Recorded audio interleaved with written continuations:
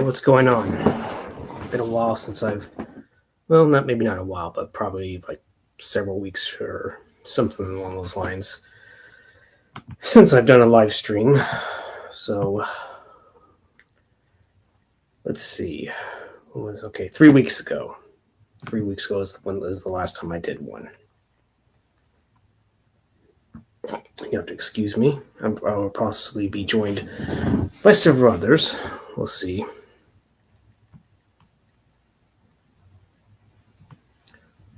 Okay. The normal, usual stuff. YouTube letting me know that I've live streamed.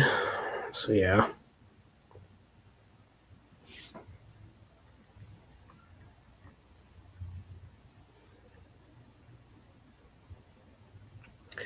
But yeah, I would show my face, but my hair's not dry yet. But, it is what it is. But maybe as time progresses, I'll definitely show my face as usual. Just sipping on water. So yeah.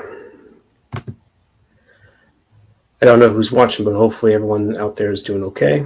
So let's see who's going to be coming in. And we shall see. Okay.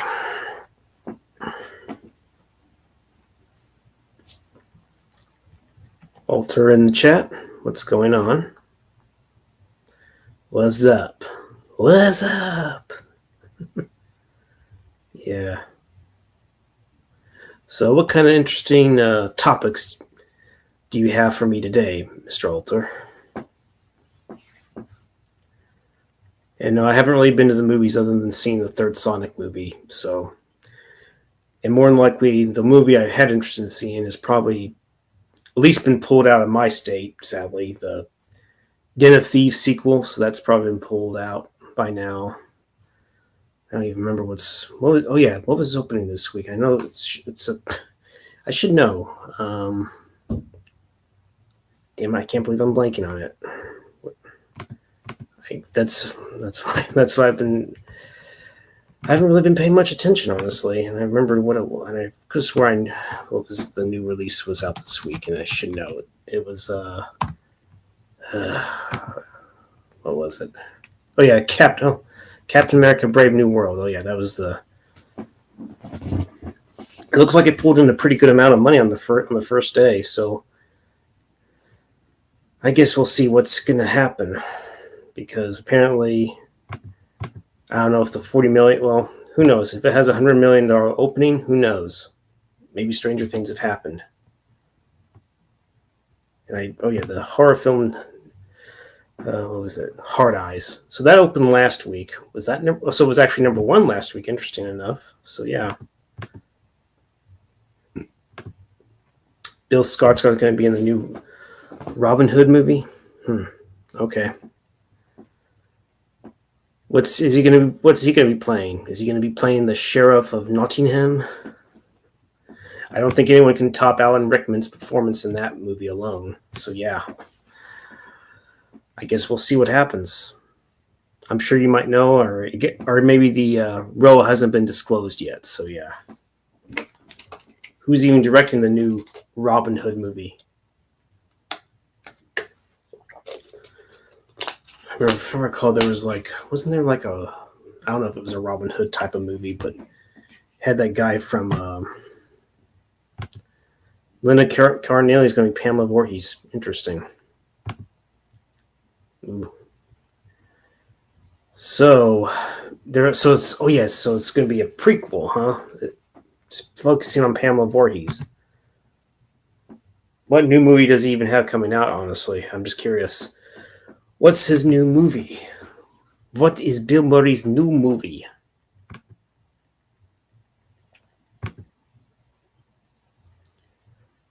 But yeah, I'm sure you'll tell me. The Friend. So that's what it's called, The Friend. Interesting. Is it due out this year or next year?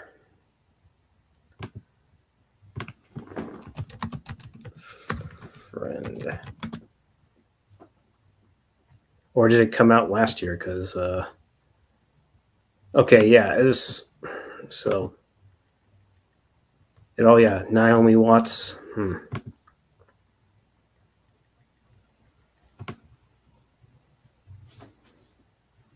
Oh, yeah, Carla Gugino is also in it, too. Interesting. Constance Wu. I've heard that name. I'm trying to figure out who Sarah Pigeon is. Probably not familiar with that. So it's based on a 2018 novel. So the novel's been out for about 6 years. Yeah, it said it was 2024, so I'm guessing. So it's the release date's coming in March of 2025. Interesting. Maybe it was released like in Sundance or something. So it's a drama comedy, according to Google, I should say. But Wikipedia says it's a American drama film.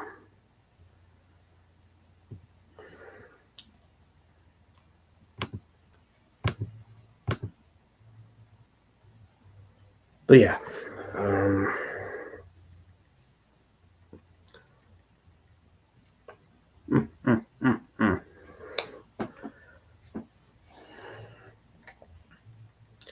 Well, I can't. I really don't have much to say on it, other than the fact that I haven't seen it, and who knows if I will give it a watch.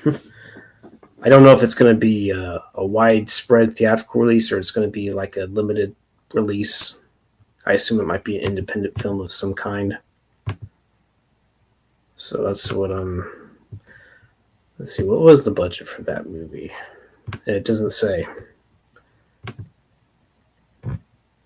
I would assume not much, but yeah.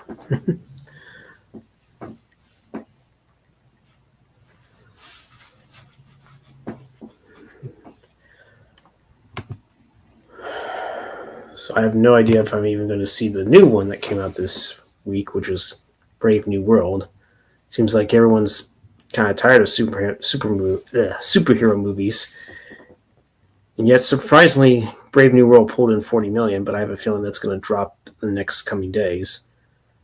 I wouldn't be surprised if it was going to be a maybe at best an $80 million opening weekend. Penguin listens. Not familiar with it. Are you saying you don't want no more Superman movies? I mean, and especially no more surf movies. Yeah, I think you mentioned there was a Smurf movie coming out, or there has already been two. I don't even really pay much attention. I haven't really watched Smurfs in years. I just remember the cartoon. That's about it.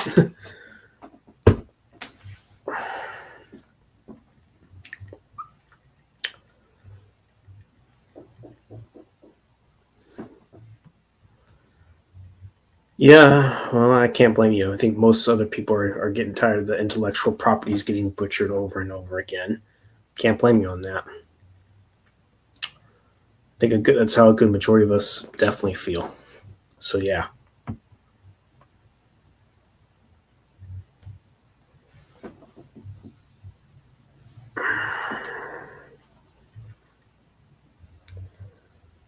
Yeah, I have no expectations for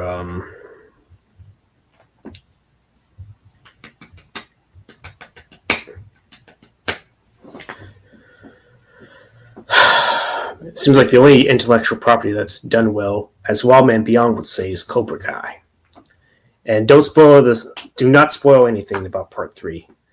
Um, and I know that Wildman Beyond's even tired of that. So yeah, Warner Brothers. Yeah, I have no idea how to feel about the Superman movie. I know that the shot is of the of when you see his face up close isn't the best. So yeah, yeah. Evening, Daniel.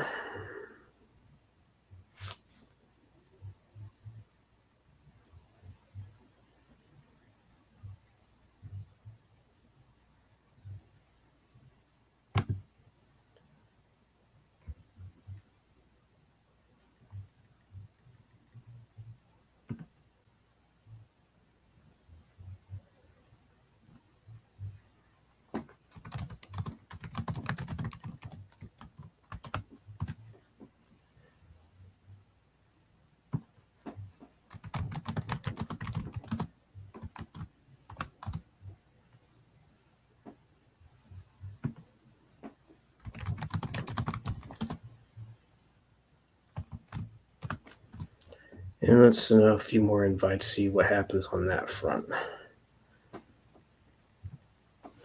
Who would you rather deal with, the seagull? Or you mean sequels from Finding Nemo or the Minions? Wasn't there like a Dory sequel or something? I mean, it's been a while since I've seen Finding Nemo, but or Finding Nemo. Did I say Nemo?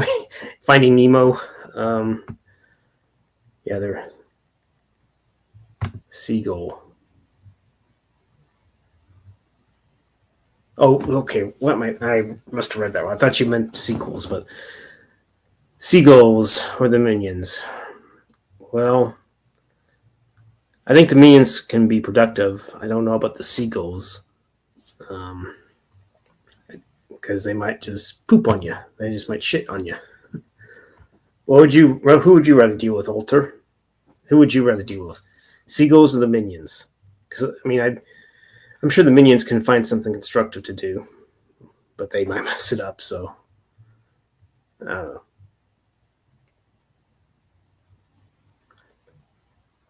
Probably both. Okay, cool.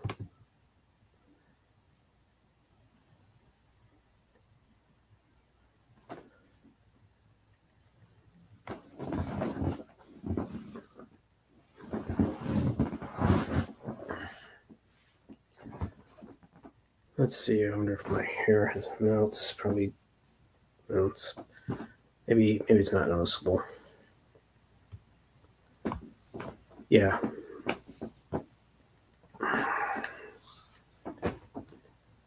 Hey, what's going on? Now you see my face. Ooh. But yeah. Boy, oh boy. Are we talking Schwarzenegger, Alter, or someone else named Arnold? That's what I'm wondering.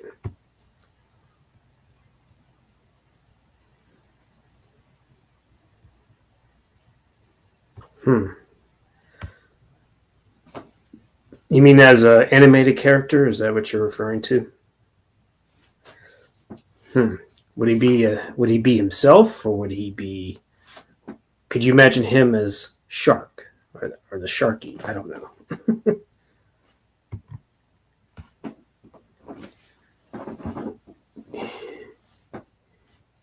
You need to do something constructive now. I can't even do an army voice. You must build. You gotta build me a plane. Gotta build me a plane. Yeah, I can't do it with your voice. You got to pump me up an airplane. You got to pump me up one. Come on, my minion friends. You got to pump it up. You must do it. Do it now.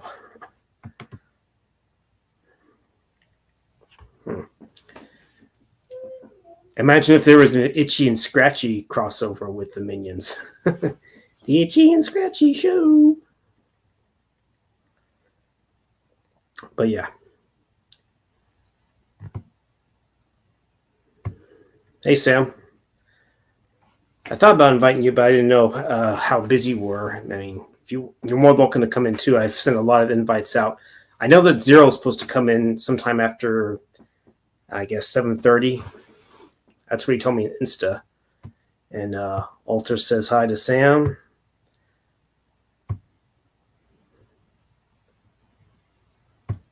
Oh, Marvin the Martian versus the Minions. Yeah, that'd be interesting, I'd say.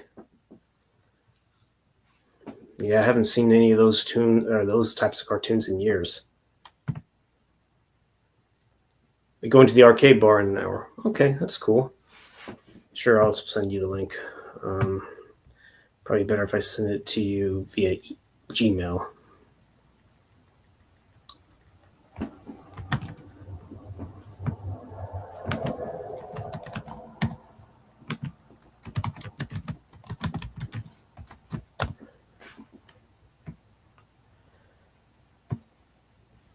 Okay. Hey, Sam, I sent the link if you're still in there, so.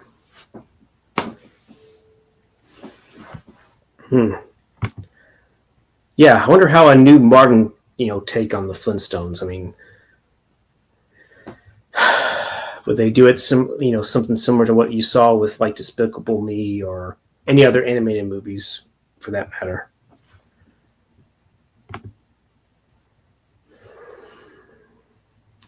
I guess maybe the Minions must have created a time travel device and it sent them to the wrong time period, and that's how they meet the Flintstones. That could be your plot right there, I suppose.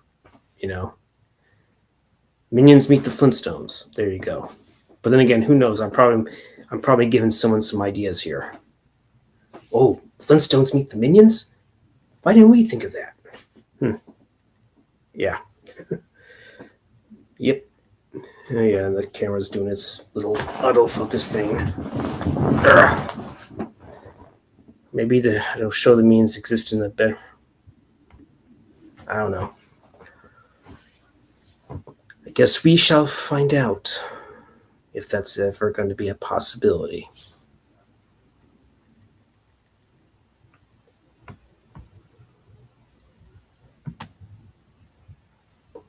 I didn't mean to do that.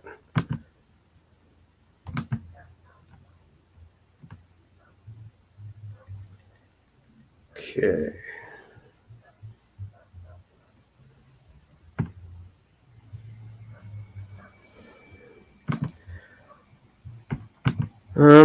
I don't know. It's possible. I feel like it needs to be. I don't know if the Jetsons will ever be a possible. Are they ever going to do a movie update?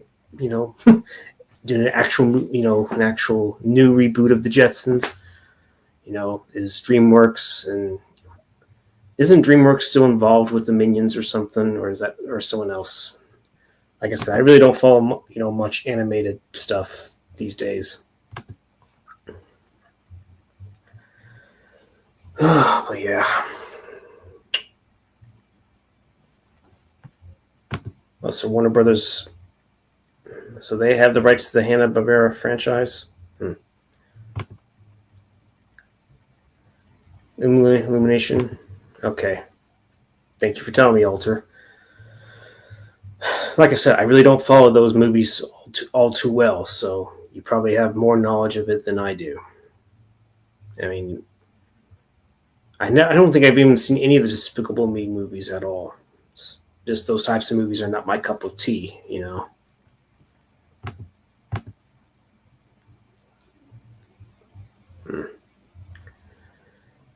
Yeah.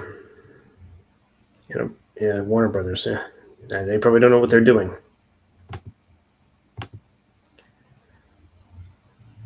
I mean, isn't there maybe another franchise that Warner Brothers is trying to deal with? I don't know.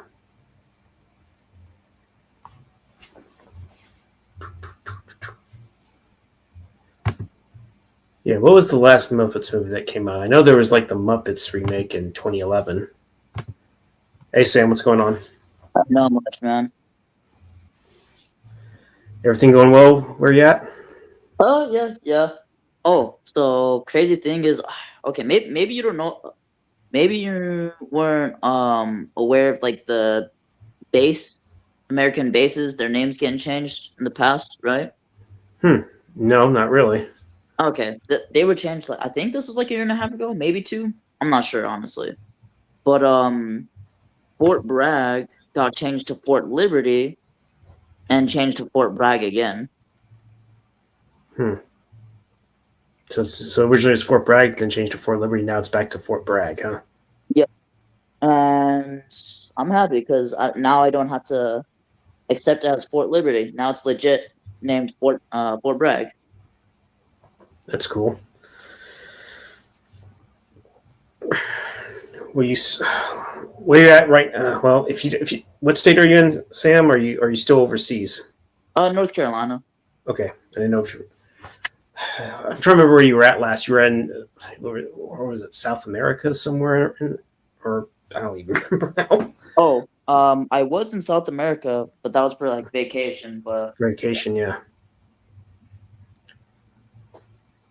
Yeah, I invited some people to come in. Like I said, some people should start appearing. I think, if I'm not mistaken, Zero said or John, aka Zero Cool, said he would be in here. And I sent the link to other people too as well. I might be in here for like 20 minutes, I think, but I thought I might as well just show up for a bit. Right, and you said you're going to a bar later or something, just to.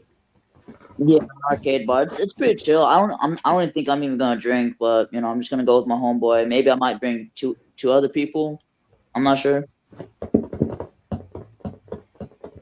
That's definitely sounds fun.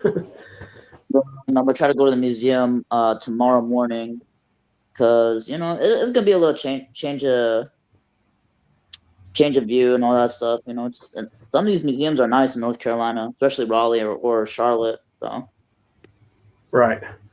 I mean, I imagine the temperature is cold, right? yeah, it's cold, but like, okay, what's the temperature in Texas right now? I think it's in the mid 60s now, but it is going to be dropping next several days. Yeah, that's pretty warm. Yeah, it's probably like 50s or 45 right now, man. Yeah, and it might be raining for a little bit too, for all I know. I know that sometime on Wednesday, that's when supposedly it may or may not freeze. It's really kind of undetermined right now. I have to see what the weather is telling me according to Google, but it's nice. I don't know if it's exactly on the dot, but okay. So yeah, Sunday is going to be in the low 50s. Monday 61, supposedly late 60s.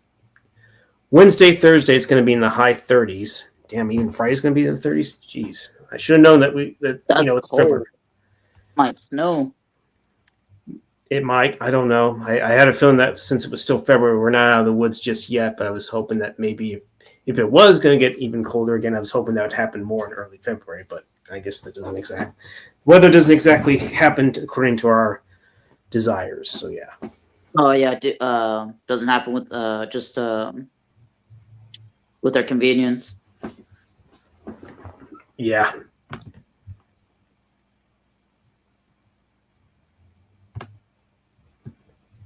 Let me check the chat.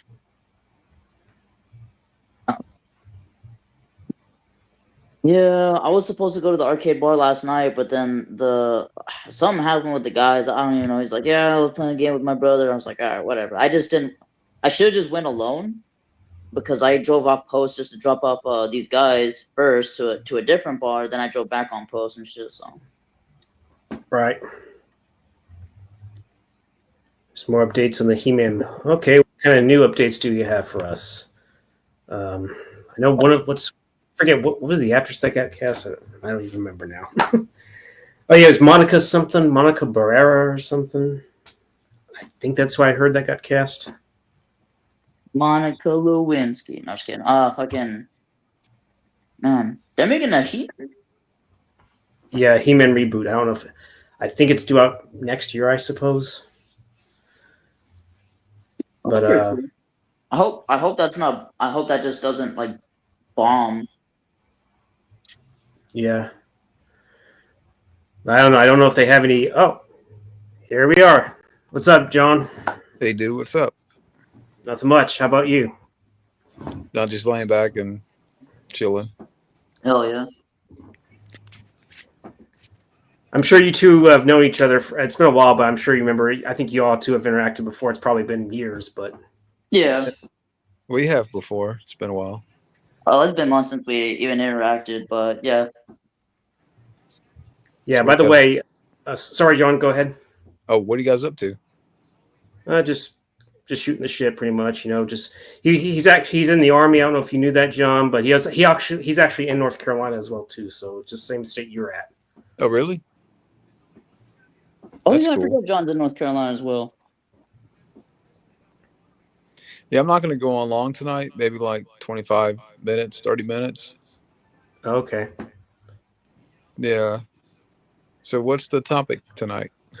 There's no. It's as long as we're civil, that's all that matters. But surprisingly, Captain America: Brave New World actually pulled in a pretty good amount of money. I'm kind of surprised considering all the buzz about it not being good or having so many reshoots and all that stuff. So yeah, it pulled in a fair amount of money, but I have a feeling it probably would only at best maybe do maybe 80 million if it's lucky, considering Yeah, all the that's yeah, that's what I've heard. I gotta get going. There's something unexpected happened. Okay, Sam, I understand, man. Take it easy, okay? For sure. Yeah, you have a good one, John. Are you too, man? Yeah.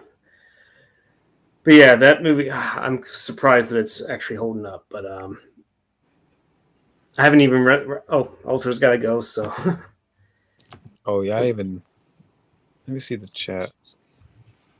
take it easy, Ultra. Have a good one, Alter. Just Oh yeah, Jared Leto. I forgot he's going to be playing Skeletor. Yeah, I don't. There's no way he's going to be able to top Frank Langella. That's for damn sure, right? Because Frank Langella owned the role of Skeletor, and he loved playing that role. Believe it or not, I haven't seen the original Masters of the Universe. Okay, well, definitely give it a watch. I think you might be able to actually watch it for free. It's probably on Tubi, and it might be on free for YouTube still. I think I'm not sure, but yeah, I might have to check it out. Lately, I've been watching a lot of like TV shows and stuff. Right.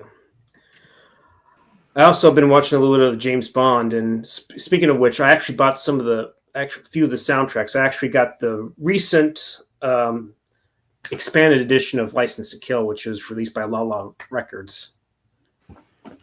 Oh, okay, that's pretty cool. Yeah, I don't think it's ever really. I mean, if it had an official release, it didn't have a whole lot of tracks on there, but now it's been remastered and it has more expanded tracks on there. Definitely from the film versions and stuff like that too. It's more complete, I believe. Probably the most it's been complete in quite some time. So yeah, I even bought the Living Daylights soundtrack because I have to admit, John Barry, considering it was his last Bond film that he worked on, he went all out on that movie, and he was able to adapt like Living Daylights. That's the last one he did. Oh, the Living Daylights. Because Michael Kamen is the one that came in and did License to Kill. Yeah, I haven't seen those in like 5 years, something like that. Mm-hmm. I need to rewatch them again. Yeah, there was a reason why Timothy Dalton was a damn good James. Probably one of my favorite Bonds, for sure. Yeah, I know people love Connery and Roger Moore, and to be honest, yeah, they're probably. I honestly haven't seen any of the Roger Moore ones. If I did, I only briefly saw like clips of them. Never. I think maybe I saw some of Octopussy. Remember, that's when Roger Moore should have stopped, and then that's when they should have brought on, Timothy Dalton. Yeah, he was getting too old by then. Yeah. I think that one he did. Was it that one that he admitted he did it for the money? I don't know. It could have been View to Kill. But I'll just say this: probably Christopher Walken was the best thing in that movie. I would guess. Yeah. I don't remember much about that one. A View to a Kill or Octopussy? A View to a Kill. Yeah. I know that apparently that's when I think we were first introduced to Dolph Lundgren because he was dating Grace Jones at the time. Yeah. Like Octopussy, I'm not even a fan of. I mean, but I mean, at least I remember some things in that kind of wasn't Bond in that one, like pursuing a Fabergé egg. I don't know. It's been something to do with an egg. Again, an egg. I can't remember. Did James Bond lay an egg? That movie laid an egg. What, Octopussy? Really? You weren't a fan of it? I just thought it kind of got a little bit too funny. What about View to Kill? Did you think it was about the same or worse? I don't know. I mean, those two kind of. I'm trying to remember because I remember it being okay, but I haven't seen it in a few years. Right. But yeah, I watched Living Daylights some time ago. That still holds up pretty damn well. And I was watching some of License to Kill earlier, and there's a reason why it's a damn good James. I mean, it's a little bit of a deviation from it because it's not exactly Bond and mission; it's more of a personal vendetta. Yeah, but it's handled pretty well, and Timothy Dalton, really grinds it out in that role, and he just knows how to play a pretty serious and intense Bond for sure. So yeah. It's I enjoyed that one quite a bit. Yeah, it's probably one of the darker ones of the 80s, and He does. He definitely deserved a third one for sure. If MGM and the people that were producers of the producers, whatever the rights issues, that should have been resolved a lot sooner. Because he probably would have done the third one. Then maybe he could have. Then they could have had GoldenEye, with Bronson and whatnot. So yeah. Yeah. Have you seen But the test footage where they auditioned Sam Neill for that? I haven't. But how did he look to you? I want to say it was for The Living Daylights. Oh yeah. Oh yeah. I remember reading about the Living Daylights. I mean, how did he do to you, Sam Neill? It looked okay. But do you think Dalton did better? Yeah, I enjoyed Dalton quite a bit. Okay. Maybe Sam Neill could have been, a good villain. Maybe because Euron Crab. I don't know if that's how you pronounce his name. I mean, he was okay, but honestly, he was a better villain in No Mercy. If you know what I'm talking about, if you've seen that movie. Maybe Sam Neill could have been like a rival, Yeah, rival. kind of like what Sean Bean was in GoldenEye, or like Probably like so. a turncoat type character. Yeah, exactly.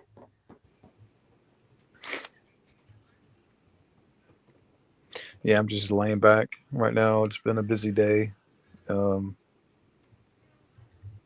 and her were just watching Better Call Saul a little bit. Right. I haven't. I think tomorrow we're gonna watch Long Legs. Oh yeah, the Nicolas Cage movie, and what's her face? Forget what that actress's name is. Yeah, I haven't seen it. We started watching it tonight, but we're gonna pack up tomorrow. Yeah. So yeah, I haven't had a lot of time today to do things and stuff. I mean, well, we were just running around and stuff. Yeah, you told me what happened earlier. I didn't know. You probably want to keep that part between us, I guess, in a way, right? Yeah, I understand. So yeah, I mean, everything's good now. yeah, But, you mentioned we were out pretty much, a good part of the day. right. I mean, was it a? Did you have a good? Did you have a good meal at least? Yeah, we went to Olive Garden. Oh, you went Olive Garden. How Yeah. was it? Was it still good? Is it still as good as you remembered, or it's edible? Well, we just had a lot of bread and salads. Just bread and salads. Yeah, and Yeah. we ordered like a main course, and we took it back home. Oh, So hey, so what was your main course? it's called like the tour of Italy. The tour of Italy. Yeah, it's like lasagna, chicken parmesan, and some Alfredo. Tour of Italy, huh? Did you already have it, or you haven't had that part yet? Oh, I ate it a while ago. How was it? It was good. Yeah, but How much was it? Honestly, was it expensive, or maybe like $23. for that thing alone? Yeah, we shared it though. Was it like a 2 meal type of deal? I think it was. No, it was kind of like a meal that we shared. Okay. Yeah. So how's the breadsticks and salad? Is it still as good as it used to be, or? yeah, it's still good. It's unlimited salad, I think. Oh, it's unlimited salad. Even and better. Unlimited bread. Unlimited garlic bread, right? Yeah. So Yeah. we got full off of that and brought everything else back home. Okay, someone messaged me back. Oh yeah, let me see the chat. I haven't even looked at the chat. Oh no, I've looked at it. There's nobody on there. It's 0 people watching. no, it's fine. I mean, I know it's getting a little bit harder to do these and stuff, unless it's like carefully planned or whatever. Right. I invited lots of people, and I don't know. You showed up. Sam showed up for a little bit, and we'll see if anyone else. I invited Alex in, so we'll see. Yeah. But I don't know if he's dealing with some stuff right now. So yeah. Yeah, I understand that. Yeah, I didn't want to stay up so late because I have to drive out 50 miles in the morning and stuff like that. But yeah. You have to work tomorrow? I'm off, but I'm gonna visit the folks, Visit the folks, right? and then usually I'll come back in the afternoon. So I see them about once a week or once every 2 weeks. Right. Um, I assume Rosanna's doing good and everything. yeah, she's knocked Oh. out. I think. Oh, she's asleep.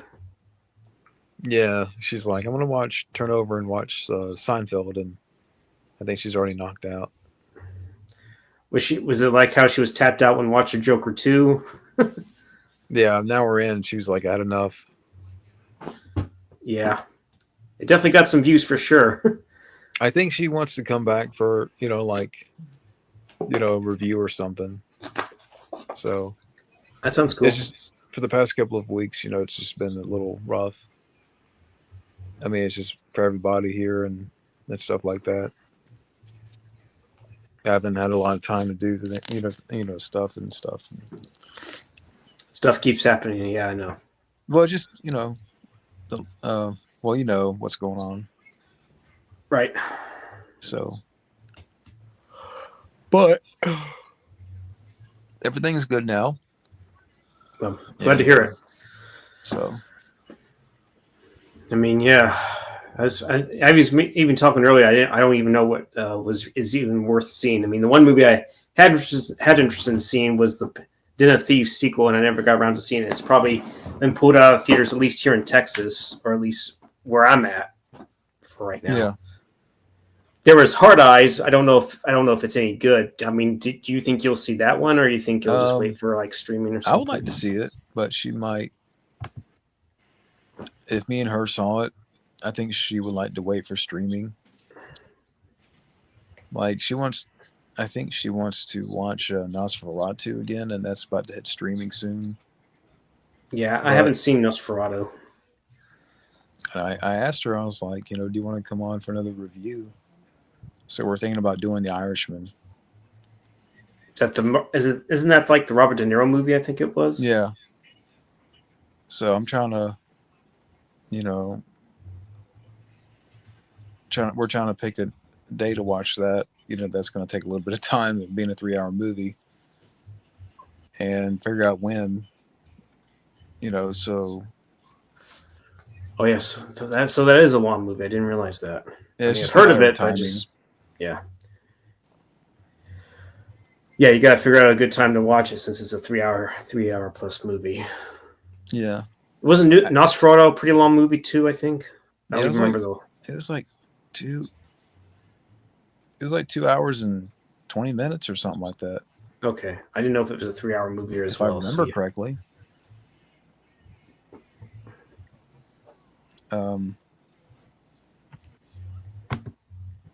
But yeah, so I she'll be in there a little bit more. I just she tells me give her a heads up and stuff. She's always down for it. And then I got reviews for Casino and the Phantom coming up on the channel. You got requests for, you said The Phantom? Oh no, just random reviews, Casino and the Phantom. Casino. Random reviews, Casino, the 1995 movie? Yeah. And The Phantom, that's the 1996 movie with Billy Zane, right? Yeah. Yeah, I remember I saw that one, but it's been years since I've seen that movie. Yeah, I enjoyed watching it again. I haven't seen it in a few years. I think it's pretty kind of underrated. Yeah, if I recall, Treat Williams is also in the movie as well. Christy Swanson, what's her face? Catherine Zeta-Jones. Yeah, James Remar. And James Remar, yeah. Before he was in Mortal Kombat Annihilation. Yeah. Yeah, that was pretty fun. So, if I'm not mistaken, I think wasn't there a sequel or prequel or something that came? I know that Billy Zane wasn't in it. What's that? I think there was a sequel or prequel, one of the two that came after that. I haven't heard of. Was there? I don't remember. I know that it definitely wasn't. If it was, it wasn't exactly a popular sequel. Yeah. I haven't heard anything about that. Or maybe that's just wishful thinking on my part. I don't know. Let me check that. Yeah, I mean, that's the only movies I've watched recently. Um, and then Okay, maybe there was, and I guess I thought they made it like a straight to video sequel or prequel or something. I guess I must have mixed that up with something. I mean, there were talks of one, but the reason why they, I mean, I would expect the main reason why it never got a sequel is because it didn't do very well at all. It yeah, says that 2008 they were considering a sequel to the Phantom with Zane Swanson and Jones returning the roles, and they said instead of the sequel, a reboot was proposed, and Sam Worthington was considered for the lead role, but for whatever reason, by 2014, plans for the film had fallen through, and I guess nothing ever came of that. interesting. I didn't know about that. Yeah, the budget was somewhere between 45-50 million.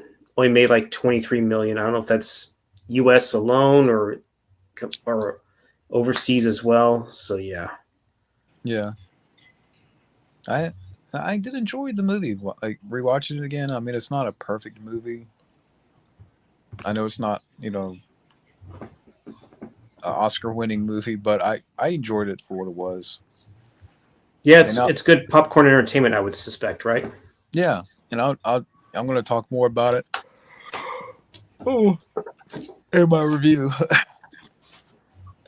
Like even today, I was gonna, watch because I have a few movies over here, like Blu-rays. I don't, of course, have all of them. I was gonna try to watch one, but I, just didn't have time and stuff. Um, but I mean, yeah. So I mean, everything's good now. Too soon where I can get back on, Where the you can get track back on again. that roll again. Yeah, Yeah, I get it. Yeah, it's all about timing, convenience, and how you prioritize things. So yeah, I understand. yeah. Um, yeah. So we're all good. Mhm. Yeah, So sorry if I'm a little bit tired too. Like, I understand. yep. I don't. The other night, I went to bed decent. But in the middle of the night, I ended up sleepwalking like I just woke up, popped up, and I guess I had a nightmare, and Rosanna had to help me get back to bed because I was sleepwalking. Oh damn, I didn't know that. Shit. Well, of course I didn't because you're not telling me about it. And then the same night, I heard like cats fighting underneath the house. Mm. That woke me up, and but I mean, yeah. So, oh, but anyway, But other than that, everything okay?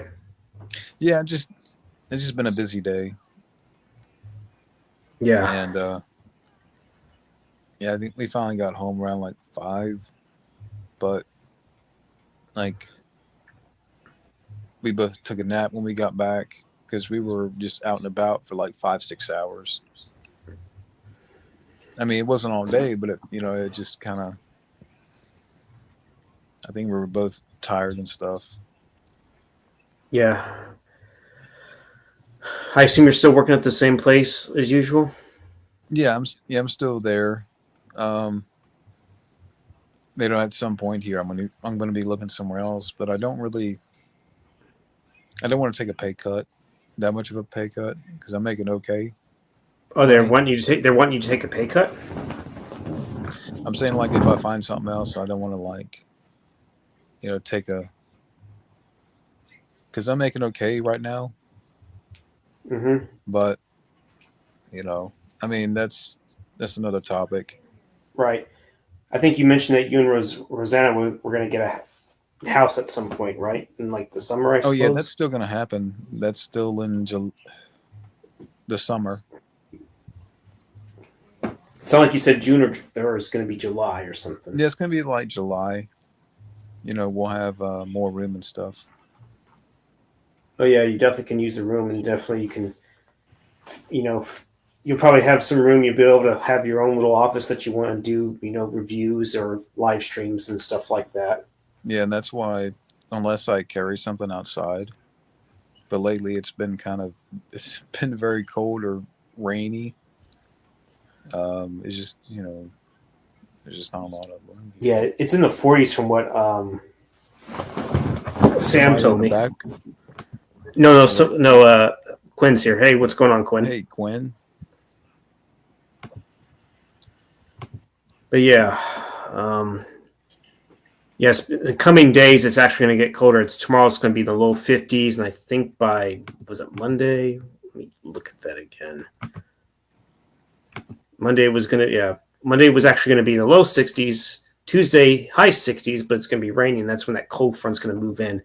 It's actually going to drop us down to like the high 30s supposedly in the next 3 days, like Wednesday, Thursday, Friday. But thankfully, I never told you this, but up in Big Bear right now. That's cool. Sounds like a lot of fun, man. But I decided to leave my second job again. I'm just going to focus solely on my main one, and there could be a promotion there at some point too. So yeah.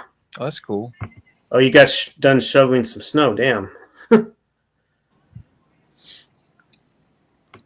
Damn, snow. Yeah, I'm just ready for the springtime. It's yeah. I mean, North Carolina has it's just 1 week it could be. There was one week Warm. recently where it was like high of 60s and 70s, and it felt nice. And now it's back down to like highs of 30s and 40s. Next week it's gonna rain some days, so it's just being very back and forth. Yeah, there'll be snow, there'll be rain, or the weather will actually be warm for one day, and then it'll be back to being cold and wet and snowy for all we know. So, but yeah, I mean, it will all get better though, to where we'll plan like hang out more and stuff like that. Yeah, late February here. That's when the weather should slowly start to warm back up, and I know that we'll have some like mid type of weather. Will probably be in the 60s, maybe 70s, if that's going to be the case. But like I can carry the laptop outside and enjoy being out there and talking with you guys and stuff. Right. But yeah, the weather. I don't know about up north. I know that sometimes it'll be, like you said, it could be warm 1 minute and cold and wet because up north is always. It seems like it takes a while for things to warm up, consistently. Mm-hmm. But yeah. So have you watched any movies lately? Are we talking newer ones or just movies in general? In general. Well, like I said, I've been watching more of the James Bond, the Timothy Dalton ones. Like I said, and the only new movie I saw was the Sonic 3, which was a good one. But I haven't seen anything new other than that. I mean, the one movie like I mentioned before, if I wanted to see, it's probably been pulled out of theaters by now. But I feel like honestly, I probably should watch the first Den of Thieves movie. Yeah. Because I only saw like the last 5-10 minutes of the first one. And I don't think I'll have much interest in seeing the new Captain America movie. I'm sure there might be some action sequences here and there, but I don't know if it's going to be any good. It's got mixed reviews already. Last I heard, I think it had like a 49% on Rotten Tomatoes or something like that. Yeah, I think it has like a 5.9 on IMDb. I mean, and then I heard like Red Hulk's in the movie for the last couple of minutes or something. Just the last couple of minutes. They make it sound like he's going to be in there for a bit, but just the last couple of minutes. Huh? That means they would have to pay Harrison Ford more. Yeah. Oh yeah, the budget for that film surprisingly was $180 million, according to what Google says. Who's Rotten Tomatoes Rivers? Oh, hey, Rusty, what's going on? It's a person that I've seen on another channel. You're probably not familiar with it, but I know, but hey, what's going on, Rusty? Is everything going well with you? I hope everything's chilling and killing with you. Hey, Rusty. But Yeah, maybe yeah, like the Rotten Tomatoes is at 51%, so it increased a little bit. That's about it. Now, Ferrado, I know that John and Rosanna did the review on it, so you definitely might like that one, Quinn, if you like that type of movie. I know it's directed by Robert Eggers, I think is his yeah. name. And speaking of, we watched The Lighthouse 2 maybe a month ago. The Lighthouse. Yeah, The Lighthouse with Willem Dafoe, same director. How was that? I don't know. I don't think I've seen it. It was the acting is very solid in the movie, but I just can't make heads or tails of the story. Or like, um, Well, Quinn seems to really love it. He says Lighthouse rules so much. I mean, I give the movie the aesthetic, the black and white. I mean, I don't. The acting is not the problem. It maybe just I don't know.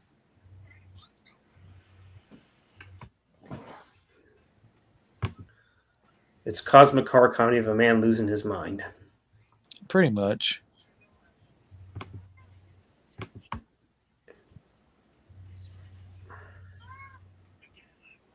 But Did I hear a cat in the background? yeah, there's a cat at the door. Do you know which cat it is? Probably Fanta, Fanta. Oh the yeah, orange cat. the orange cat. And Do you like to drink Fanta? if it's zero sugar, If it's zero sugar, huh? yeah, there's more cats outside, but they're like the strays that hang around. Yeah. So there's Fanta and the strays. Okay. Well, there's another cat in here named Floof. There was gonna be a cut from the lighthouse right to. Okay. I haven't seen it. Don't spoil it, man. So there's a scene of Pattinson whacking off. That's good to know. There is a scene in the movie where Willem Dafoe's character does masturbate, Oh, he messed. Okay. and Okay. I don't. I don't know what the metaphor is for that. I mean, it's just that's the movie for you. I mean, there's just a lot of weird scenes like that. Yeah. Not that there's a lot of scenes of that content, but it's a very I don't know how to describe it. Now I'm curious when that movie came out. Lighthouse. I think it was 2019. Yeah. Then he did the that Viking movie. I have it somewhere. I can't believe. Oh, The Northman. The Northman. Yeah. I mean, I know I kind of know what it's about. The Northman. Yeah. Oh well, what Quinn just commented. I mean, I get the gist of the story, but I don't know. It's not a Hey, wow, man, what's movie. going? Not sure if you're more than welcome to join in if you want, man. Yeah, that one I saw in theaters, believe it or not. Definitely an interesting movie for sure, and I bought the Blu-ray, so yeah.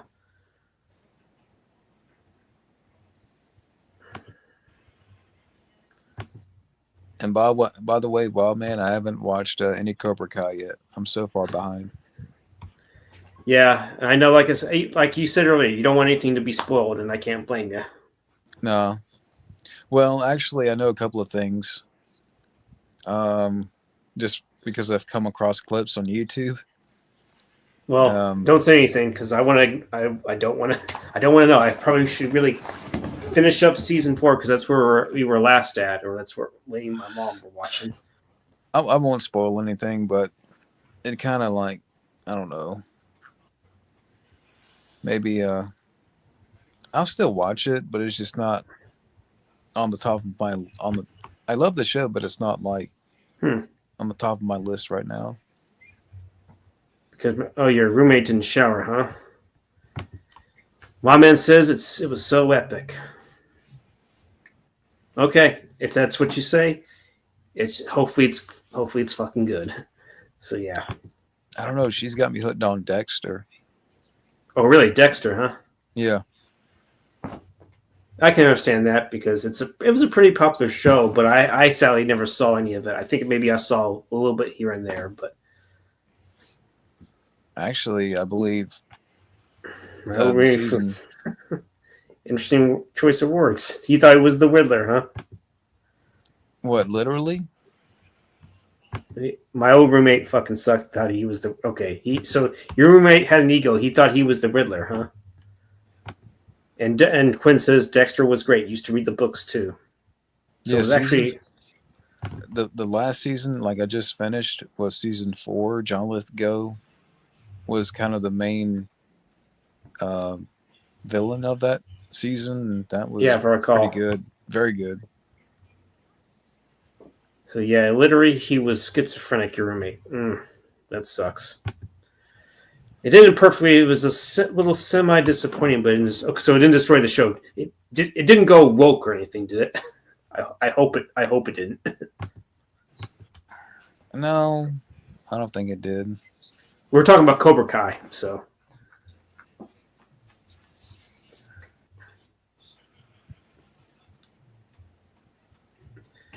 I bet you wish. You bet you wish, Swallowman, that Sydney Sweeney would have popped in for a cameo, right? Yeah.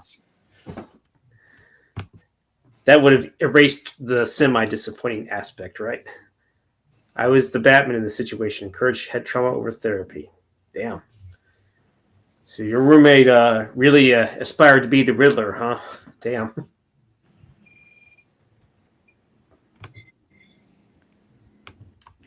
Yeah, wasn't there supposed to be a sequel to that one coming out this year or next year? Oh, Or the that's Batman. still, yeah. Robert Pattinson says they're going to start filming maybe at the end of the year, Oh, at the end of the year, damn. but there's not much word on the script of the story. Okay. Yeah, he was awful. Damn. They are talking about doing the Clayface movie, kind of like in the spirit of The Fly. Clayface movie. What's that exactly? He's a Batman villain, Okay. and the I way don't they know. want to do it is kind of like a tragedy horror. Well, I guess it can't certainly be worse than what Todd Phillips did with the Joker, right? Yeah, or recently you see Craven the Hunter and all these spin-offs that.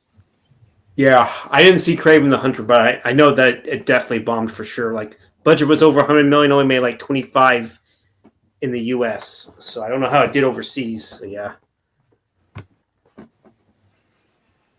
yeah. I'm kind of surprised, man, because Captain America: Brave New World pulled in 40 million on its first day. I expecting far less than that because considering the buzz about the movie and the reshoots. Yeah, I've heard about Mickey 17, so yeah. And yes, her being on the show definitely destroyed my semi. There you go. Wow, man. Yeah, right. I've warmed up to Pattinson. I have to admit. Yeah, it just sadly he had to do Twilight, but I'm sure he got paid very well for doing that movie. Yeah, That movie that appealed to teens and everything. and a lot No of more glitter. yeah. No more superhero focused on the supervillains enough. Clayface is a tragic character if you watch the animated series. I'm surprised. Is Clayface related to Two-Face? Well, what I've read about the Clayface movie, kind of the bullet points, is that the character, I guess the idea they have for the movie is that he's like a B actor, and he kind of goes through a transformation that's kind of like The Fly, and that's where they're drawing inspiration from. Interesting. Especially realizing Twilight's entire crew hated the books. Oh, so they weren't even a fan of the books. Damn. What, the Twilight books? Yeah, or the Twilight crew that worked on the movies. So yeah, I haven't even seen the movies. I've seen like bits of clips of it here and there. And I sadly have watched the Vampire Sucks, which is supposed to be a parody of those movies. Oh God, I remember that. Oh, you thought that I was? haven't seen it. Oh, you haven't seen it, but I don't know if you have seen. I don't think you've seen Twilight before. Have you? I don't know. Never. And probably will never see it, right? Unless someone pays you, right? Yeah, $100. No, I'm joking. Was it going to be more? It's just not. I don't know.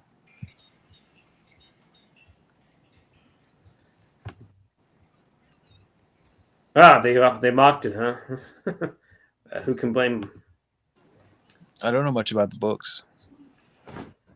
It's all good, Wild Man. It's all good.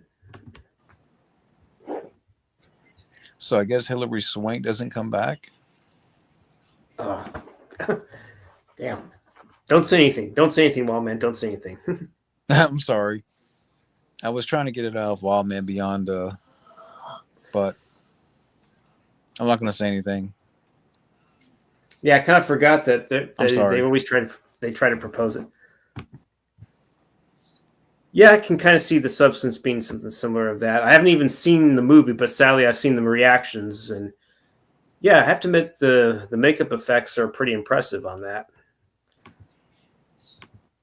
It's pretty gruesome, and Demi Moore seemed like she really gave a damn good performance. I still want to see that. The substance. Yeah.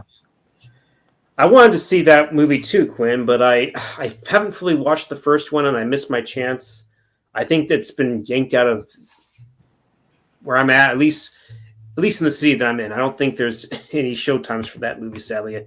But I'll go ahead and look for my own curiosity's sake. Maybe I might get lucky. The Thieves 2. That and Heretic. Okay. All right, domain. Let me see. Are you trying to get Wild Man in or something? No, I was looking up the seeing if there were showtimes for Den of Thieves 2. Fuck NATO. It's interesting.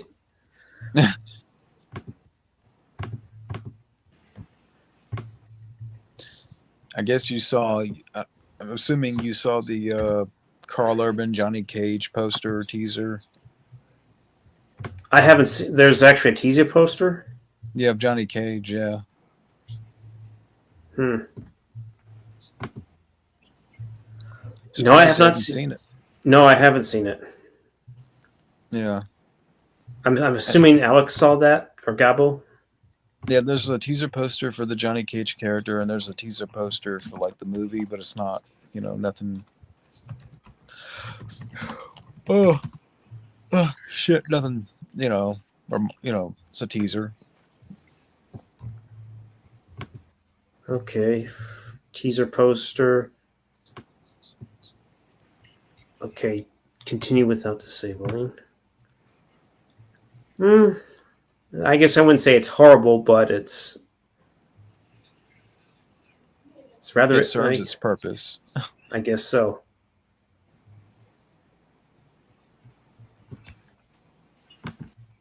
Yeah, I like to hear Gabo's thoughts on this.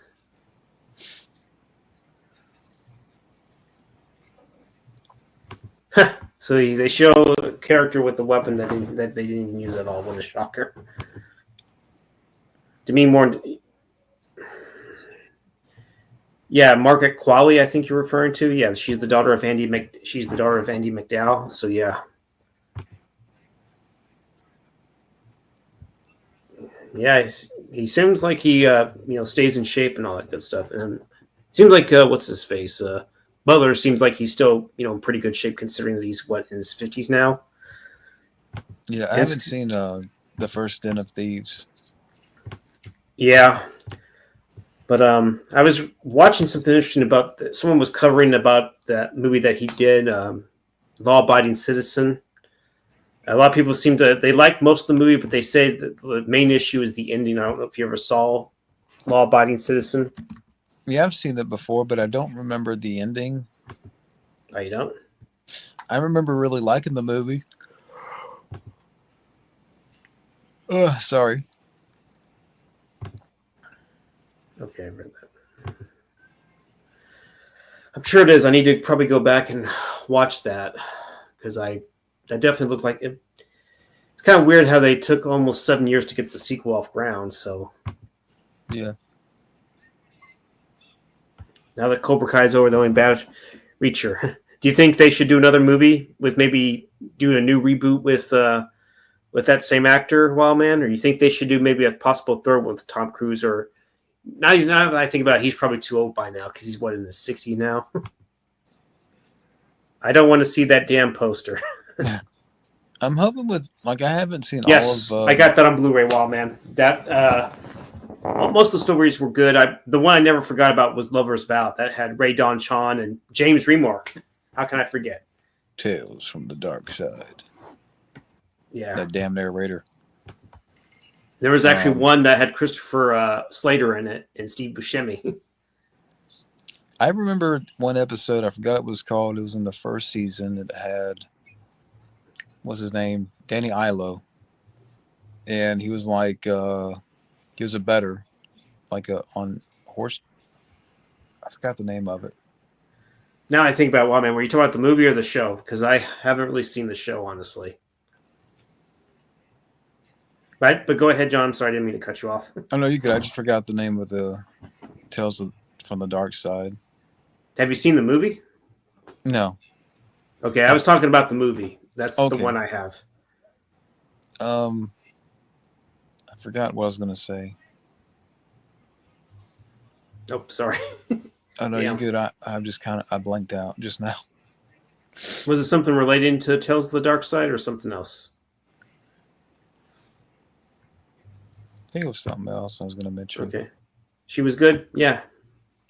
And surprisingly, James Ward was actually pretty effective in his performance. Well, I guess now, one thing, which I know has been talked about to death, but now they've hired a writer to write the script for the Goonies too. Oh, so there is going to be a second Goonies movie, huh? Apparently. Is it going to feature a new cast, or is it going to be the originals and maybe they focus on their children or something like that? I don't know.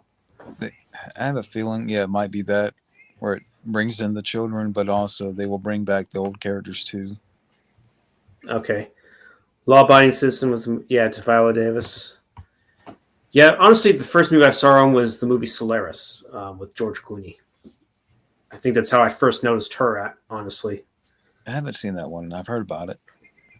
I know that James Cameron produced that movie, believe it or not. It's cool, Gwen. Yeah, I don't know if that's even gotten a Blu-ray yet. I know that, believe it or not, I think my mom has it on DVD somewhere, that movie Solaris. Yeah, I've heard of it. I've never seen it. But I think I have the original Solaris that came out in 1972. So I've yet to see that one, but I've heard a lot of praise for that movie. So yeah. Yeah. Oh, let's see. Yeah, I'll stay on for another 10 minutes. Make it 11 minutes. So you're making it to an hour and 20. Yeah, it's like 9:32. It'd be like 9:30.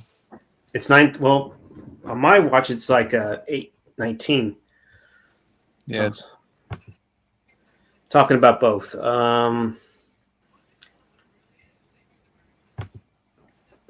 Maybe that's what. Were you about to say something about Reacher? Yeah, about Reacher. You must have some telekinesis, Wildman. I haven't seen all of season 2. I need to finish watching that. Do you think? I guess this is a question for Wildman too. Like, I know there's many books of Reacher, but do you think there's enough people that? I mean, I enjoyed the first season. I just wonder if they can keep it going. Like, do you think they'll be able to keep the show going?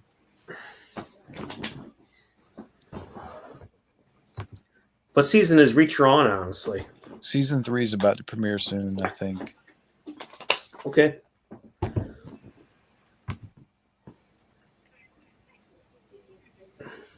Never heard of it, but sounds like it's a lot of fun, man. I mean, I know Alan Ritchson said, he wants to keep playing Reachers for as long as he can, but that's nice. I just hope that they can stick with it.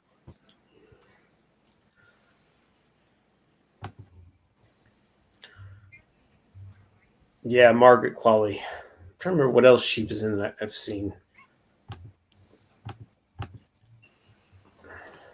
I have to go back and kind of look at what I've seen of her. Maybe that's a reminder. I know. Well, apparently she was in Once Upon a Time in Hollywood. I haven't really. I've only seen like maybe a few bits and pieces from that movie. I haven't seen that yet. I have it on Blu-ray. I have it here. Hmm.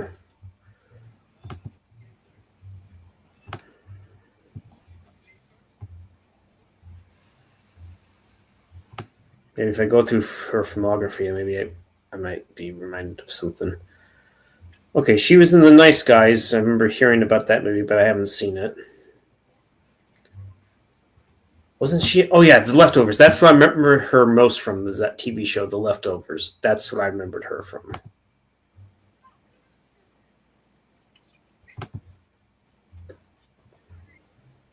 Yeah, that's my feeling about it too. So Yeah, I just have a bad because you're not gonna have Sloth.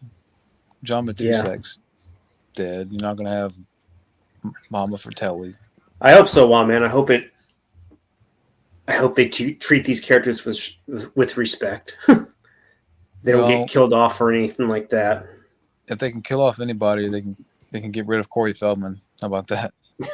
I'm joking. You're not a big fan of Corey Feldman, huh? Not currently, or for a while. Yeah. I mean, I'm sure they would bring everybody back, but I don't. There's not one. It's too late. Two. There's no really. I don't. What kind of story are you gonna have? Right. Wasn't there going to be another revival of a movie as well too? Oh, hey man, been a while since I've seen you, Byron TV. Martha Plimpton was also. Yep. So I'm assuming she's coming back. I remember she was in Parenthood too, the Steve Martin comedy.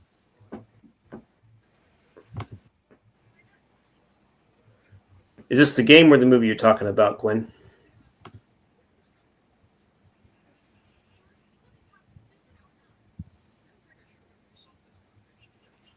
I think I think the cast would come back, but I just don't think they can pull off a good enough story. Yeah.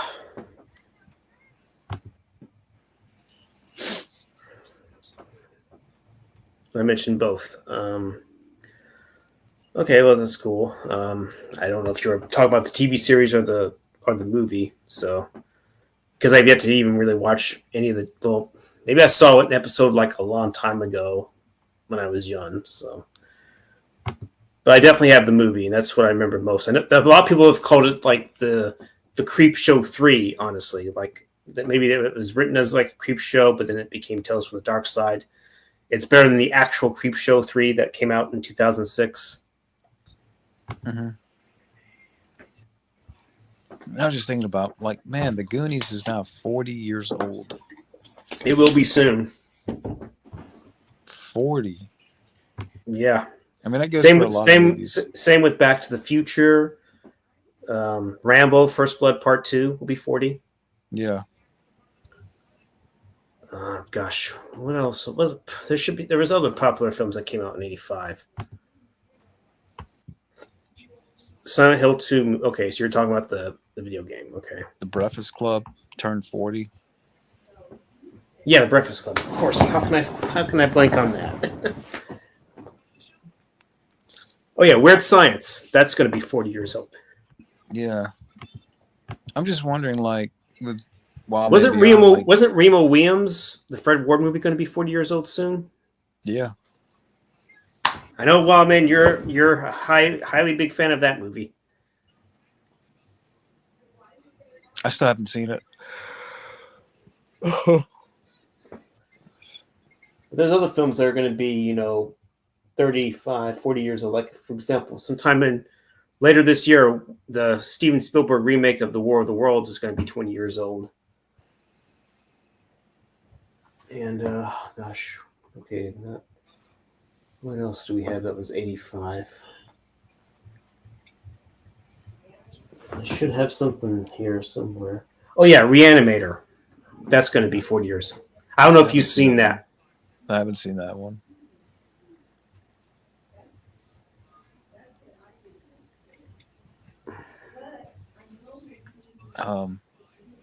Yeah, I need to watch more movies soon because I haven't, aside from a couple recently that I watched.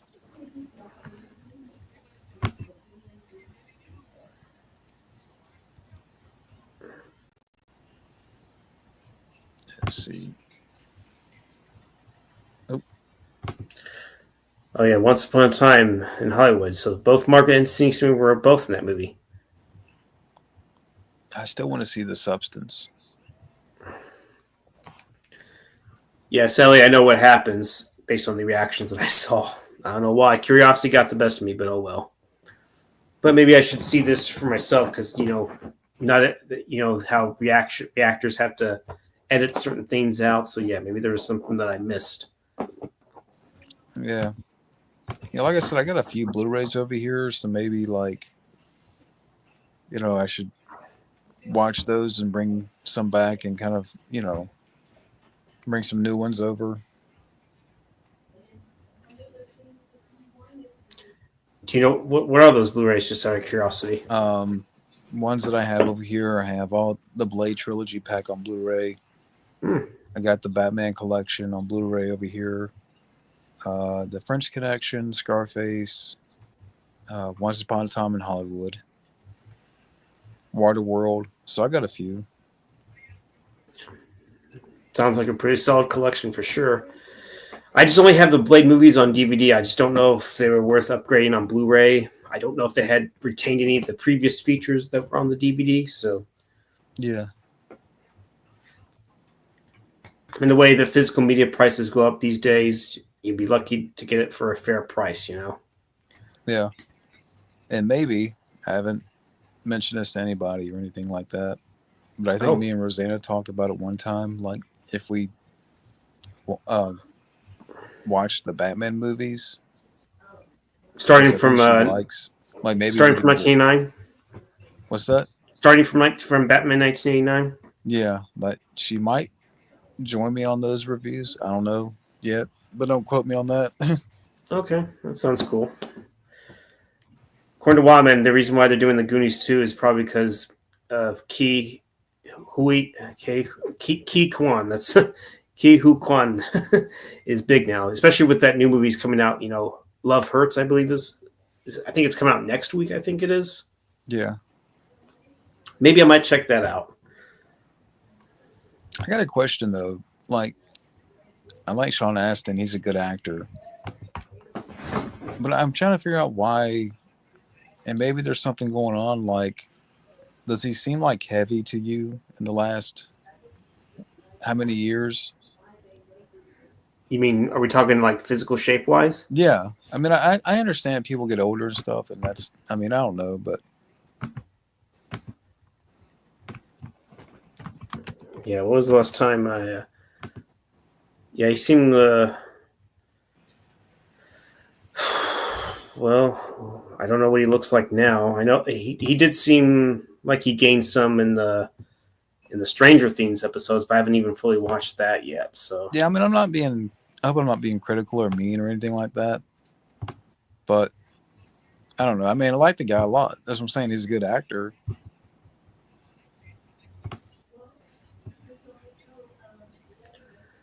yeah, I don't know.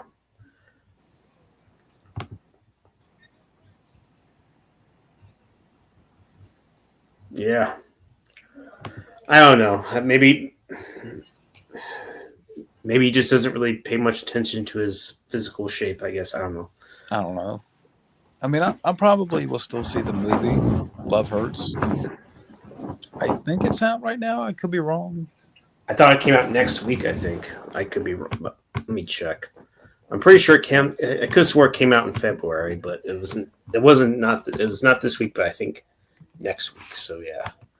Love Hurts. Okay, let me see or no, okay. It says it's out already. Was this like a limited release or something? Damn. It might be. Damn. But yeah, I'm getting ready to sign off here. I don't have Okay. any closing thoughts, but I don't know if you have a question or like if anybody has a question out there. So you got reviews planned at some point. Do you what do you plan on doing on your what's the live sorry, what's your next live stream going to be if you're going to do one? Is it going to be this coming week or sometime after You said that? live streams? Yeah, live stream. You know, if you're going to do Uh, another Hangout stream or whatnot.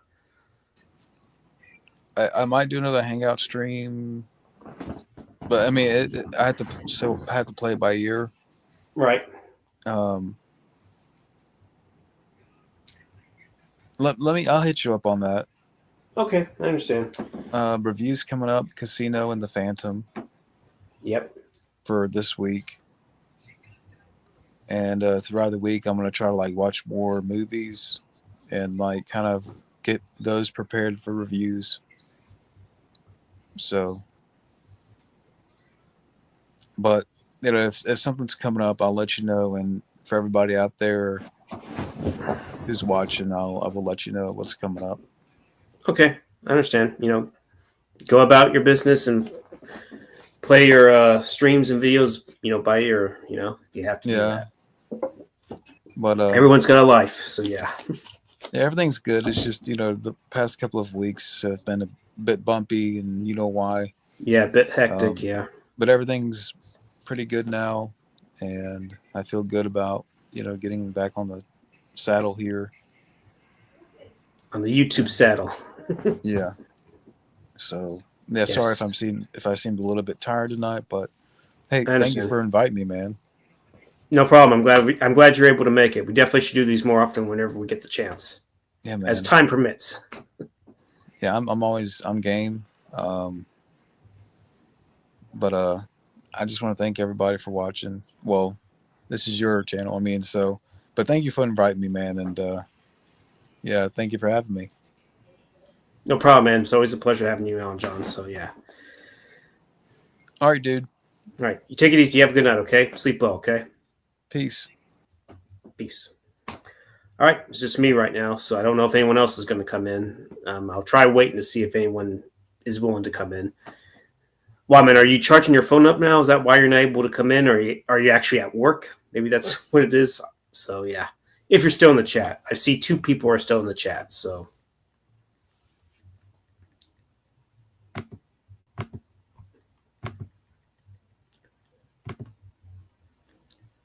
yeah, I have no idea if anyone's going to come in or not. Well, I guess we'll see. But yeah, that's Zero Cool. You know, for the people that were watching. I mean, Wildman obviously knows Zero. Me and him. We've always interacted on Zero Cool's channel. So yeah,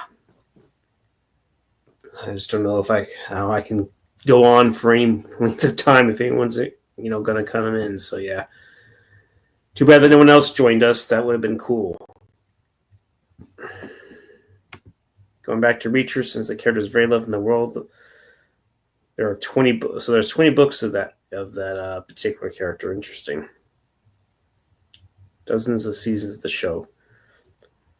Yep, we'll see if it breaks Gunsmoke's record. We'll see if that works. I sadly haven't seen that show. Of course, there's other popular shows that I've seen before, like The Boys. I don't know if that's any good. I know that Carl Urban's in that show, but I've heard rather mixed things about that particular show lately. So, I mean, what are your thoughts if you've seen it? Wow, man.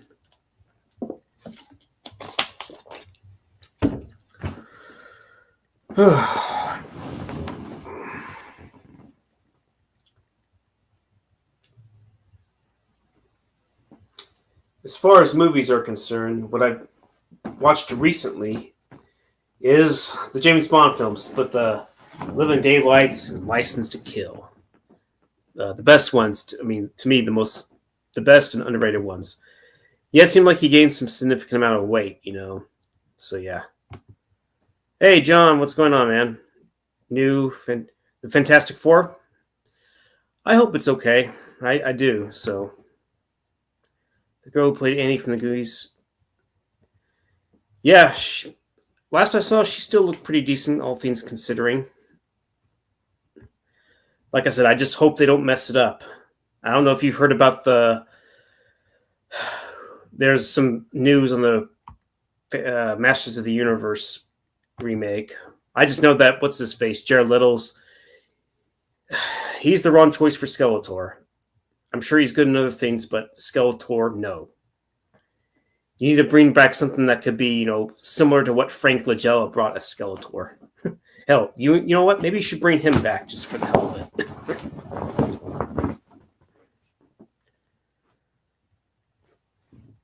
But I did send you the link, John, if you're still in the chat. It's too bad you didn't get a chance to meet Zero Cool, Would have been interesting to have the two Johns. Yeah, I still haven't even seen... I can't believe I'm even blanking on that movie now. What was it called? That... Gerlo Joko, whatever. What is that movie called? And they rebooted it. Gerlo the Joker. What was 2016? Can't believe I'm blanking on the name. Oh, Suicide Squad. Yeah. I still have yet to even see that movie.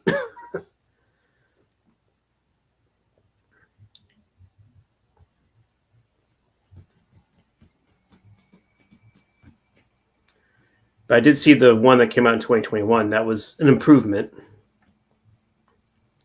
But I can't remember. Was Gerlo in that one? Or I don't even remember. It's been 3 years since I've seen it. Yeah, I don't know why they thought he would be Skeletor. Yep, and they should have brought Short Run back in Dial of Destiny. That would have, you had Everything Everywhere at Once come out, and that would have been a perfect opportunity to bring Quan back for the role of Short Round. But once again, Kathleen Kennedy thinks she knows best. So, yeah.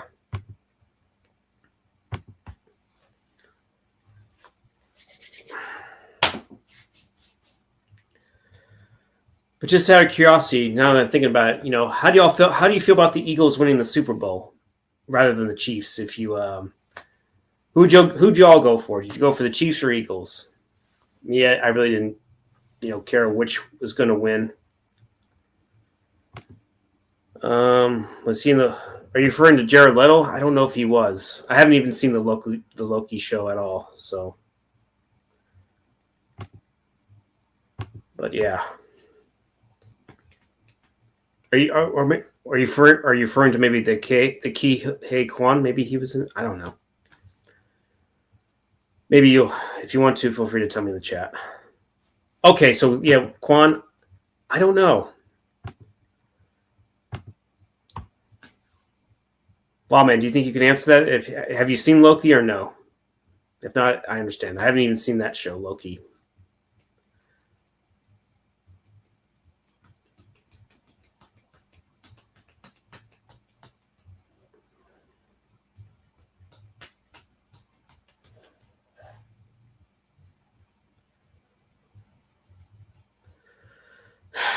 Yeah, he's going to be in that new movie Love Hurts. I didn't even know it was released, unless if this was I thought it was going to go to theaters. Maybe it's being released in limited, it's a limited showing. I guess I don't know.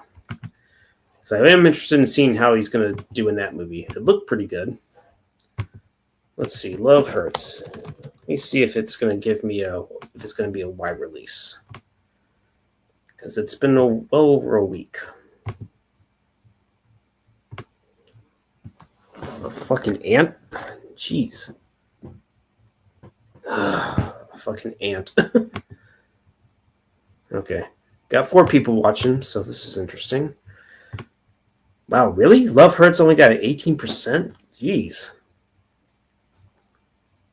And Marshawn Lynch is in that movie? Interesting. Yeah. Wow, 18%. Ooh.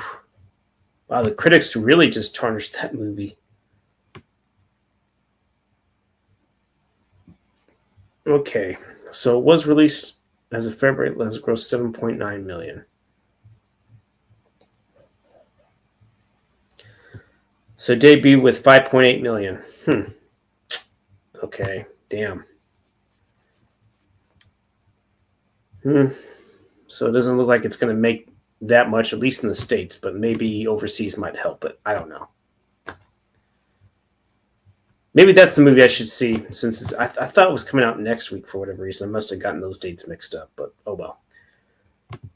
Let's see. Maybe I can look at the theater show times and see what that's like. Okay, Cinemark, Hill Country Galleria, show times. Hopefully, okay. I'm not seeing Captain America: Brave New World. I think we had enough superhero movies for once. Okay, so there's a 5:15 showing. There's also, I was also curious about Hard Eyes. I was curious about Flight Risk, despite the fact that Marky Mark's in it, because it's directed by Mel Gibson. But I've heard some rather mixed things about that movie too. So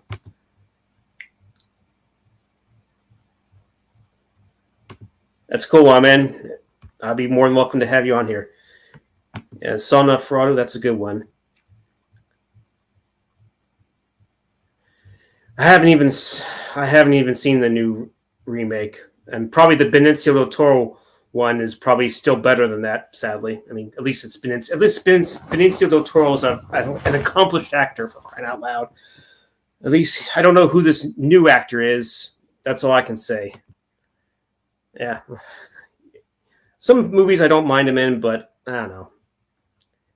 I know that Fabio didn't care for that movie. Apparently it's in the title. It says, "Why did Mel Gibson direct that movie?" If I've seen what, I don't know what you mean by that. But I was like, if you want, you're more than welcome to come in if you're able to. I don't know if you're at work or whatnot. So yeah, if I don't know. I guess I'm kind of over the place. So apologies on that. Is my freaking camera starting to mess up, or I don't know. Maybe I was talking to someone else about something. I don't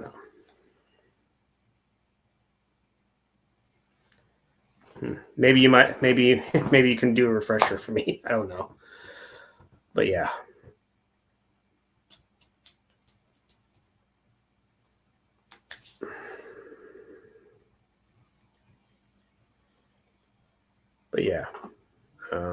Where was I at? What was Dogman? Oh, that's an anime movie. Okay. Flight Risk. Yeah, I don't know about that.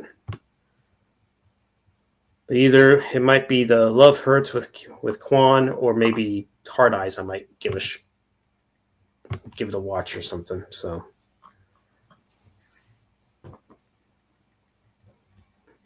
Yeah, Cobra Kai is ending this year, and same thing with Stranger Things. It's going to end as well. But that's not going to come out till like late November or something like that.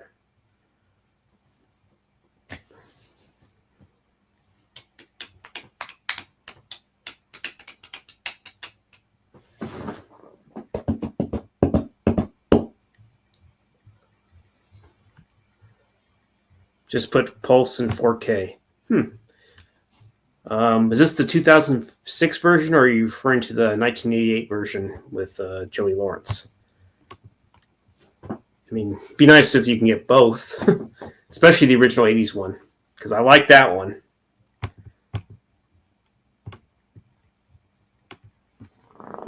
I guess we should be lucky that the 1988 Pulse got a Blu-ray, but that's like with two other movies, I think.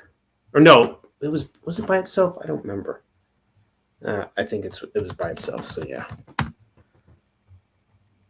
it was by itself. I was thinking of some other movie that it was a combination of Blind Fury, Silent Rage, and that trucker movie that had Jan Michael Vincent in it. So yeah, that's what I was thinking of. The Japanese version. Which one are we referring to? Are we referring to the 2006 one or the 1988 one?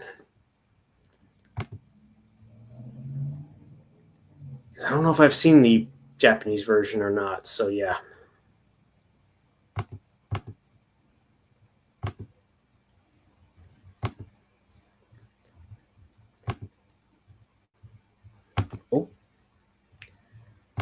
I just hit refresh. I didn't mean to go to. Okay. I was doing something. Just clicking on stuff. But yeah. Okay.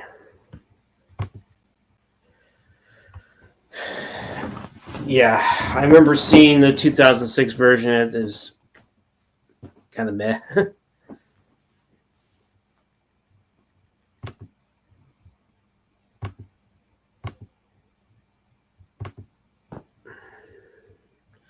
But I like the 1980 version because I thought was, well, I don't know if it's a remake. I think it's a different movie from that film.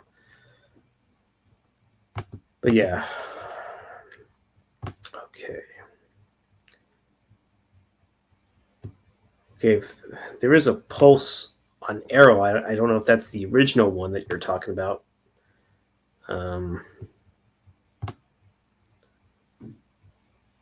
It's what is that one? Is that the 1990 version or 1980 something? I was hoping it would take me to this. Okay, visit the site. I'm going to look at it, see if maybe it will tell me the year. Okay, it's not telling me. Okay, 2001. Okay, so it wasn't even the 1990s. Okay, and I believe the 2006 version was like the remake.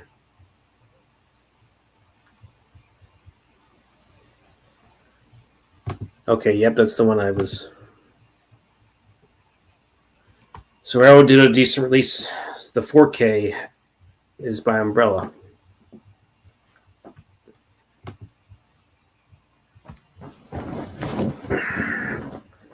So you know if the 4K is any good? Oh, yeah.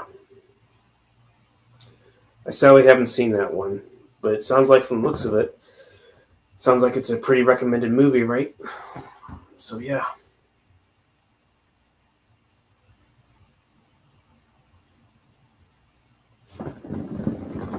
Did Cure Sweet Home. So inspired Resident Evil. Interesting. Yeah, that's what I've heard. Especially the way that Anthony Mackie just, stated his opinion on it.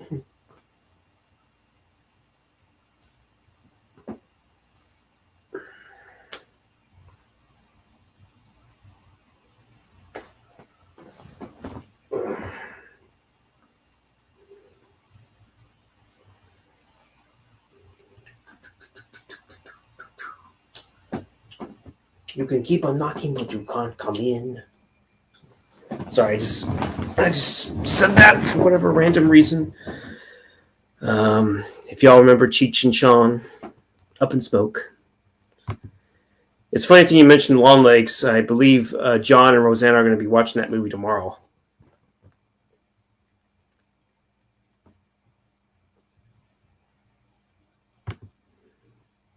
I still have yet to see Long Legs. I've heard some interesting things about it. I know you like it.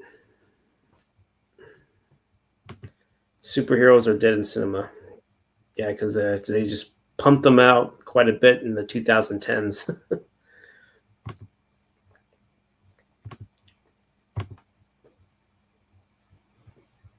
Stray Dog. Stray Dog. Stray Dog. Stray Dog. Okay. It's not that Stray Dogs movie that has Will Ferrell and Jamie Foxx in it. When did this movie Stray Dog come out? 2000 what? Or is it? Or is it? Okay.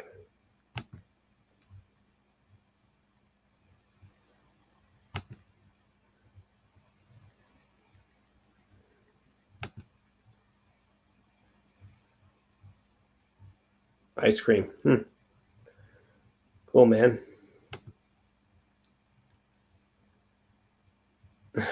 Damn, Gwen.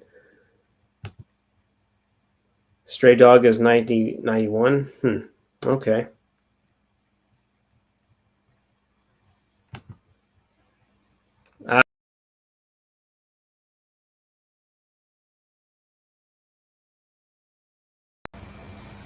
Oops, sorry.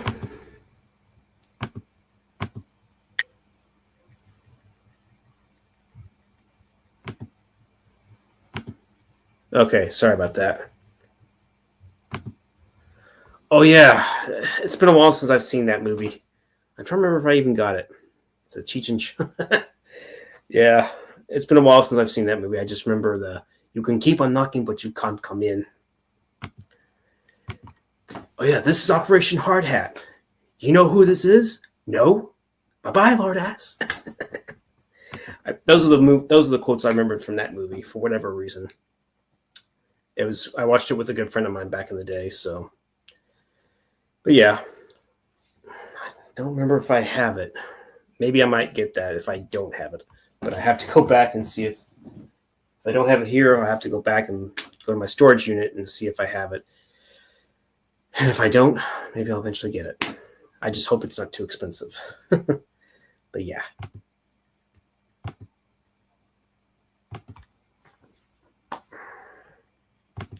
So you said Stray Dog was 91. Okay, I remember. All right. Okay. I was watching yesterday. Panzer Corps Protect Gear versus. Okay. So Stray Dog, let me see. 1991. Okay, is this Stray Dog, Kerberos, Panzer Cops? Okay. I assume that's what you're referring to. I don't know. I'm not familiar with that movie, so yeah. Oh yeah, Red Spectacles. You told me about that.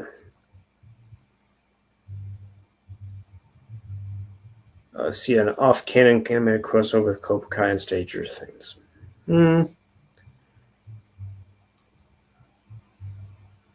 I feel like Ghostbusters and Stranger Things would be a better kind of crossover. I don't know about Cobra Kai. I feel like Cobra Kai should be something similar to, in terms of martial arts or something. I don't know if that would be. I don't know if martial arts and the supernatural would mix well. Maybe it might, but I don't know.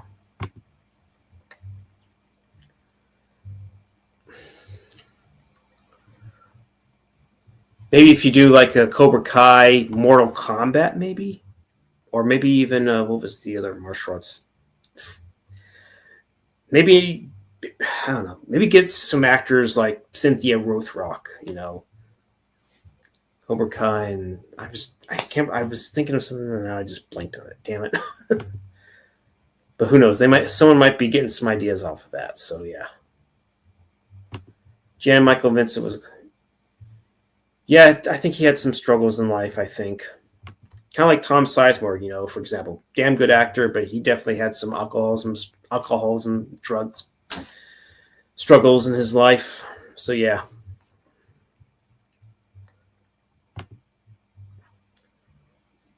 But isn't Jan Michael Vincent, I think, alive still, or is he dead? I don't know. I have to go look him up. Jan Michael Vincent. Oh no, he died. Okay, so it's actually been 5 years. So he died back in 2019. Damn. So he was actually in. So he was in Rick and Morty. If that's what I'm thinking of. Cardiac arrest. Yep.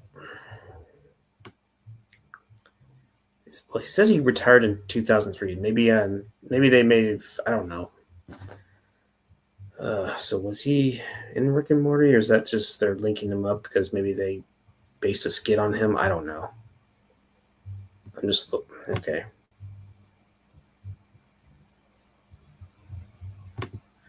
John Woo Delta Force shit versus Samurai. Okay.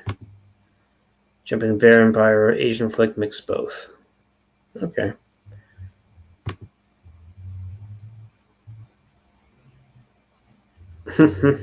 Fear. It's Hardboiled meets The Ring meets Akira. I've heard of Hardboiled. I know that's a John Woo movie. And there's so many ideas you're giving me here. I'm just trying to figure out what movies should I get those. Fear. Yeah, Just thinking about other kind of,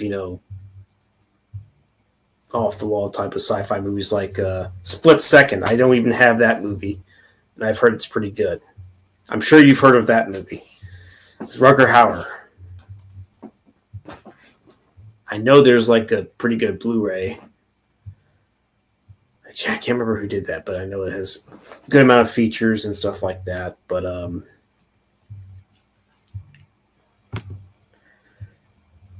that's cool. Sadly, I know that Shout or Scream Factory, they're releasing the 4K of Time Cop, but from what I've read, there's like no extras on there whatsoever. Zero. No extras. Not even a fucking trailer. And that's very disappointing. I think Kino Lorber should have done that movie instead. Okay, MVD. Okay, I was trying to think of who did it. Yeah, Kino Lorber should have done Time Cop on like 4K or Blu-ray. Because that movie was pretty damn successful. And for crying out loud, Scream, Shout, they released Cyborg. That had a pretty good amount of features. That wasn't even a huge success. I mean, it made a fair amount of money, but it got so many features like you wouldn't believe. But yet Time Cop, for whatever reason, I'm sure there was some behind-the-scenes stuff, and they won't do anything of that sort. I know I'm going on a mini rant, but come on. Time Cop was fucking successful. I mean, for crying out loud, Kino Lorber released a 4K of Sudden Death, and that movie made like half of what Time Cop made. Yet it got some features at least, not a whole lot, but it got something. But yet Time Cop is not getting jack shit again. But whatever. I'll just stick with my HD copy that I managed to get a hold of. I've heard about Nemesis.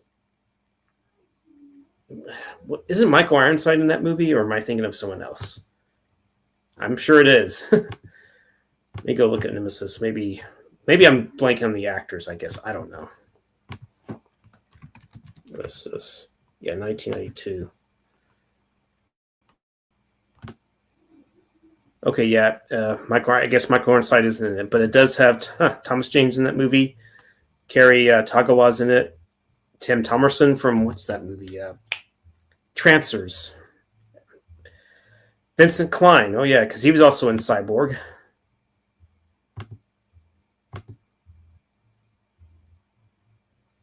Yeah. Yeah, probably that, but Sudden Death got... I actually caught that movie, and I have to look at it somewhere. Where is that? Where is my lovely Sudden Death? If I can find it. Okay. Where are you? Okay. Oh, right here. Yeah, Sudden Death got a commentary, some vintage interview clips with Van Damme, Peter Hames, Powers Booth, behind the scenes footage. Yeah. You got that on Sudden Death, but not in Time Cop. It's probably possible. Yeah. I've only seen the first Trancers. I think I remember I saw a little bit of the second one. Because Helen Hunt was in the first three. That was before she would go on to do that Mad About You show. I haven't fully seen Helen 2, but I've seen the end bit. So yeah, I know what you're talking about. Oh yeah, it's Sybil Denning. Repeated shirt ripping scene. So yeah. But yeah.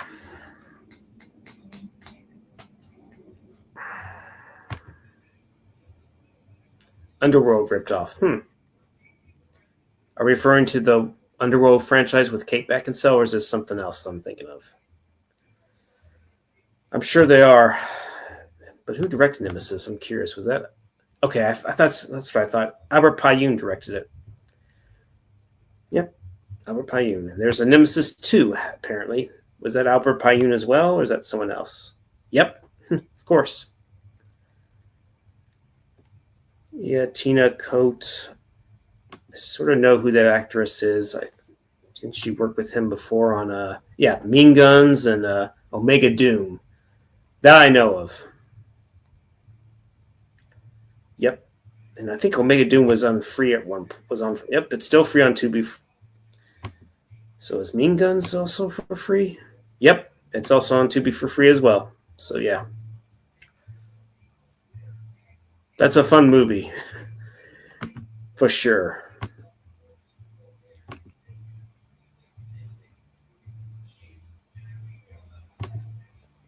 I imagine there is some damn good stunts.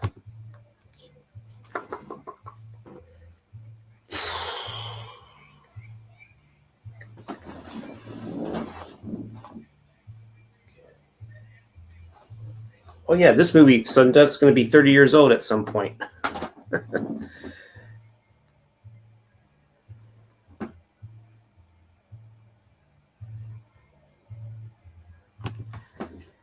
Yeah. Let me guess, did MVD do a Blu-ray of Nemesis? I assume they did. Okay, so Nemesis 2 is on Tubi. Was the first one on Tubi as well? I'm curious. Yep, looks that way. Oh, it's actually on YouTube for free as well too. So,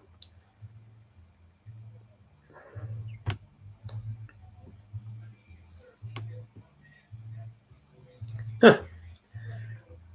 Margine Holden. Oh yeah, Yuji Okamoto is also in that movie too. Interesting.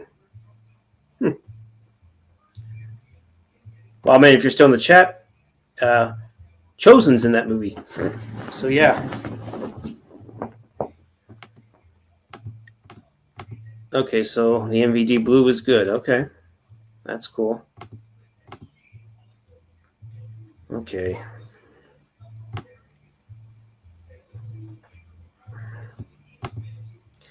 If you want Quinn, you're more than welcome to come in. If not, it's cool.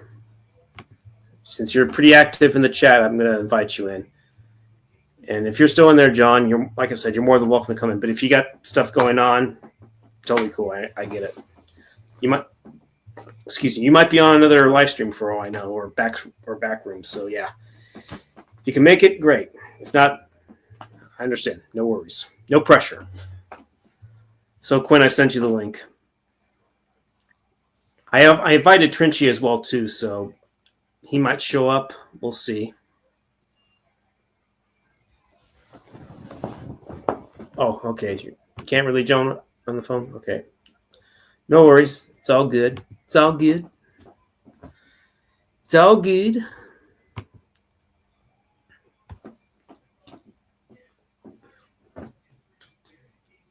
But yeah.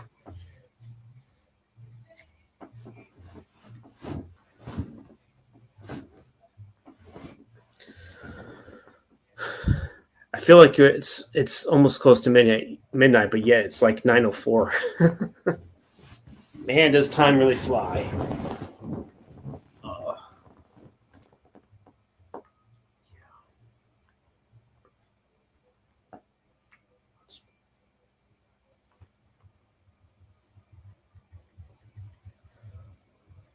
But yeah, so many movie recommendations. Let's see if I can remember them. I need to take time out of my day to really do this and do that, do other things, you know.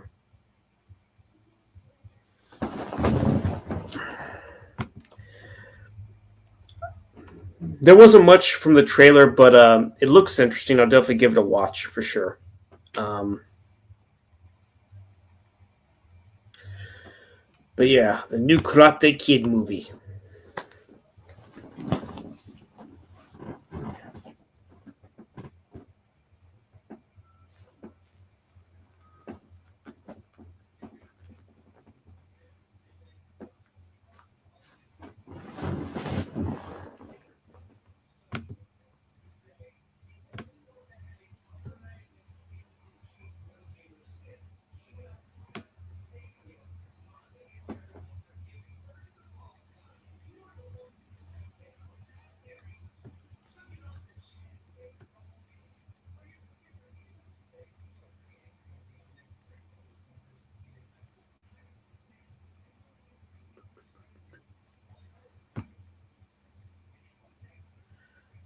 Yeah, I hope the new. I really do hope the new Karate Kid movie will be good, but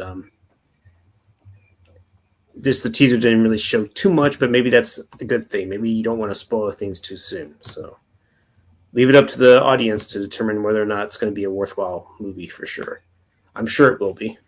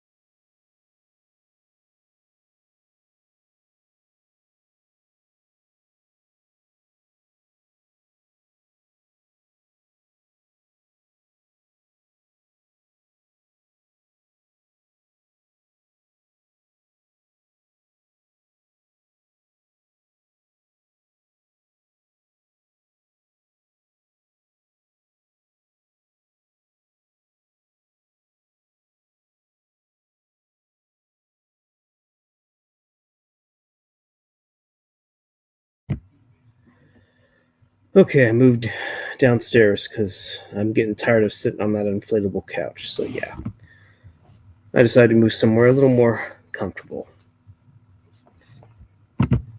But yeah.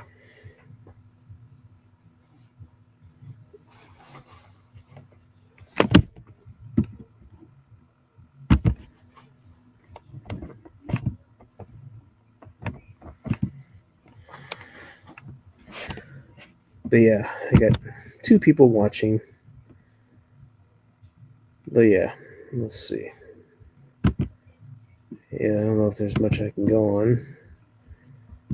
But yeah. Yeah. Yeah, that's though. I guess that's one film I look forward to. Um, I honestly haven't seen much in cinemas lately. I don't know, maybe nothing really appeals to me. Just that maybe the new Quan movie, Love Hurts, I'll definitely give it a watch. Seems like it's not going to be that long of a movie anyway, so I'm curious. Love Hurts. Let's see. How long is that movie? I don't think it's a very long movie.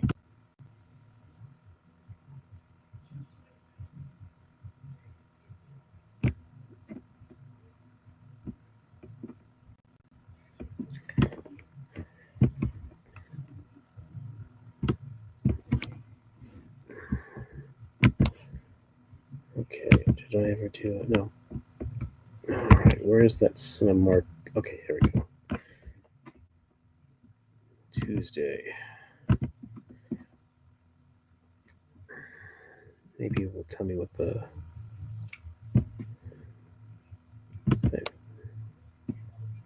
Damn it. You're not going to tell me how long the movie is? How dare you? Okay, yeah, it's like an. Oh, yeah, it's really short. An hour and 23 minutes. So, yeah. Yep. For those in the chat, y'all can hear me okay, right? So yeah, maybe I'll see that because it's not a very long movie. But yeah. All right. So Love Hurts is only an hour and 23 minutes. Yeah, so that definitely will be a film of interest. I'll see. Yeah, Hard Eyes. Maybe I'll wait because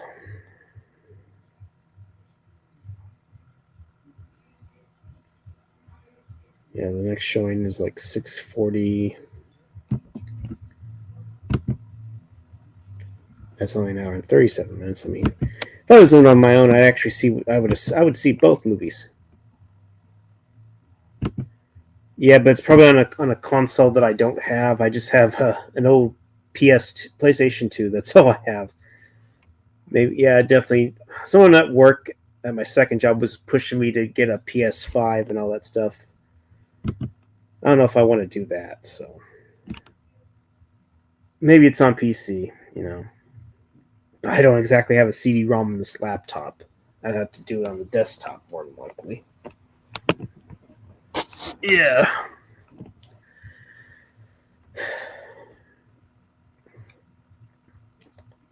So basically, you can call that like an Indiana Jones movie in a way too, right? Well, man, instead of the fifth one not being being a good movie and such, kind of like a lot of people said that Ghostbusters video game that came out in like 2009. A lot of people have coined that like a Ghostbuster 3 in some sense as well.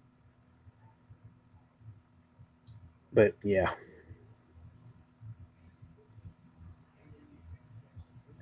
I mean, this was before Afterlife came out.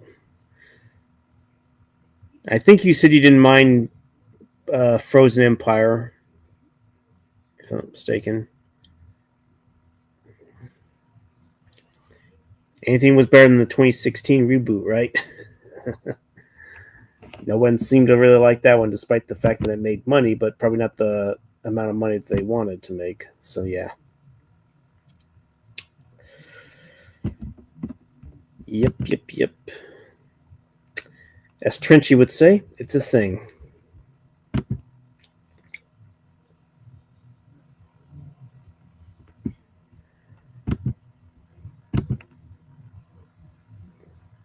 Oh, you liked Frozen Empire better? Okay.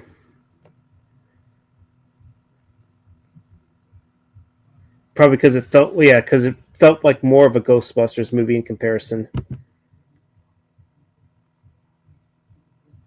Yeah, that's what I've heard. A lot of people said that felt like it was the last time that you heard Harold Ramis as Egon. So yeah.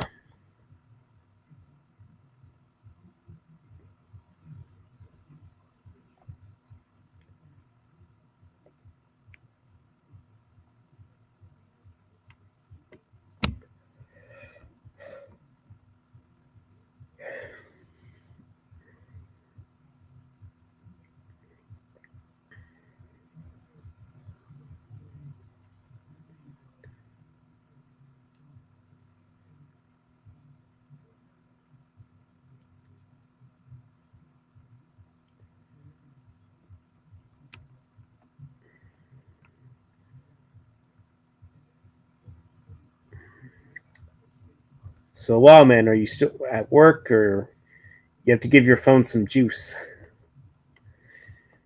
Just make sure your phone doesn't wheeze in the juice too much. Just kidding. Wheeze in the juice.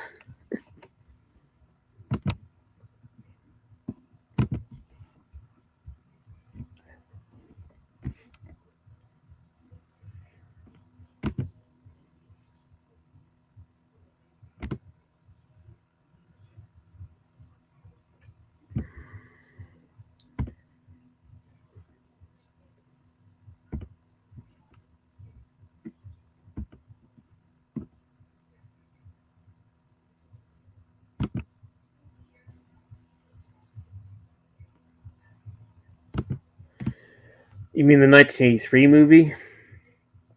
I mean, there is some stuff I like. It's very unfortunate that Vic Morrow and and the children that worked on that movie were killed. I've seen the footage of of the helicopter and the accident. So yeah, you charging your phone? How much? What percent are you at, man? Are you at? Hopefully you're above 50%. So yeah, make sure that phone is charged up good. Yeah, I've seen how it can be slowed down.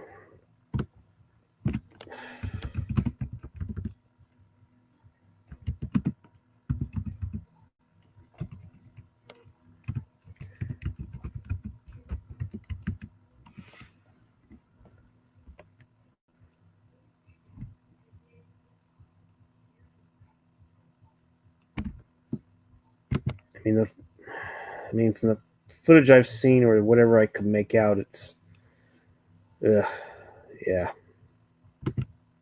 very, very unpleasant.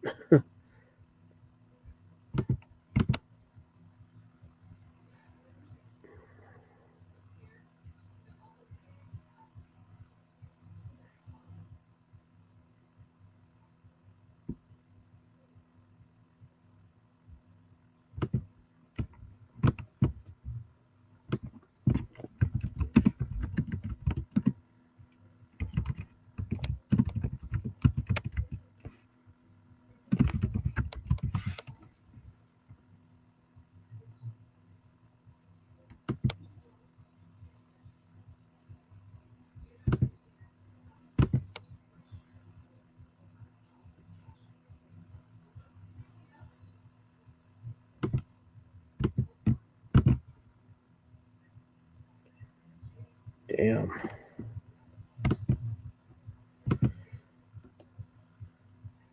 40%? Okay, I understand. 10% off. Yeah, I remember that was actually that's right. I remember that, and I remember the one before it with Kathleen Quinlan. That's what I remembered. That boy that had like all these powers, and that's what I remembered the most. And of course, yeah, the Vic Morrow segment. I remember it could have ended better. I know that it was intended for him to have a redeemable arc, but unfortunately, that helicopter accident prevented that from happening. So I'm surprised they didn't try to completely cut it out or try to reshoot around it or try to edit to where what they intended on having before that unfortunate accident. So yeah,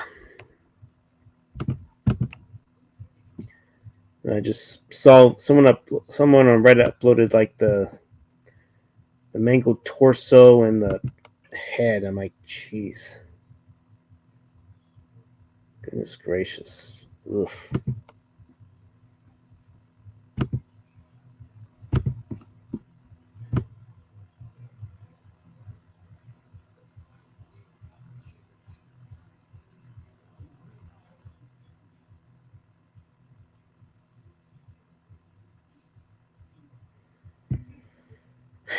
Yeah.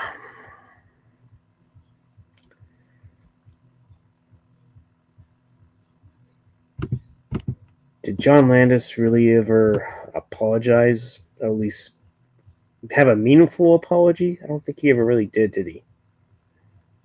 I know that Eddie Murphy was definitely kind of disappointed by him.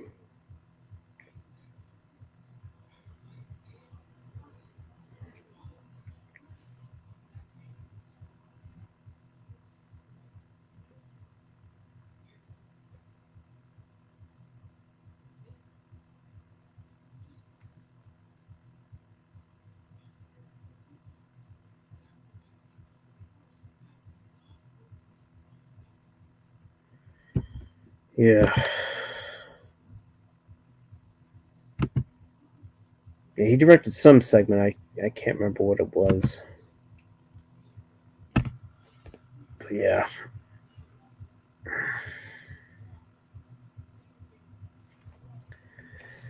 Yeah, I don't want to. Yep. Is that movie on Blu-ray? If it is, yeah, it was pretty fucking gruesome, horrific, you name it. Because I really couldn't tell. I mean, some people say you can see when his head gets decapitated. I couldn't tell because the video or the footage itself wasn't exactly in best quality. But damn, ugh.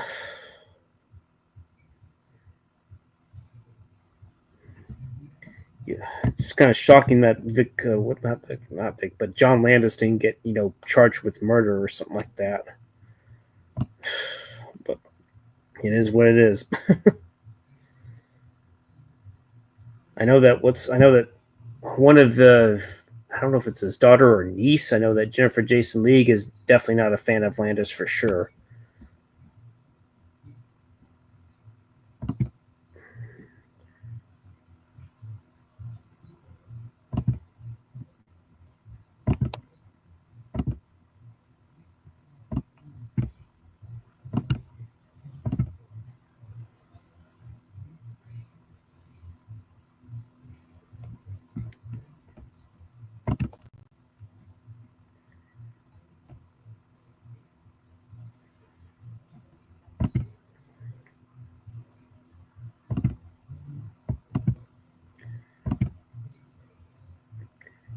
You're saying Vic? No, like I keep.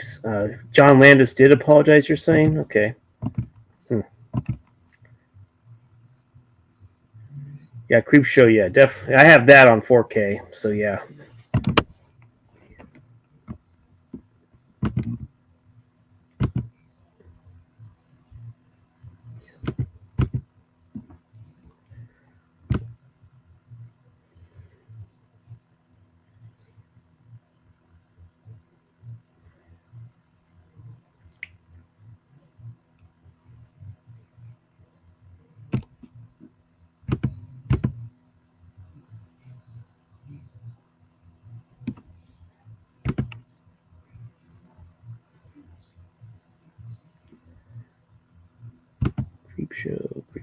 Creepshow. Yeah.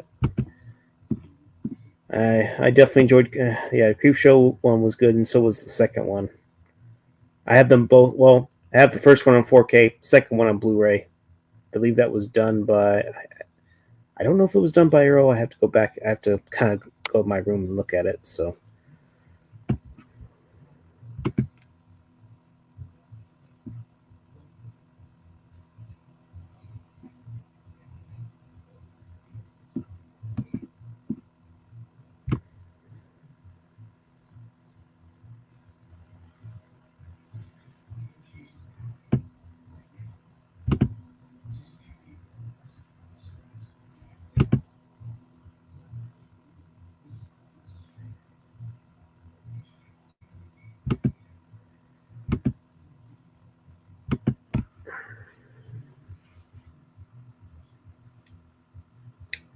Yeah. I don't know if I want to think about that too much, but let's focus on some positive things here. So many movies in '85 are going to be turning, 40 years old, like Back to the Future. I mentioned this earlier. Remo Williams, your boy right there, Fred Ward, turning 40. Goodness, what else? I think we were having this discussion earlier. I have to go back and remind myself. 1985. Let's see what do we have that will. I should know this, man. I should know this. 1985 movies. Something to refresh my memory. I guess you can say Creature, which I do have. There was Jagged Edge with Jeff Bridges and Glenn Close. How can I forget this? After Hours. Martin Scorsese film.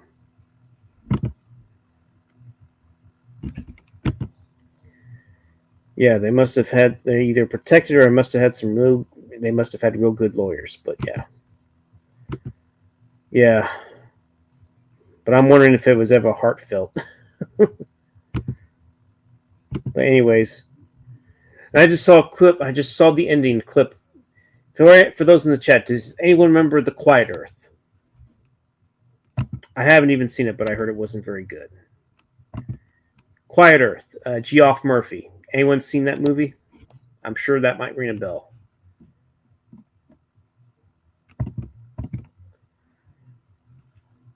There's After Hours, Martin Scorsese. And strangely enough, there was a movie called Out of Africa, which I've yet to see, but I hear it was pretty popular. And how can I forget? The Legend of Billie Jean.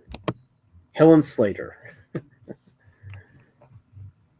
Fair is Fair. And there's Lady Hawk.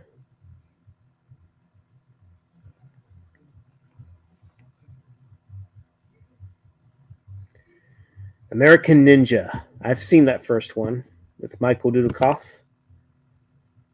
Yep. And I think the rest of the sequels were on free as well on YouTube. I don't know if they are now. There was Silverado. I've yet to see that one. But yeah, Pee-wee. And of course, we were talking about the Goonies earlier. How can I forget? And Return to Oz. The rather interesting sequel to Wizard of the Oz. Vision Quest. They say Legend was 1985, though that movie didn't come out till 1986. There's Clue. There's Runaway Train. I do have that movie. I've heard some pretty good praise from. So Remo is the original Neo because he created the leaning bullet dodge. Cool. Very cool.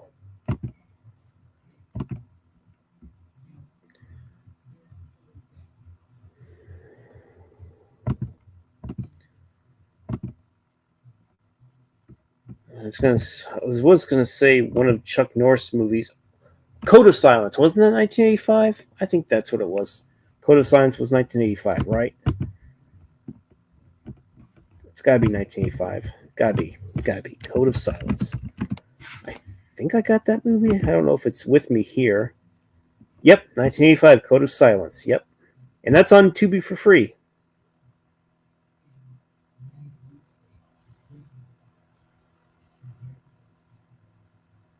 That's Andrew Davis. So, yep. Oh, yeah, of course, just one of the guys. How can I forget about that?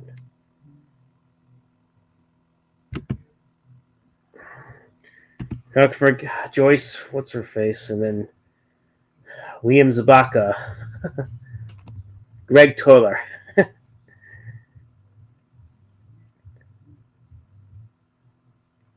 Oh, you want to beat him up too? No, I want to buy him an ice cream.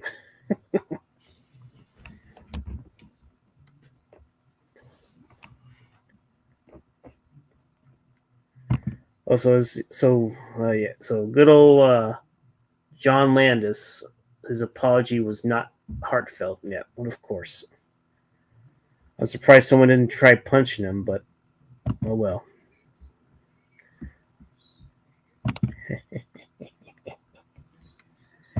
But yeah.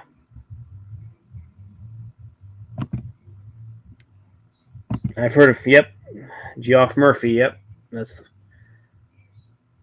don't know if there's ever been an official release. I'm curious if there is. The Quiet Earth. The Quiet Earth.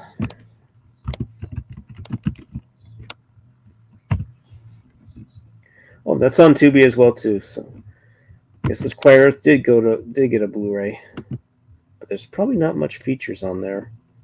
But I could be wrong. According to Amazon, the Blu-rays. I don't know if this includes Prime shipping or not.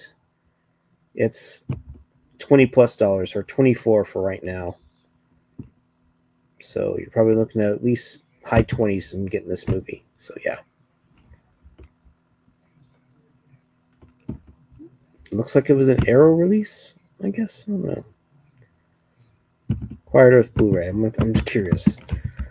How is the Blu-ray rated? Is it good? Medium? Bad? Average?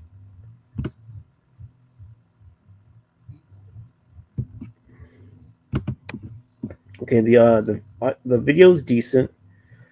As I figured, probably no extras. Yep.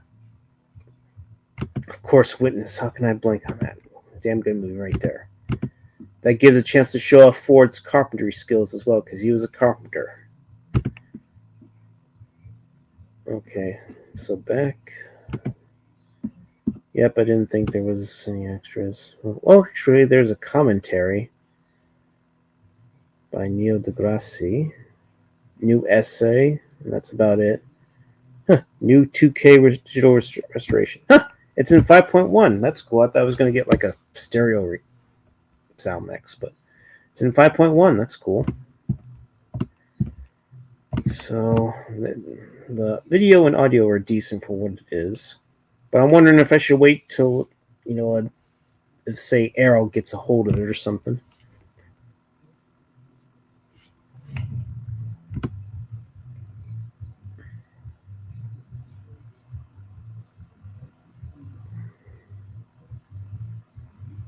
But yeah. Yep, before Unstoppable, there was Runaway Train with John Voight, Eric Roberts, and Rebecca De Mornay, I believe. Yeah, she was definitely having a career back then after Risky Business.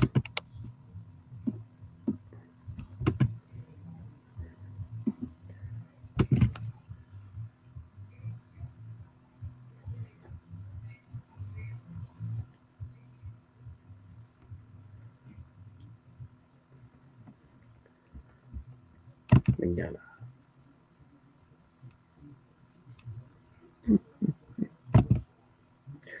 Runaway Train. You must be trained. Runaway Train. Eric Roberts. Sadly, I haven't even fully watched that movie, but I probably should. He said if it's a classic, it's got to be good, right? It's got to be good. Got to be good. Got to be good. Got to be good. Oh boy.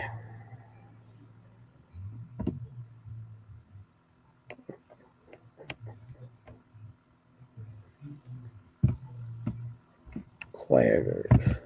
That's the last thing I looked up for 1985. Okay. Let's go back to 1985.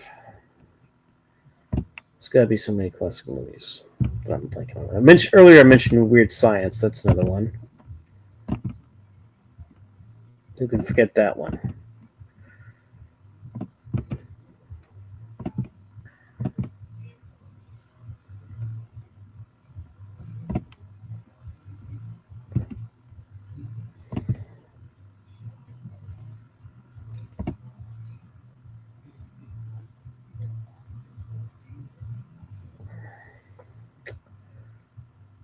There's Murphy's Romance. I believe that's Sally Field and what was it, James Garner were in that movie.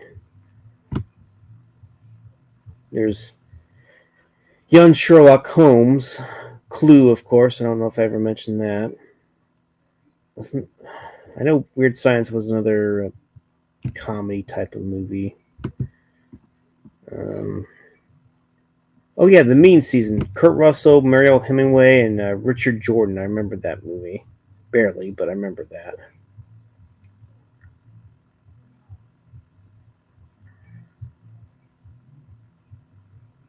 Pee-wee's Big Adventure. I can't believe I forgot. Life Force. And a couple of horror films. Warning Sign, if anyone remembers that. And Day of the Dead, the third entry in the Night of the Living Dead series. For those who are still watching. Can't believe I forgot about those. Oh, how can I forget? Teen Wolf with Michael J. Fox. Another, before Back to the Future, he did that movie. Or was it the other way around? I don't remember. One of the two.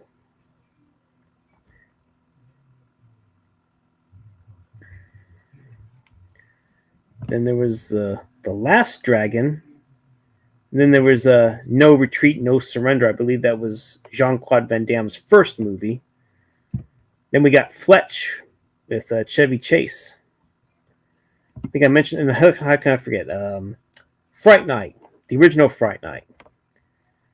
You have Life Force. I have that movie. And oh yeah, how can I forget? Enemy Mine with Dennis Quaid and Louis Gossett Jr. Damn good movie right there. There's Brazil. I've heard of that movie. I know that what's his face, Jonathan Pryce is in it. Jonathan Pryce, yeah. He would go on to be the main villain in Tomorrow Never Dies. But yeah, there's Daryl, that actor from The Neverending Story.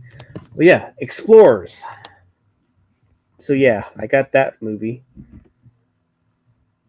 And Real Genius. How can I? That's another underrated comedy right there with Val Kilmer. Funny movie. Wake up, Kent. Right now, stop playing with yourself. So Aaron Roberts stole the show in that movie, huh? Damn.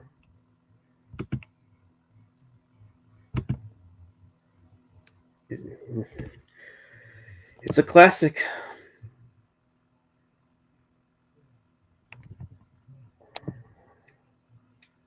Time of your life, huh, kid?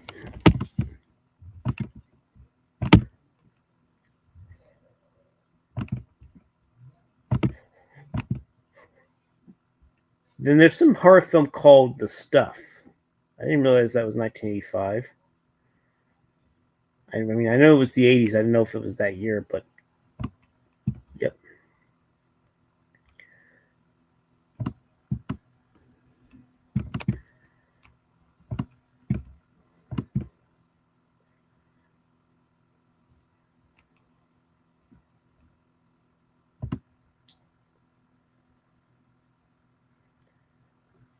Chorus line. And apparently there was a movie with Sting called The Bride. It had Jennifer Beals in there as well, too. So there you go. Prizzy's Honor. I've heard of that, but I've never seen it. I know it had Jack Nicholson and Kathleen Turner. So yeah.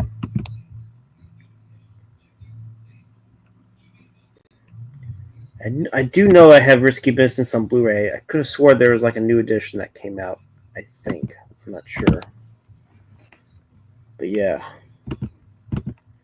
What the fuck gives you freedom? Freedom is opportunity. Oh wow, Brewster's Millions was 1985? Okay. I know I got that movie on Blu-ray. It's Richard Pryor, what can I say?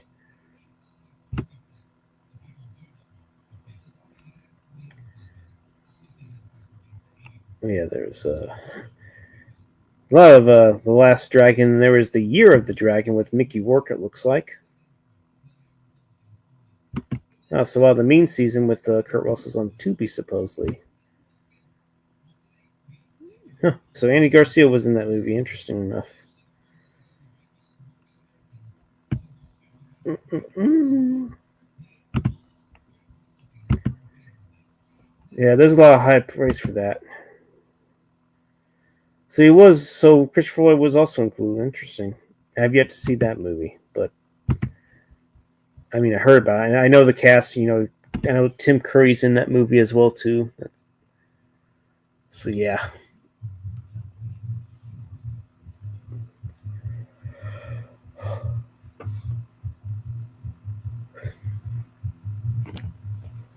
And the year before, Christopher Lloyd was in Star Trek, the Star Trek V: The Search for Spock, a very underrated Star Trek film right there. It's actually one of my faves.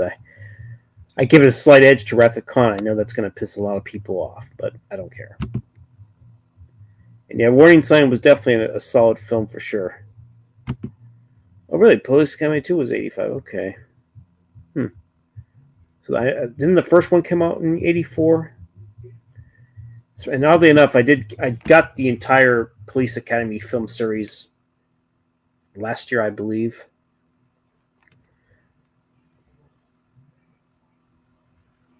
And I think I got it. I got it on eBay because there was like or was it on something else? No, I don't remember. I know I got the entire. I just know I think I got 20% off of that. I think I got it on eBay. Yeah, I kept thinking I may have gotten it directly from Shout, but I ended up canceling that order at one point because they were taking their sweet time shipping it out.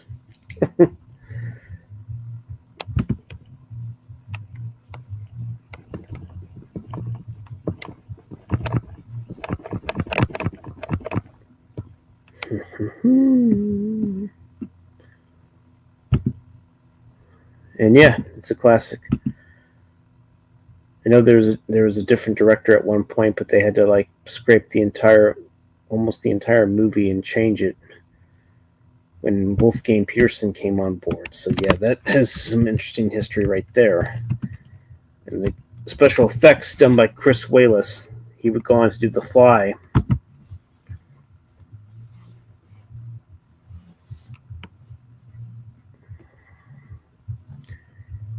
I'm trying to remember what the original director was, but they scrapped a good chunk of his footage, or pretty much all of it, I think.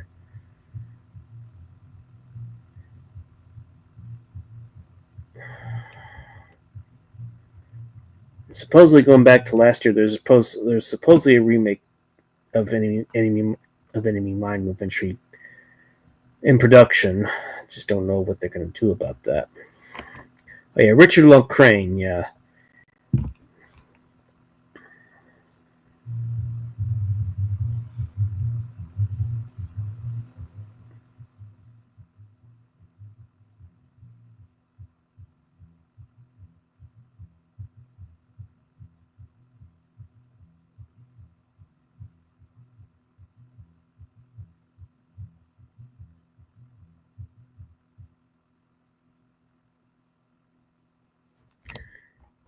Yep. Yeah, they spent what, $9 million in production. Another additional $18 million on pay or play contracts. So yeah, it had some budgetary issues for a good part of the film. It wasn't even a huge success, sadly, but they did get a following. That's the good news.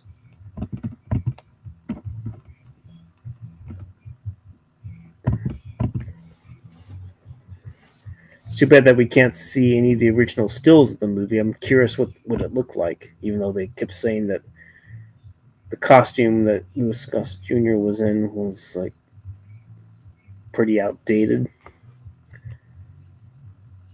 Yeah, they said the budget was $29 million. Now, yeah, ultimately cost $40 million when marketing costs were factored in.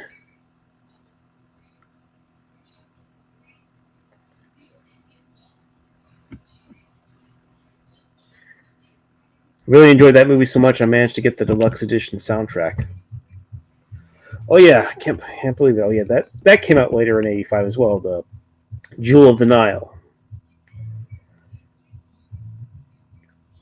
It was still a decent sequel. That's not perfect, but yeah.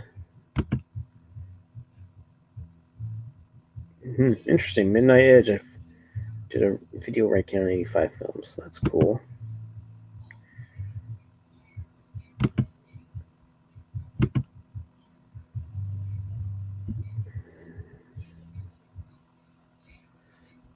But yeah.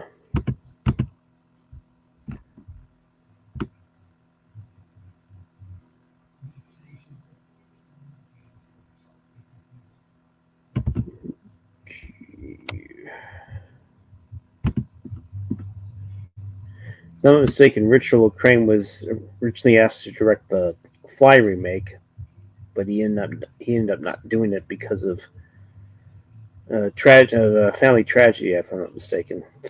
So yeah.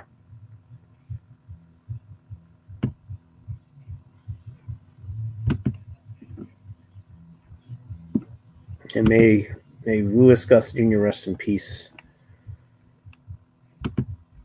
I think it's been a year since he passed.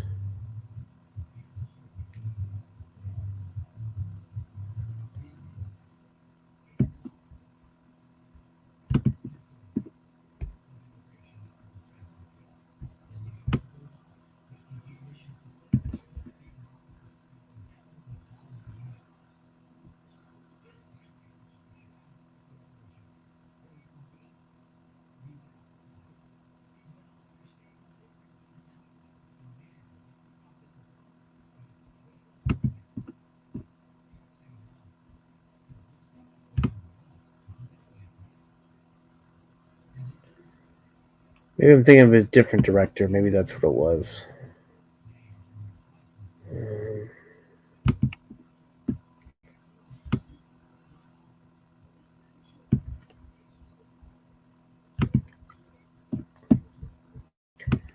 me go look at the fly trivia.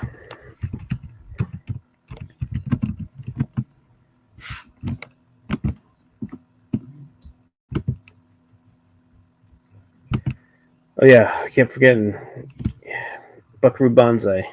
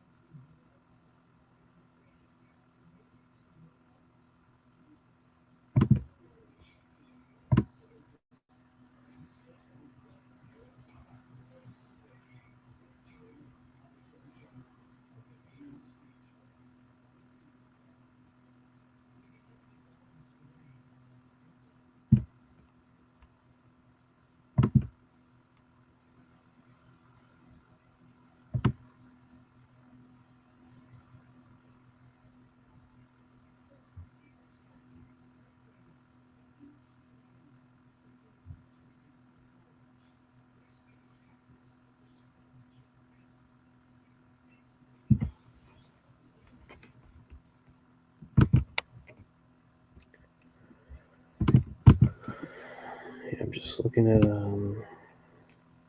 trying to figure out who the original who Mel Brooks wanted to direct The Fly. I'm just trying to figure out who that was. I thought it was definitely Richard something, but maybe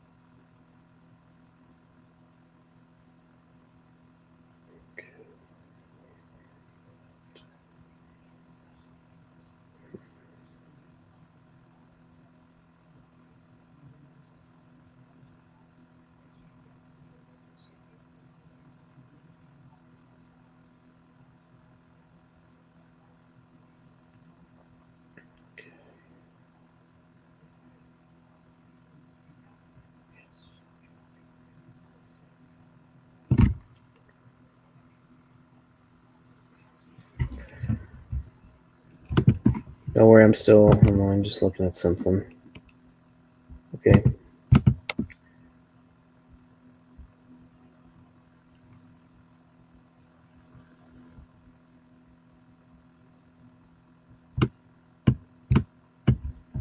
don't know if anyone's coming in. Down to 0. Alrighty.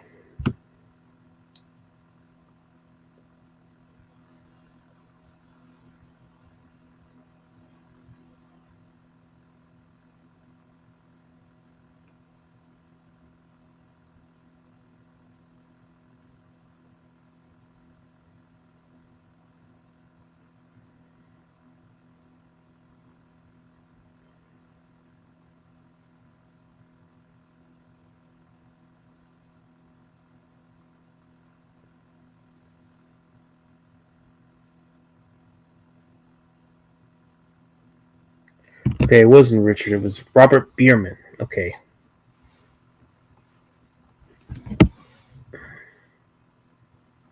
Okay, not Richard. Okay, it started with an R something, but okay.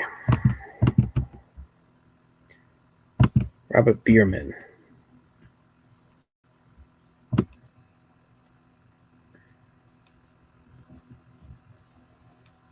Can't believe I was wrong. Yeah, Robert Bierman. I know that he was interviewed on the extras for The Fly, so yeah. Okay, corrected myself on that. Robert Bierman.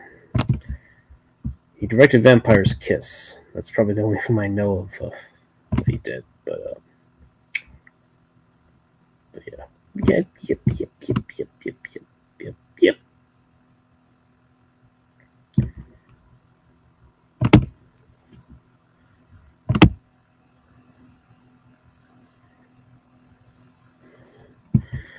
There's been so many actors, like I've heard Willem Dafoe was considered. Apparently, Richard Dreyfuss turned down the role of Seth Brundle. Richard Dreyfuss, of all people. Could you imagine him as Seth Brundle? I don't think so. Damn.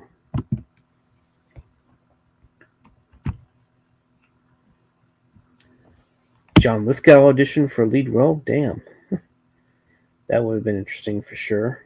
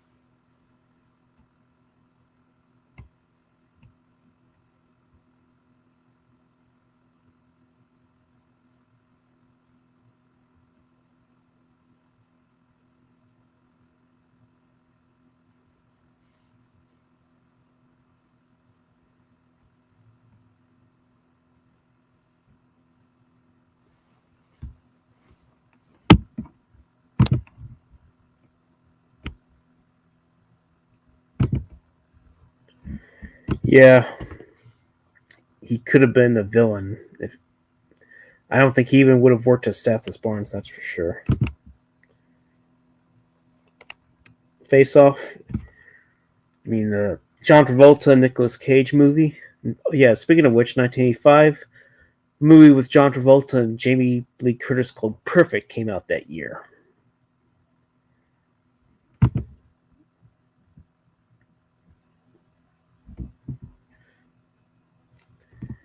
I think it's funny you mention that because what's her face? Popcorn in Bed did a reaction to that movie.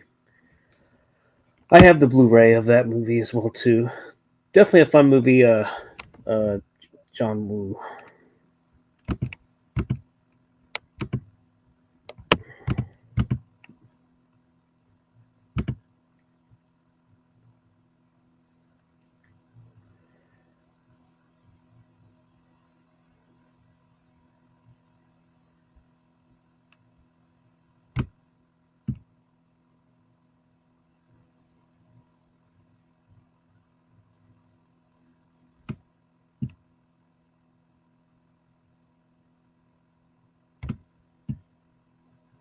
Oh, by the way, there was another interesting actor for The Fly. Believe it or not, Mel Gibson.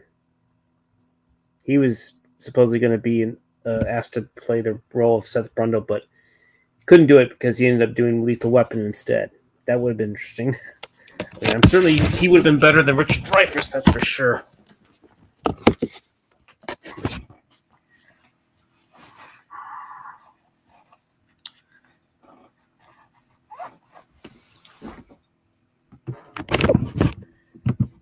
Oh yeah, I've seen a good part of her reaction. So yeah, she's definitely fun to watch it for sure.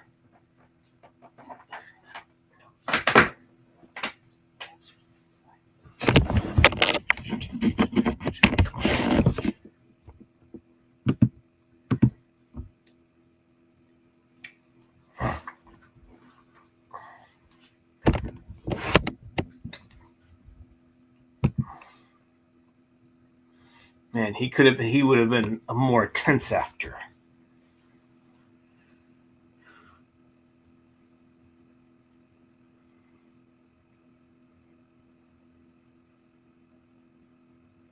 Give me my fucking telepods.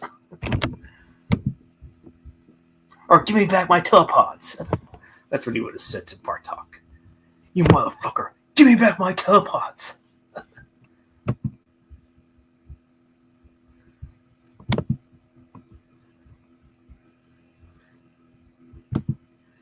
Yeah, there's some other popular YouTubers. There's like Media Nights, Mary Cherry. Gosh, there was another one I like. There is actually what's her face, the Popcorn Roulette. I'm sure you know who I'm talking about. There's Kobe, I believe is her name.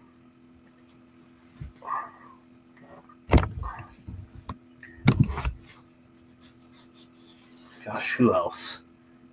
Another person from the Popcorn Roulette show. So yeah.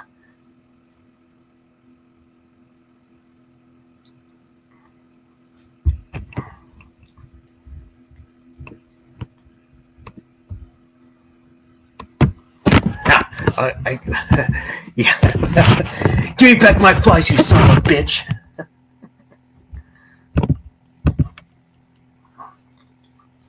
Or give me back my Veronica, you bastard Stathis.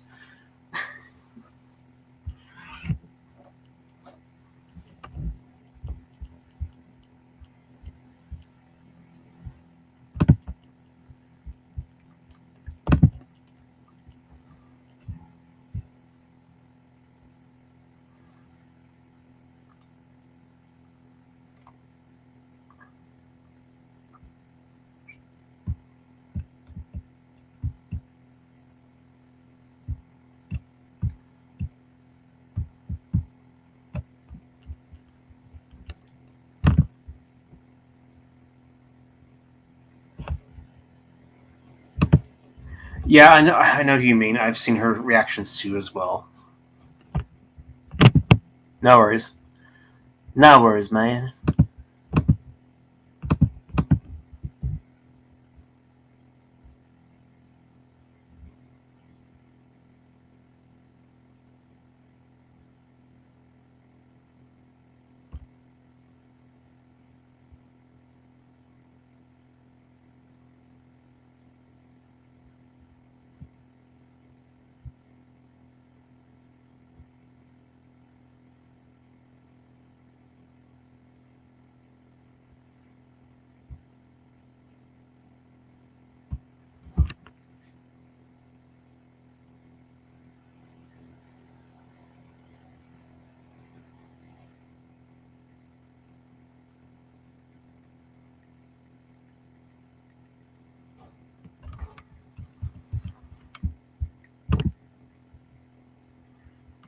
Give me back my. There you go. Give me back my flesh.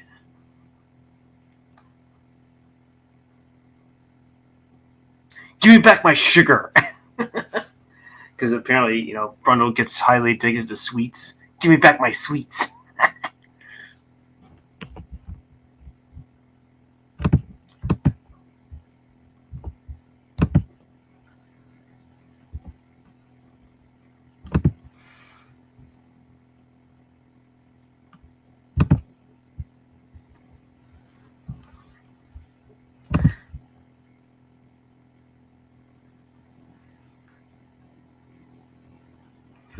Oh, interesting enough, I heard that for the role of Veronica in The Fly, upon reading more stuff in the IMDb trivia, Laura Dern was maybe considered, or at least one of the actresses considered, but apparently Linda Hamilton from The Terminator was the first choice of Veronica.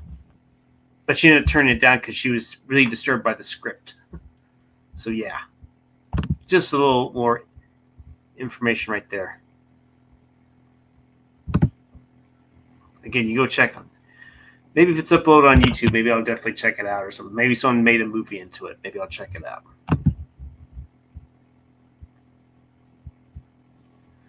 So he sounded like Harrison Ford, huh? Damn. Maybe they should, go if you're gonna do back and redo a little bit of Dial of Destiny. Maybe you should go back and redo Indy's voice to where it sounds like Harrison Ford being young again. Maybe that's what they should do. Combination of that, a little bit of AI of Harrison Ford's voice. That way he doesn't sound so old in the beginning. Did a good job of de-aging him, but yeah.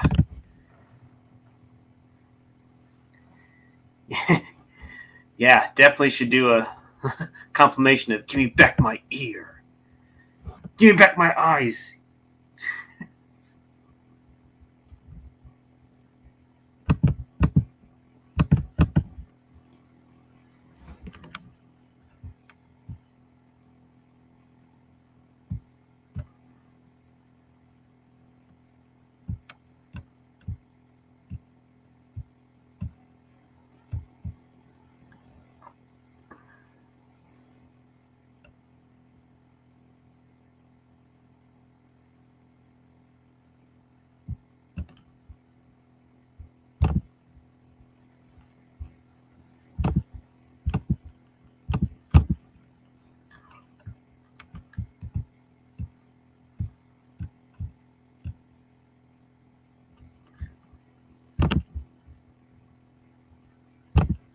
Yep, and like I said, Linda Hamilton as well. Another name that starts with the L as well.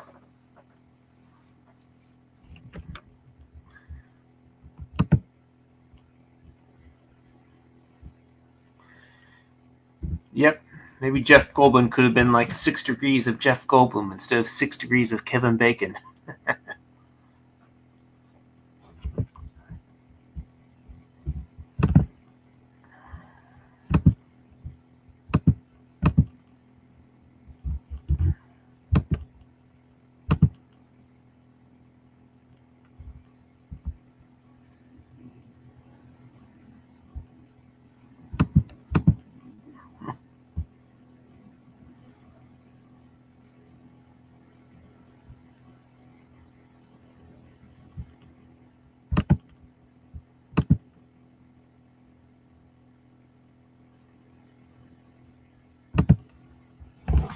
Oh, you can do a great impression of Mr. Miyagi, huh? Danielson, you know strong. You need to get stronger.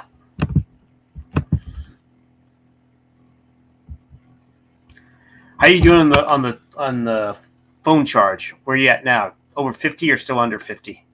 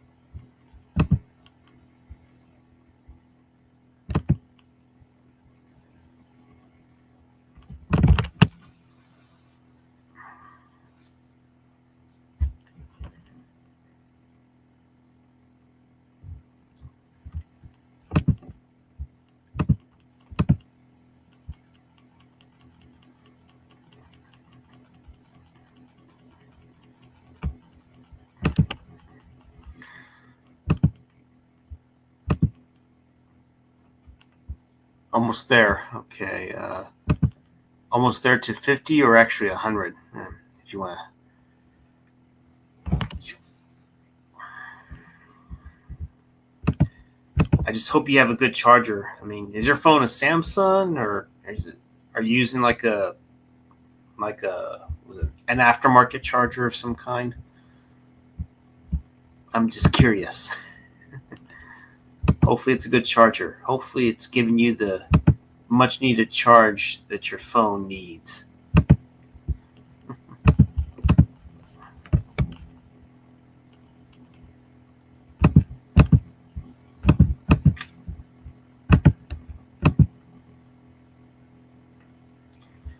Yes. Wax on, wax off.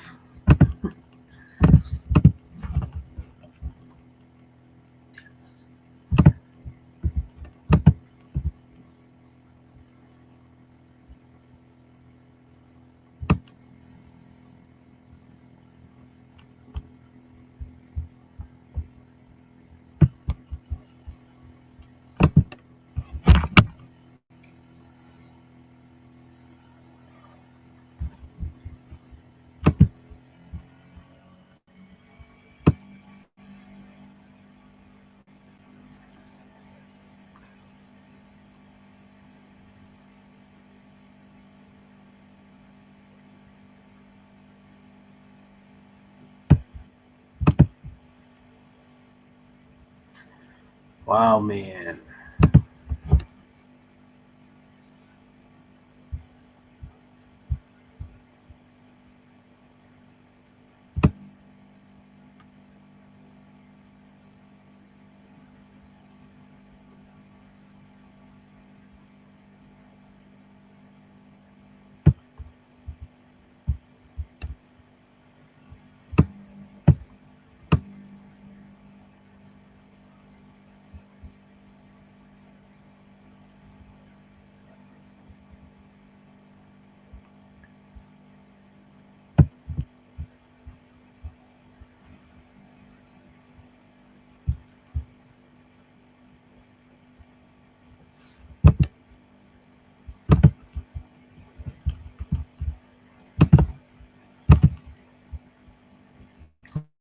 It's an iPhone. It's an iPhone. So you got the charger charging up that iPhone. And the "I love you, man" term. I got you stored on my iPhone. Paul Rudd's words, not mine, or Peter Clavin's words, really.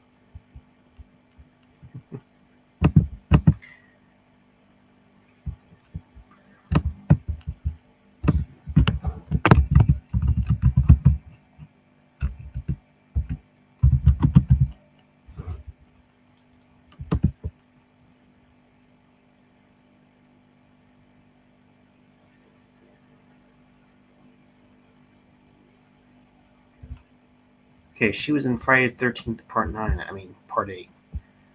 How come IMDb didn't list that? Okay. Yep. How dare you not list that, IMDb? What's wrong with you?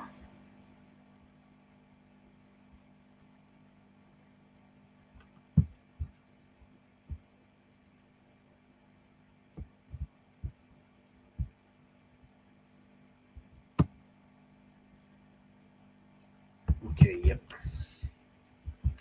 Two more films she appeared in.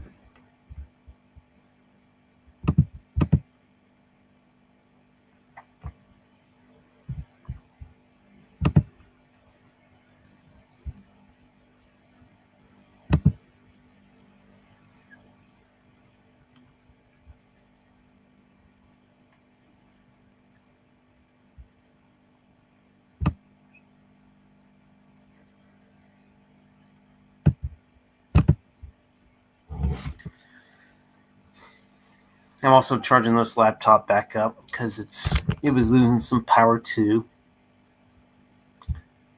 It's at 64%. It's got plenty of juice. Plenty of juice. Plenty of it. Plenty.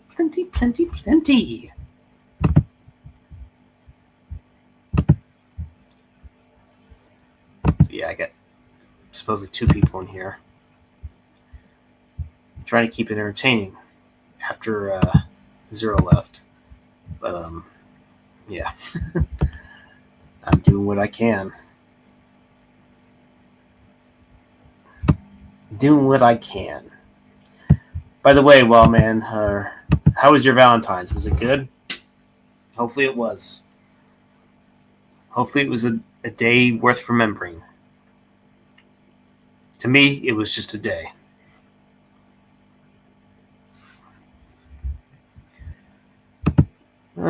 That's I liked all the segments, but I'd say "Lover's Vow" is the for whatever reason that one stuck out the most. I don't know why that was, but the Cat from Hell was definitely a fun one for sure. I know it has what's his face, David Johansen. I remembered him mainly from Scrooged. Then I remembered he was in another '90s movie that came out after Tales from the Dark Side, Free Jack. I think those are the roles I remembered him the most from. He's probably been in some other stuff too, but those are the movies I mostly remembered him from. So yeah.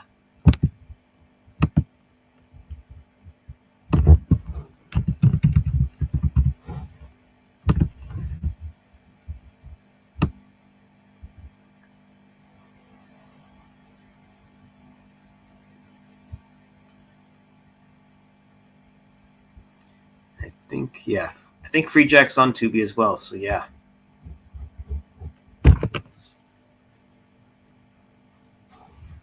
It's not the best movie, but it's a fun movie. Who was in Saffron Henderson? I was just seeing. I could have swore I remember she was in it because she was in The Fly too briefly. She was the one that replaced Veronica since Gina Davis didn't come back. I could have swore I remember. Could have swore she was in Friday the 13th Part 8, Jason Takes Manhattan, but for whatever reason, IMDb didn't list that unless if I was looking at something else. Maybe it was just maybe I was misreading it. So because I could have swore I remember seeing that. Hey, wasn't Saffron Henderson in Friday the 13th Part 8? She was the one that had the guitar, played JJ, the one that gets her head smashed by Jason by her guitar. So yeah. Who remembers that?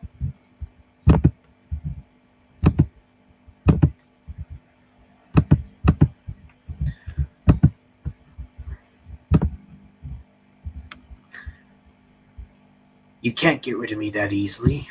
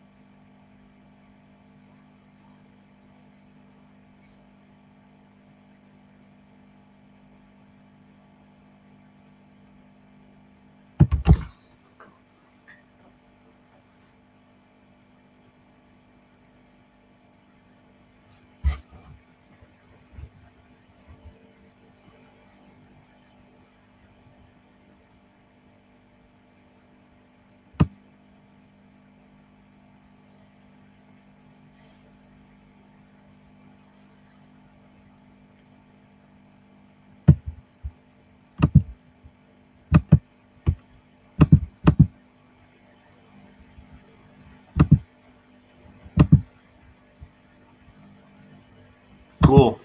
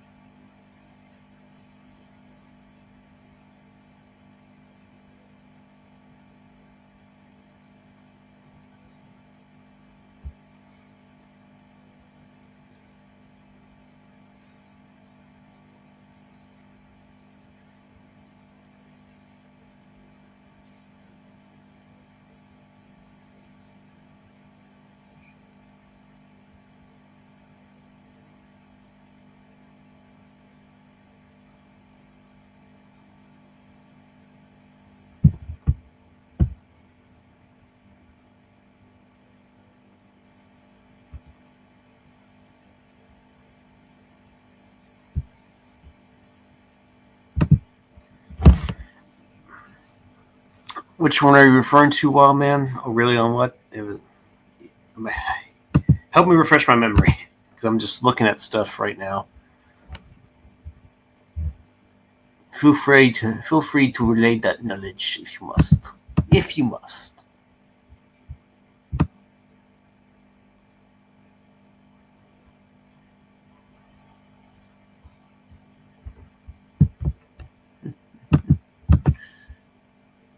Okay.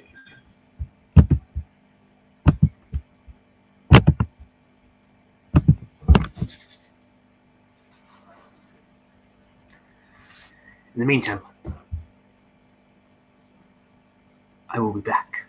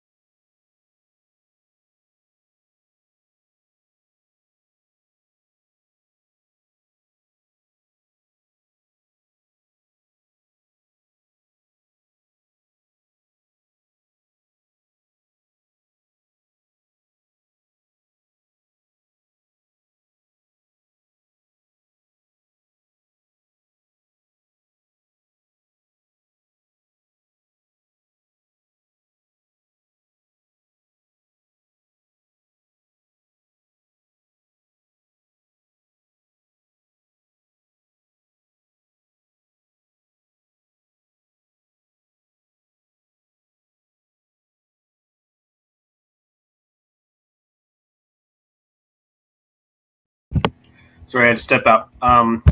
Which actress are we referring to? The one from Friday 13th and The Fly 2? That actress, Saffron Henderson? Yeah.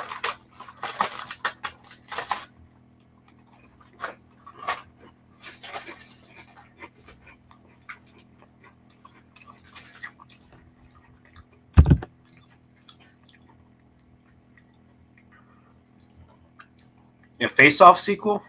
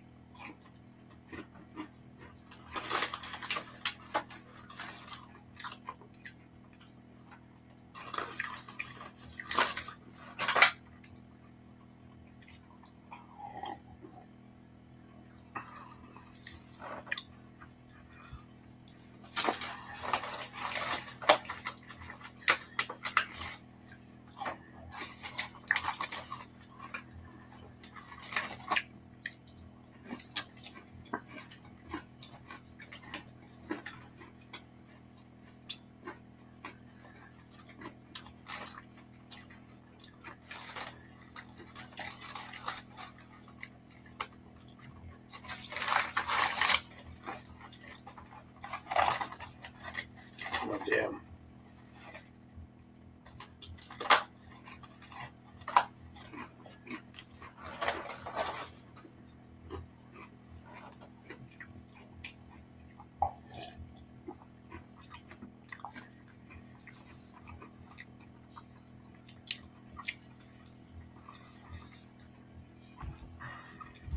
Yeah, I don't know about that. Just thinking about it, I'm like, I don't know if that's going to work. They waited too long. Should have done it like 5 years, maybe 10 could have worked. Yeah. Yeah.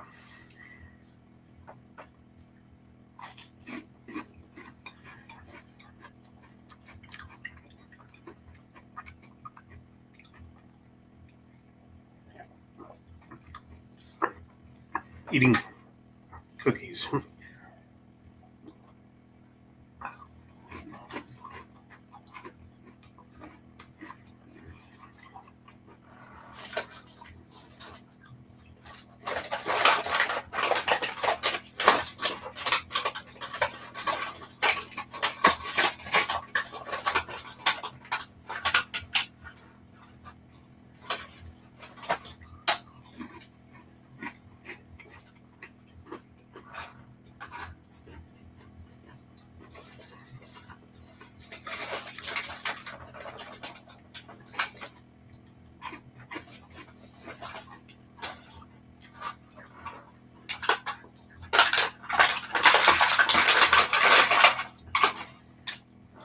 Probably shouldn't be eating that, but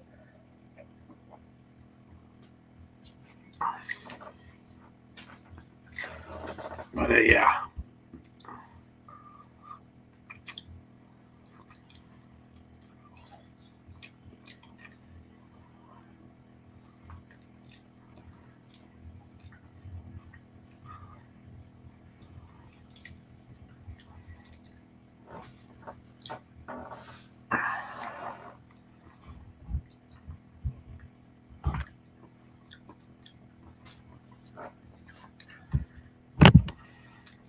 Yep, that would be interesting if they're going to go that route.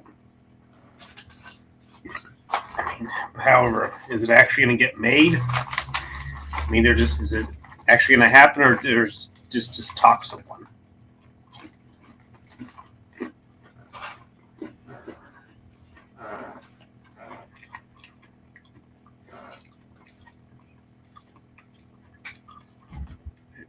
I'm wondering if also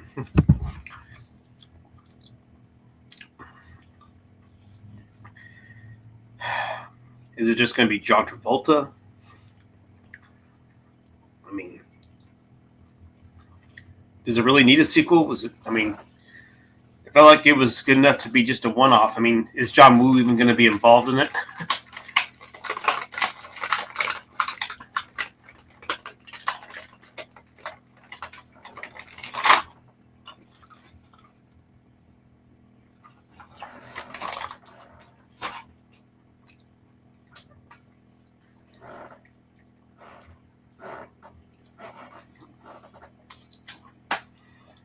But yeah.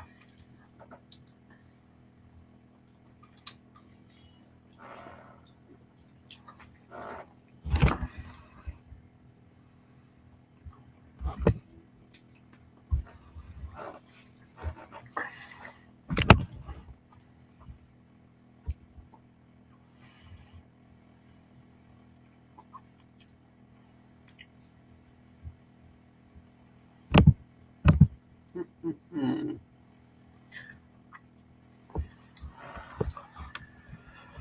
Whew.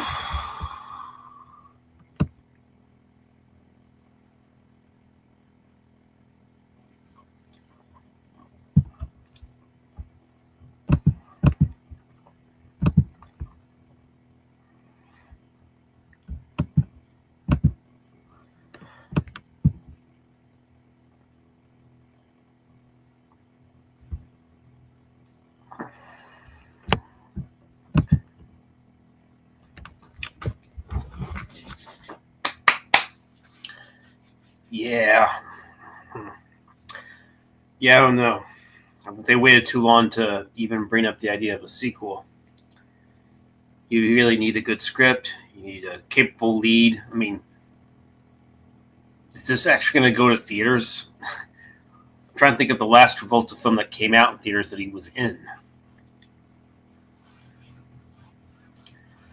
I mean, who can forget that movie he was in, The Fanatic?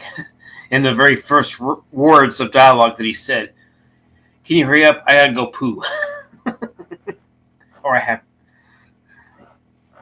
I don't know if you ever seen The Fanatic, Wild Man. So I don't know if you really think highly of that movie.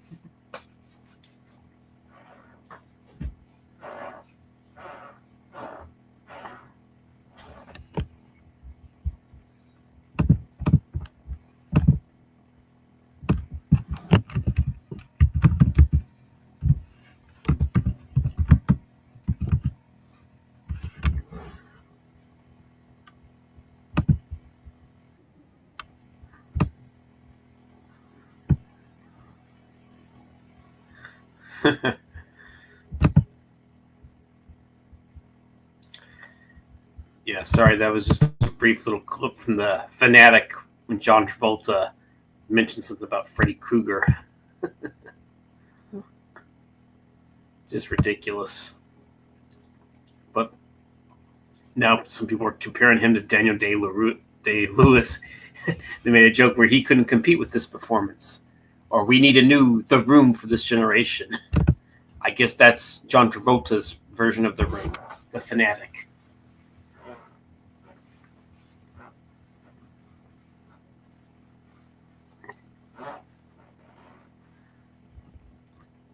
Probably so. I mean, he might be a good producer, but maybe get one of the guys that did the John Wick films or something like that. That's what you need. David David David Leitch, I guess, or Chad's. What's this? Chad S. We'll just say that. Chad S. Guys who directed John Wick.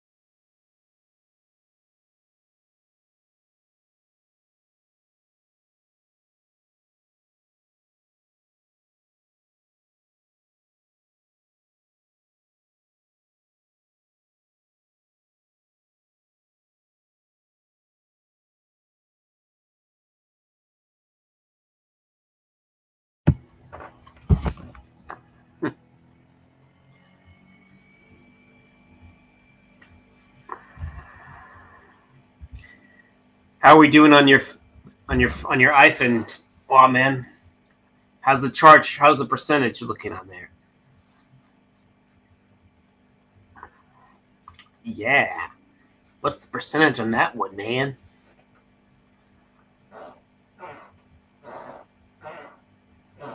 Sorry, that's the floor, just so you know. I'm just making sure that my laptop's at 85%. Just you actually enjoyed the Fanatic, huh? Travolta creeped you out, huh? Was it as good a performance as Daniel Day-Lewis would, do? as some people on the YouTube comments would say.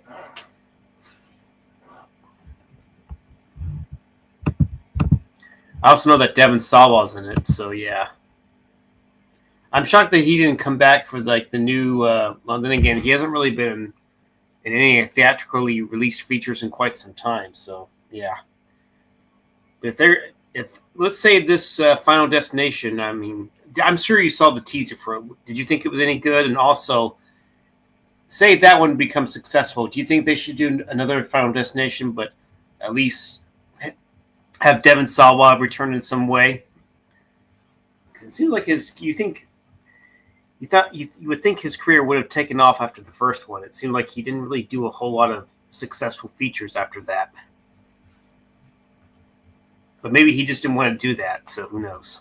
Maybe he just didn't really want to become that popular of an actor, and he wanted to, have a, consistent career, just not doing very well-known movies, for sure.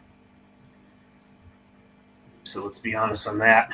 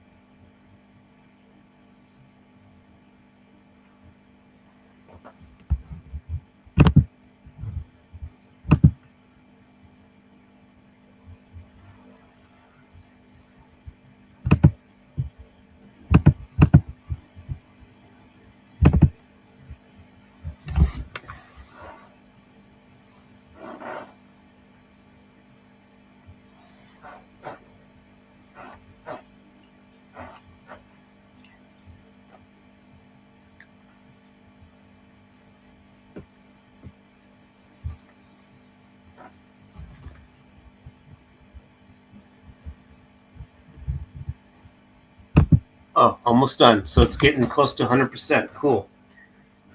Almost there.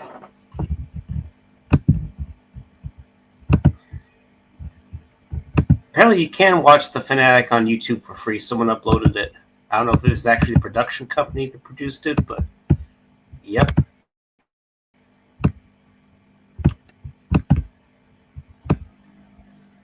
Yeah, but it's not a long movie. Hopefully it's what I think it is. Yeah, it's like an hour. It's an hour and 29 minutes. Yeah. So yep. Quiver Distribution Movies. Makes me wonder what else they've uploaded. They've uploaded a Nicolas Cage movie.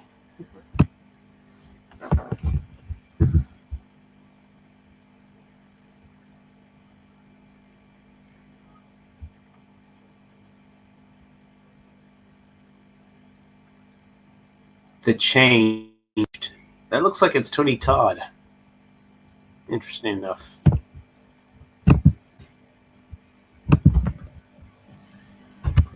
Yeah, I do remember. I kind of remember that, but maybe they can somewhat retcon that and say that maybe that was put on there just to.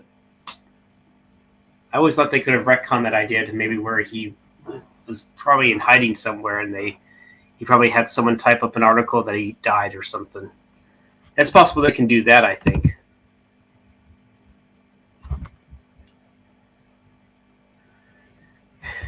Yep. There's also, I'm sure you heard about the Meg 2.0 teaser. I'm sure I saw that. I mean, I don't know. I don't know what to really think. I mean, I guess the first one has its moments, but it's not my favorite horror film. But hey, I gotta give them some respect that maybe they were trying to do something different. Apparently, from what I understood, it's kind of going the Terminator 2 route, where apparently I think Meg is going to be somewhat of a hero or anti-hero, or someone else is going to be the villain, or some robot's going to be the villain. I don't know, but yeah.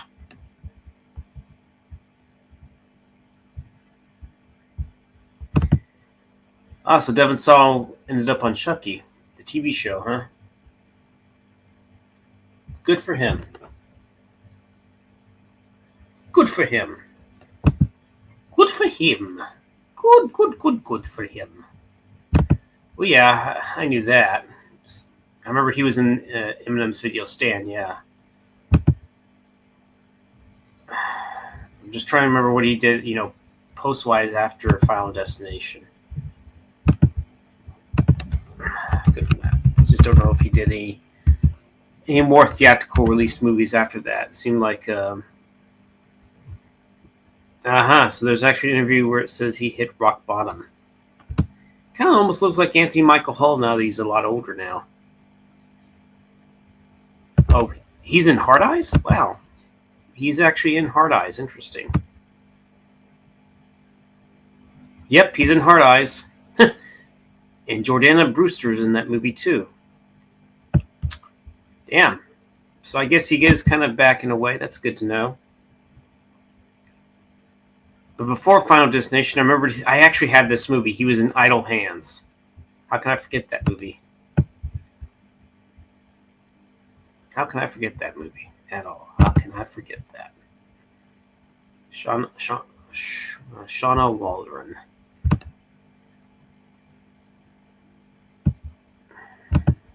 The Icebox from Little Giants. Yeah.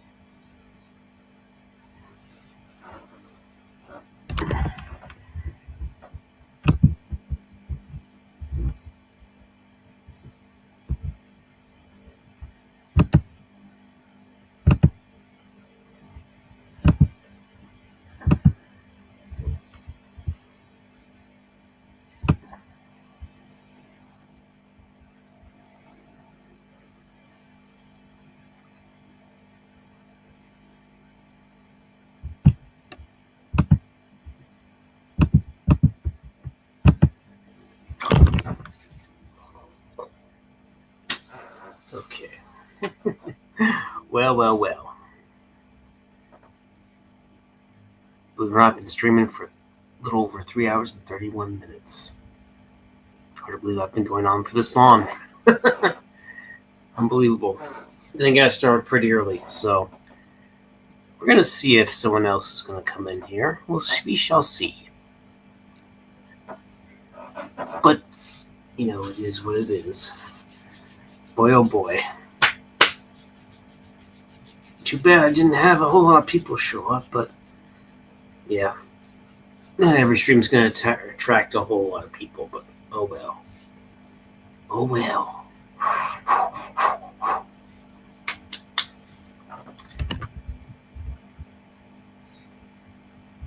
Damn.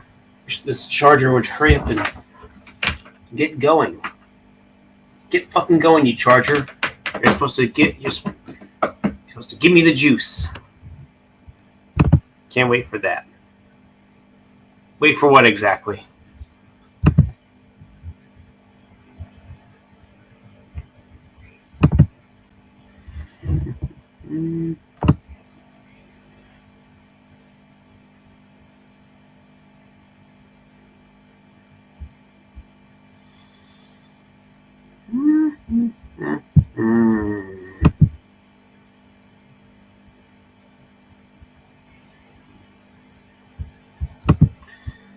That's what it seems like it's going. Apparently, there's like someone. I guess the people. I guess that character that was stealing the secrets. I assume you saw the movie. You saw the first Meg, right? I'll wait for your answer on that.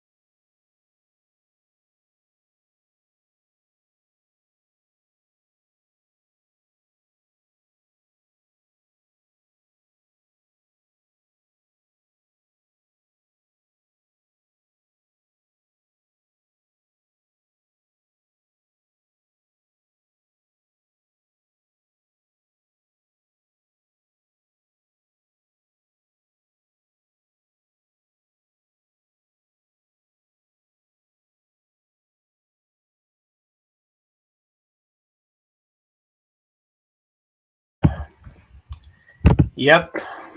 Idle Hands with Jessica Alba. You also had Seth Green in there too.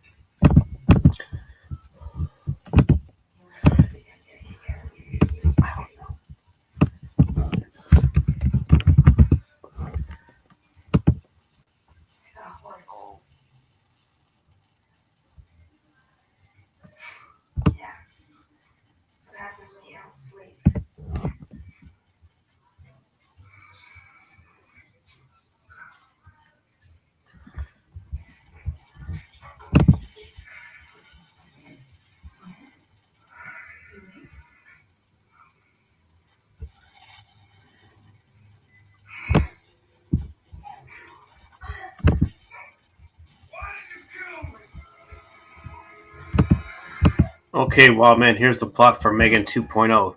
Apparently, 2 years after the events of Megan, Gemma has become an author and advocate for regulation of artificial intelligence. Megan's technology has been stolen and used by a defense contractor to create a spy robot called Amelia, who has become self-aware and set on an AI takeover. Gemma responds by reconstructing and upgrading Megan to fight Amelia. So that's pretty much the plot so far. So it sounds like, I guess the Amelia has become Skynet, I guess, if you want to call it that.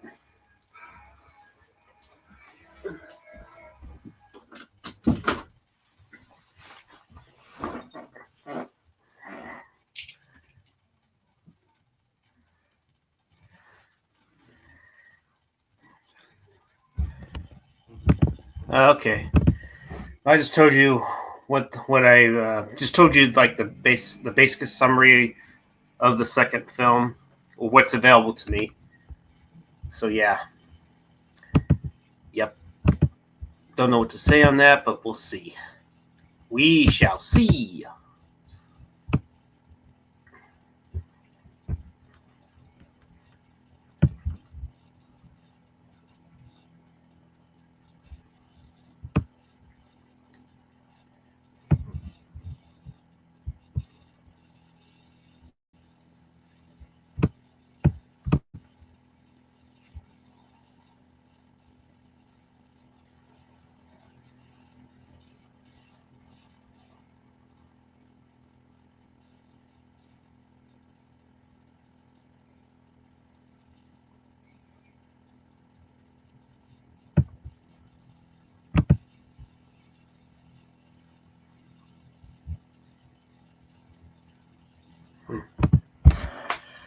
Okay.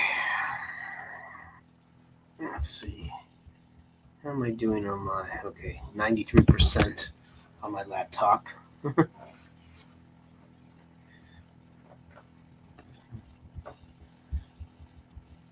juice is not loose. And the sauce is not the boss. I don't know. Some random words I just felt like saying.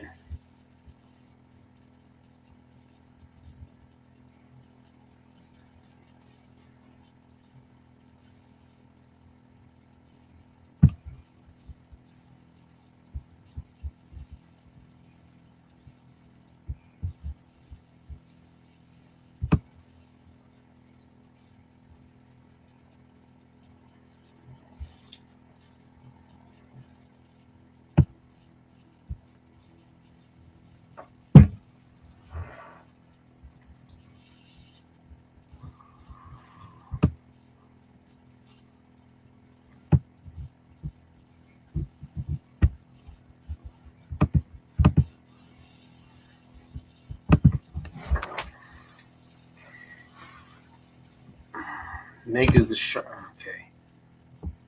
You know, the Meg. Okay, yeah. I saw the second Meg film. I guess it was okay for what it was. I have to admit, I do like The Beekeeper. I don't know if you saw that one, Jason Statham. Pretty damn good movie right there.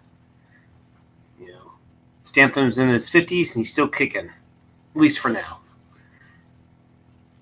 I did not see the new Expendables movie he was in, and I heard that was total shit. Waited too long to make the fourth one. If you're going to do a fourth one, should have done it a little quicker than that. And that ends up being the worst one of the bunch.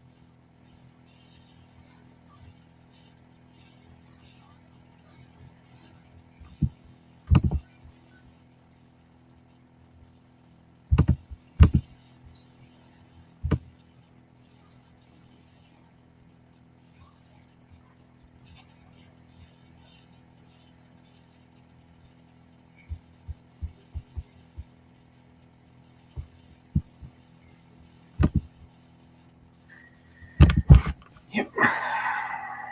Let's see how we doing on 95%.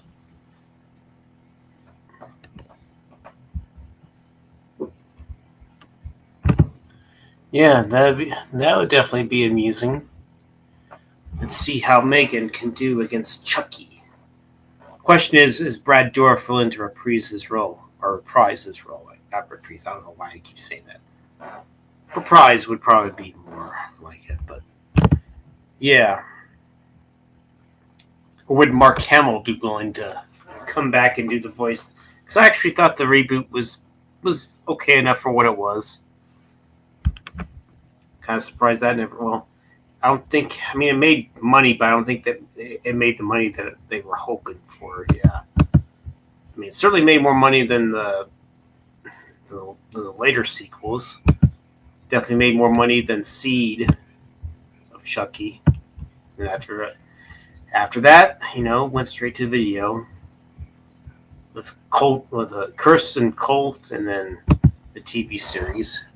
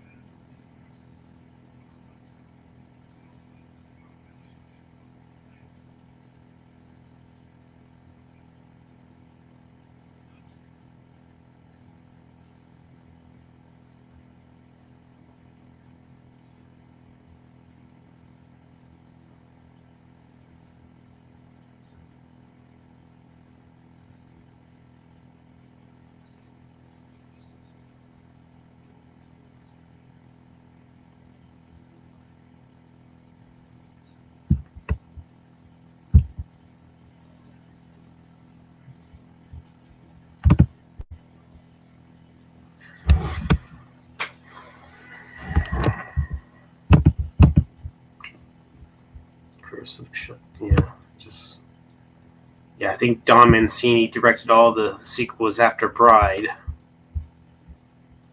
I haven't even seen the Chucky TV show. I don't know if you know if it's any good, but yeah.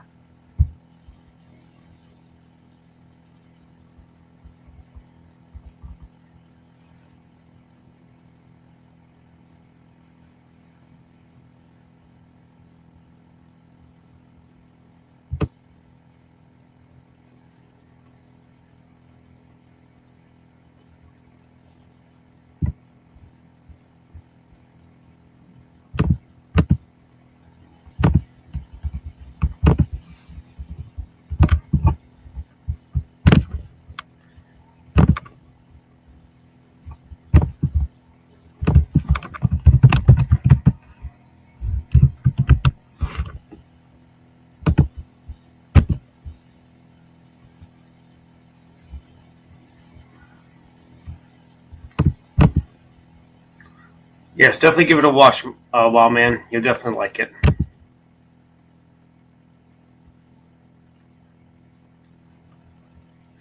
mean the Chucky franchise? I don't know. Because of Don Fettuccine Mancini, probably. Had too much linguine, probably. I don't know. Or is the brains full of linguine?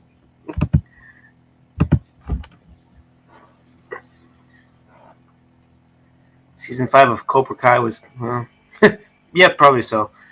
Yeah, that seemed like it was like the peak of Cobra Kai was season 5 because you got Mike Barnes involved, Terry Silver. I mean, you couldn't ask for a more formidable foe of all things. So yeah, most definitely.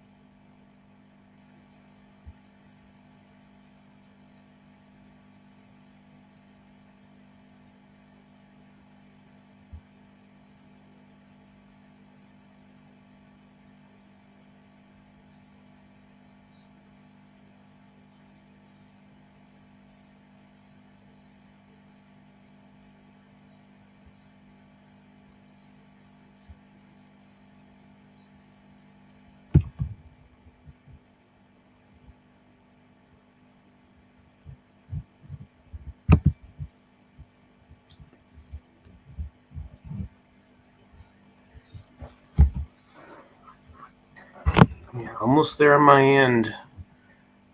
On my laptop being fully charged. Yep, almost there.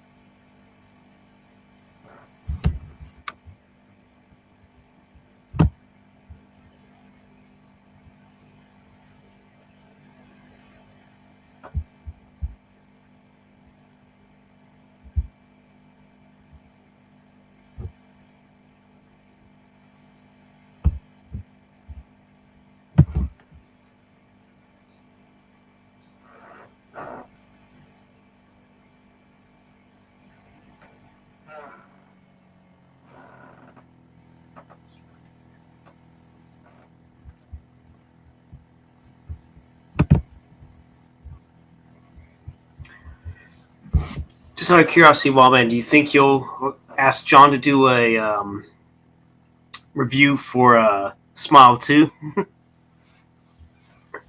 I know he wasn't exactly a big fan of the first movie. Maybe he might enjoy the sequel a little more.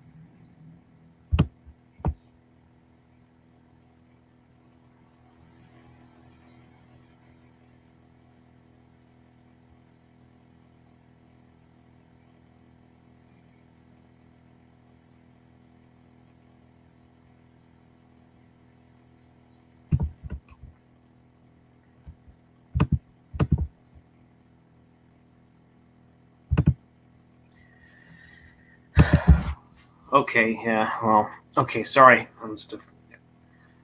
Yeah, Expendables. Yeah, first is being the best. Second was decent enough. Third, not very good. But Mel Gibson was good in it at least. And the fourth, I heard really blue chunks. The fourth one's the worst.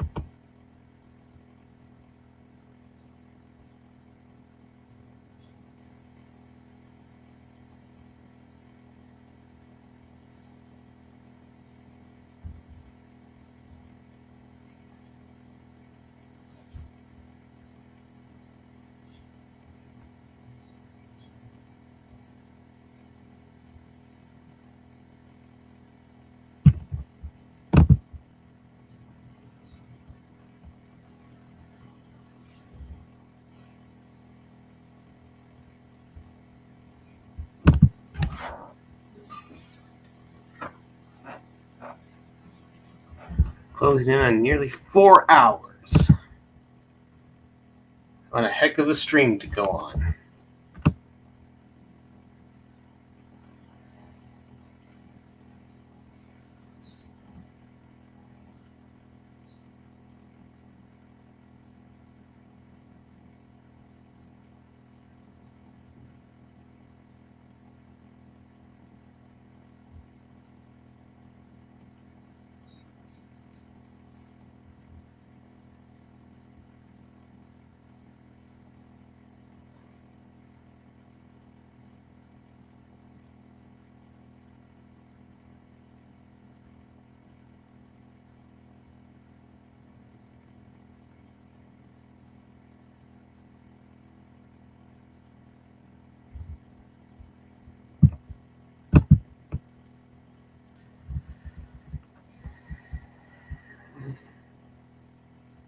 $99.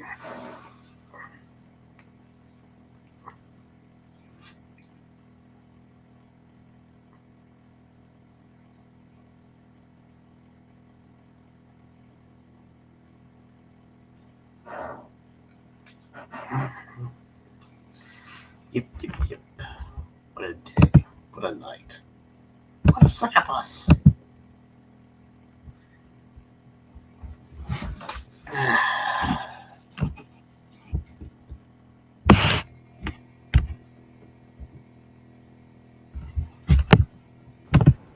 man, what's going on? Greetings, salutations. How are you? I'm fine. How about yourself, man? Oh, yeah, everything's great. Just enjoying my relaxable Saturday night. Yeah, and for me, I was able to enjoy my whole Saturday day, for, at least for the most part, because I'm going to focus solely on my main job. I'm not working my second part time job anymore. So yeah, Oh, okay.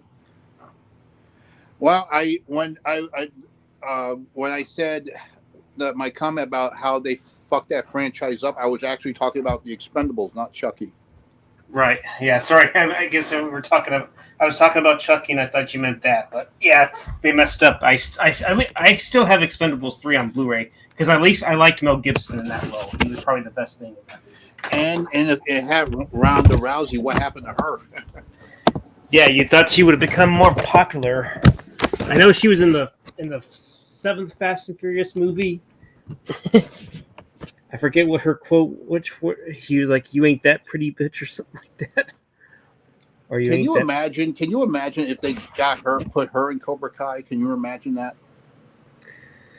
Maybe. I mean, I'm surprised they didn't put Gina Carano in it because she seems to be. No, they not even Cynthia Rock or Michael Jai White, even fucking Jeff Speakman. Now there's a guy, who deserves a comeback, especially so to put on Cobra Kai. You know, now that the show is over, they're thinking about doing spinoffs. If they do spinoff, they should put Jeff Speakman in one of them and have him be not the main character, but have him be the main focus. Yeah, Speakman deserves a comeback. Absolutely. I mean, if that's what he wants, I don't know if he wants to do any more. I think he might be one of those people that's satisfied with teaching Kimpo, and that'd be it, I guess.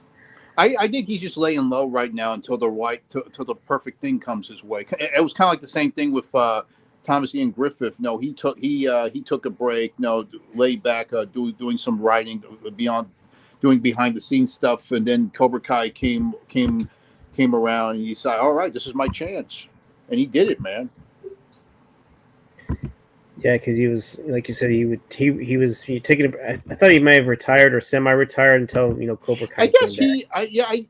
it's hard to say what it is. I guess he was just he kind of took a break. I guess you can call it semi-retirement. I guess in his mind, he just wanted to lay low until because he wanted to take care of his kids. He was gone away. He was away from home, and he was doing the same stuff. And it's like I think I'm going to take a break until something good comes along. If it doesn't, then I'm fine with it until and then luckily Cobra Kai came along. And I hope this will lead him back to more projects now that the show is over. Same thing with Ralph Macchio, especially William Zabka.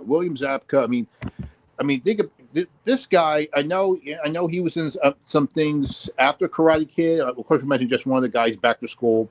He did a after school special movie, and he was in. He played the boyfriend of Audrey in National Lampoon's European Vacation. So he was involved with two franchises around that time, Karate Kid and Vacation. And of course, people forgot he came back as Johnny Lawrence before Cobra Kai with Karate Kid 2, if you remember the opening scene of Karate Kid 2, when Kreese chokes him out in the parking lot. People forgot about that. Yeah. Supposedly I've heard that might have been technically still one, but I guess maybe they didn't. Maybe they. Yeah, it was supposed to be the original, and I don't know if that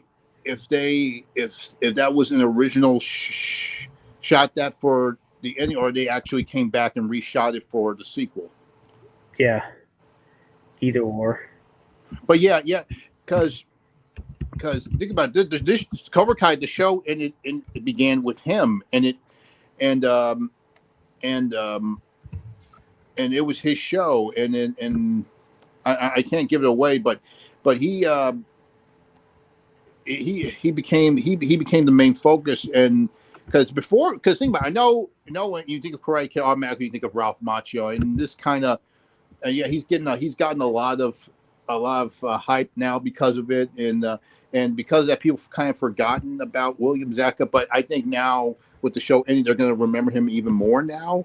And also, and what's also cool about it is that he never, if you look back, he has never done any sit down interviews in any talk shows like Johnny Carson, David Letterman. You go back in his career with interviews, there are no interviews with him at all. Just Ralph Macchio. These late night talk shows, Johnny Carson is always Ralph Macchio, but Jimmy Fallon, he just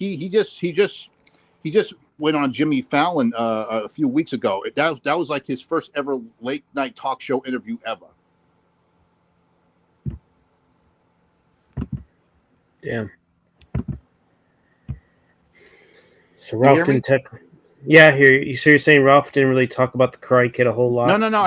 I was saying Ralph Macchio, of course, he's known. He was a Karate Kid, so he was in a lot of interviews on Johnny Carson and David Letterman. But William Zabka didn't do anything. He didn't do. He was still working. He was still. I don't know if anyone interviewed him or he didn't want to do interviews. But he has. You type in any interviews with William Zabka. He has never done any interviews until recently, even before Cobra Kai. I mean, he did some interviews before Cobra Kai in the 2000s, and now he's doing more interviews now thanks to Cobra Kai, and now, and of course recently he was on Jimmy Fallon. That was like his first ever late night talk show interview. But if you look back before in the 80s, there are no interviews of him with all. No, not on Johnny Carson. No talk shows. No nothing. There's nothing with him. Damn. So I'm glad Cobra Kai came along and gave him the shot, and I hope it stays that way with him because he deserves it more because this is his show. No offense to Ralph Macchio. I mean, he's the Karate Kid. I know people argue that because of Cobra Kai, Johnny Lawrence, William Zabka is the original Karate Kid because that whole thing that Daniel was a real bully. But I am so glad that he got a lot of recognition because of this show. I hope that he gets more after this because he deserves it because he was like Johnny Lawrence. It took him a long time to finally be acknowledged. Yeah, because it was all about Ralph Macchio. You know, Daniel LaRusso. In the beginning he started out being successful in a cardio. Everybody knew who he was, but nobody knew who Johnny Lawrence was. It was just like the same thing in real life with Ralph Macchio. Everybody knew who he was for the Karate Kid, and of course they knew William Zabka as the bully, but no one paid any attention to him. He was forgotten. He was living Johnny Lawrence. People forgot about him until now, which is a good thing. Yep. He got some recognition. You think by now his career could be blossoming and blowing up, you know? You know, if he was a big star, I'm sure a Karate Kid made him a star, but if he became a bigger star around that time with Karate Kid, equally with Ralph Macchio, I could have seen him being like a badass action star like Tom Cruise, like a blonde Tom Cruise, because he has that intimidation, that badass intimidation like Tom Cruise, like a blonde Tom Cruise. You know what? Since the character of Jack Reacher was supposed to be almost like a blonde guy, if Tom Cruise didn't take that part, I would have seen him in the role. If they back when they didn't stay true to how he was in the books. If anyone could have pulled it off, well, instead of Tom Cruise, without sticking to how he was in the book, I could see William Zabka in that. Interesting. Now that I think about it, maybe in the mid '90s, do you think he could have been a good He-Man?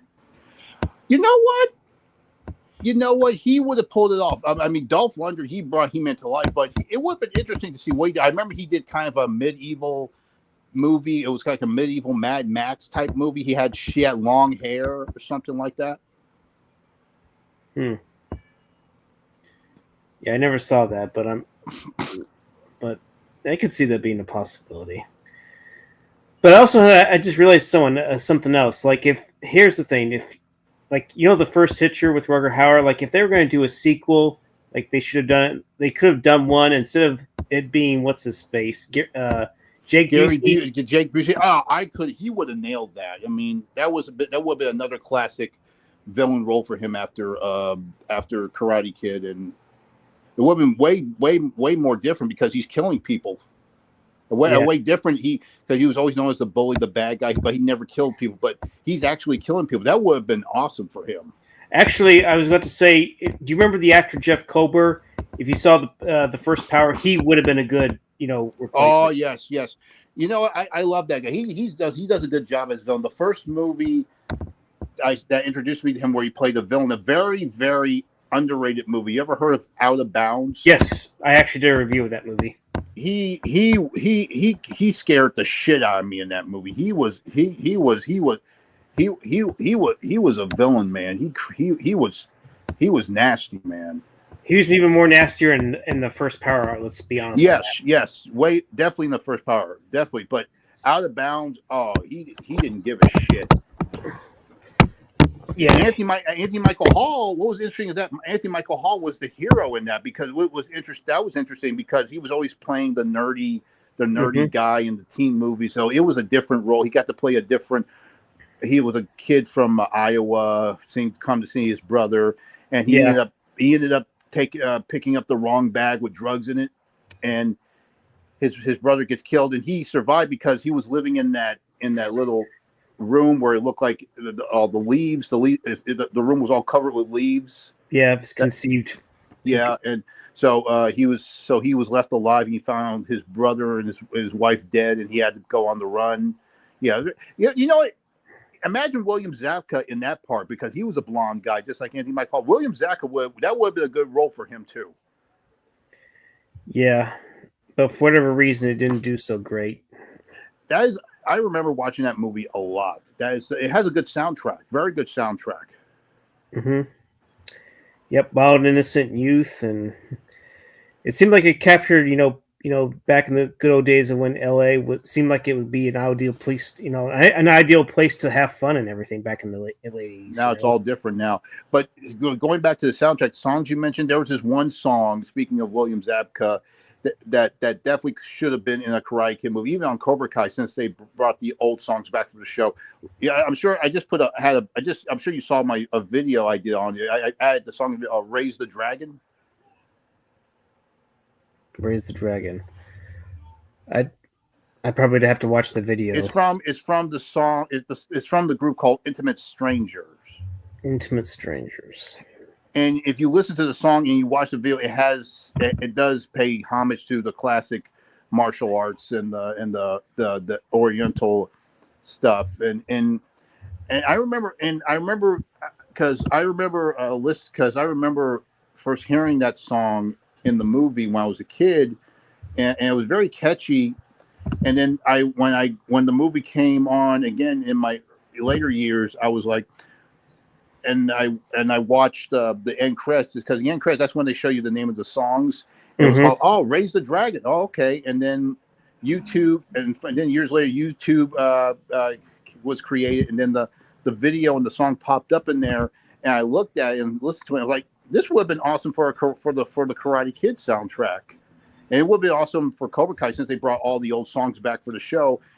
Since they're going to do some spinoffs now that the show's over. I hope they put that song in one of the movies. They should put it in this new movie that's coming out. Yeah, the Karate Kid Legends. And I just did a tribute video for Cobra Kai since the show's ending, where I'm wearing all the shirts from Eagle Fang, Miyagi-Do, and Cobra Kai, and the song I'm using, and the song is playing on the video. Yeah. Is it the YouTube Shorts? And also I put it on TikTok, Instagram, and YouTube. Yes. Yep. It's such a good song, very catchy song, very beautiful song. It has a good message to it, like Raise the Dragon. It has a good message to it that you could definitely put in a Karate Kid movie. When I was listening to the song back on YouTube before Cobra Kai came out, I even put in the comment, this should be a tribute to Bruce Lee or a Karate Kid movie. And this was 14 years before Cobra Kai. And then when Cobra Kai got huge, I just recently went back to that video, and my comment was on there. And then a month later, it was a comment from someone a month later saying, when I mentioned it should be for Bruce Lee a Karate Kid, someone mentioned, you know what, even better, Cobra Kai. I was like, yeah, you could even she knows. Yeah. But yeah, Cobra Kai.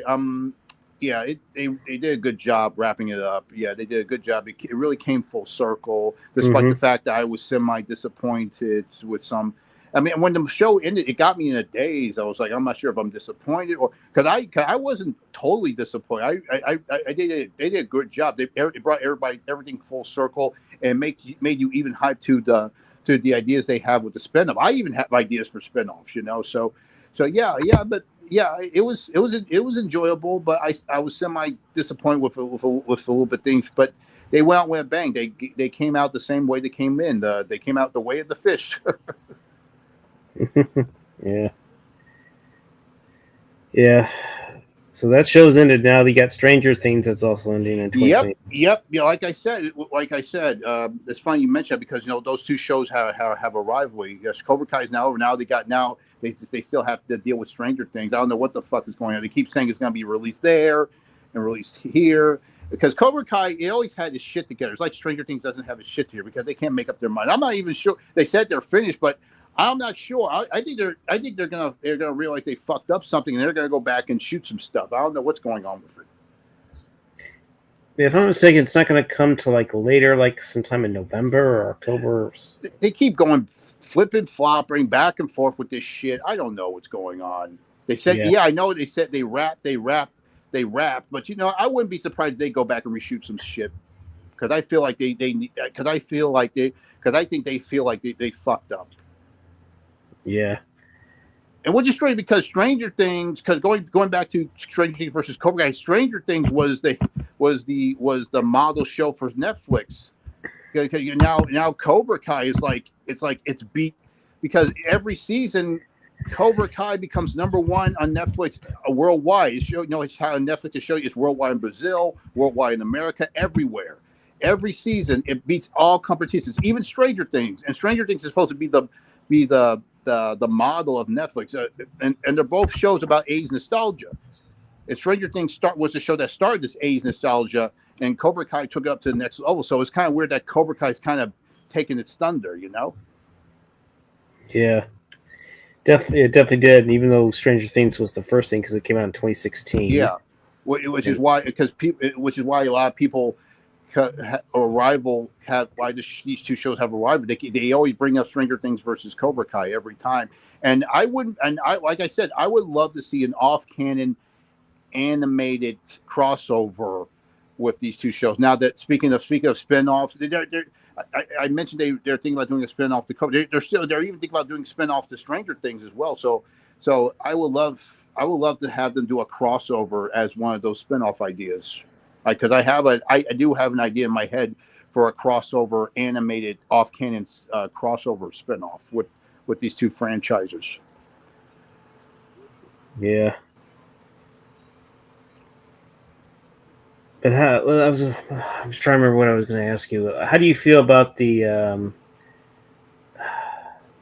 upcoming? I can't remember what movie it was, but maybe it'll come back to me. Other than that, I mean, was there any other show on Netflix that was popular other than Cobra Kai and Stranger Things? I'm sorry. Was there any other shows that you liked besides the? Oh, definitely Reacher. I already mentioned Reacher, though, because before Cobra Kai went off, those were the top shows. Those are the top three shows that people like us can watch instead of these other boring shows because those three shows were like old school entertainment: Stranger Things, Cobra Kai, and Reacher.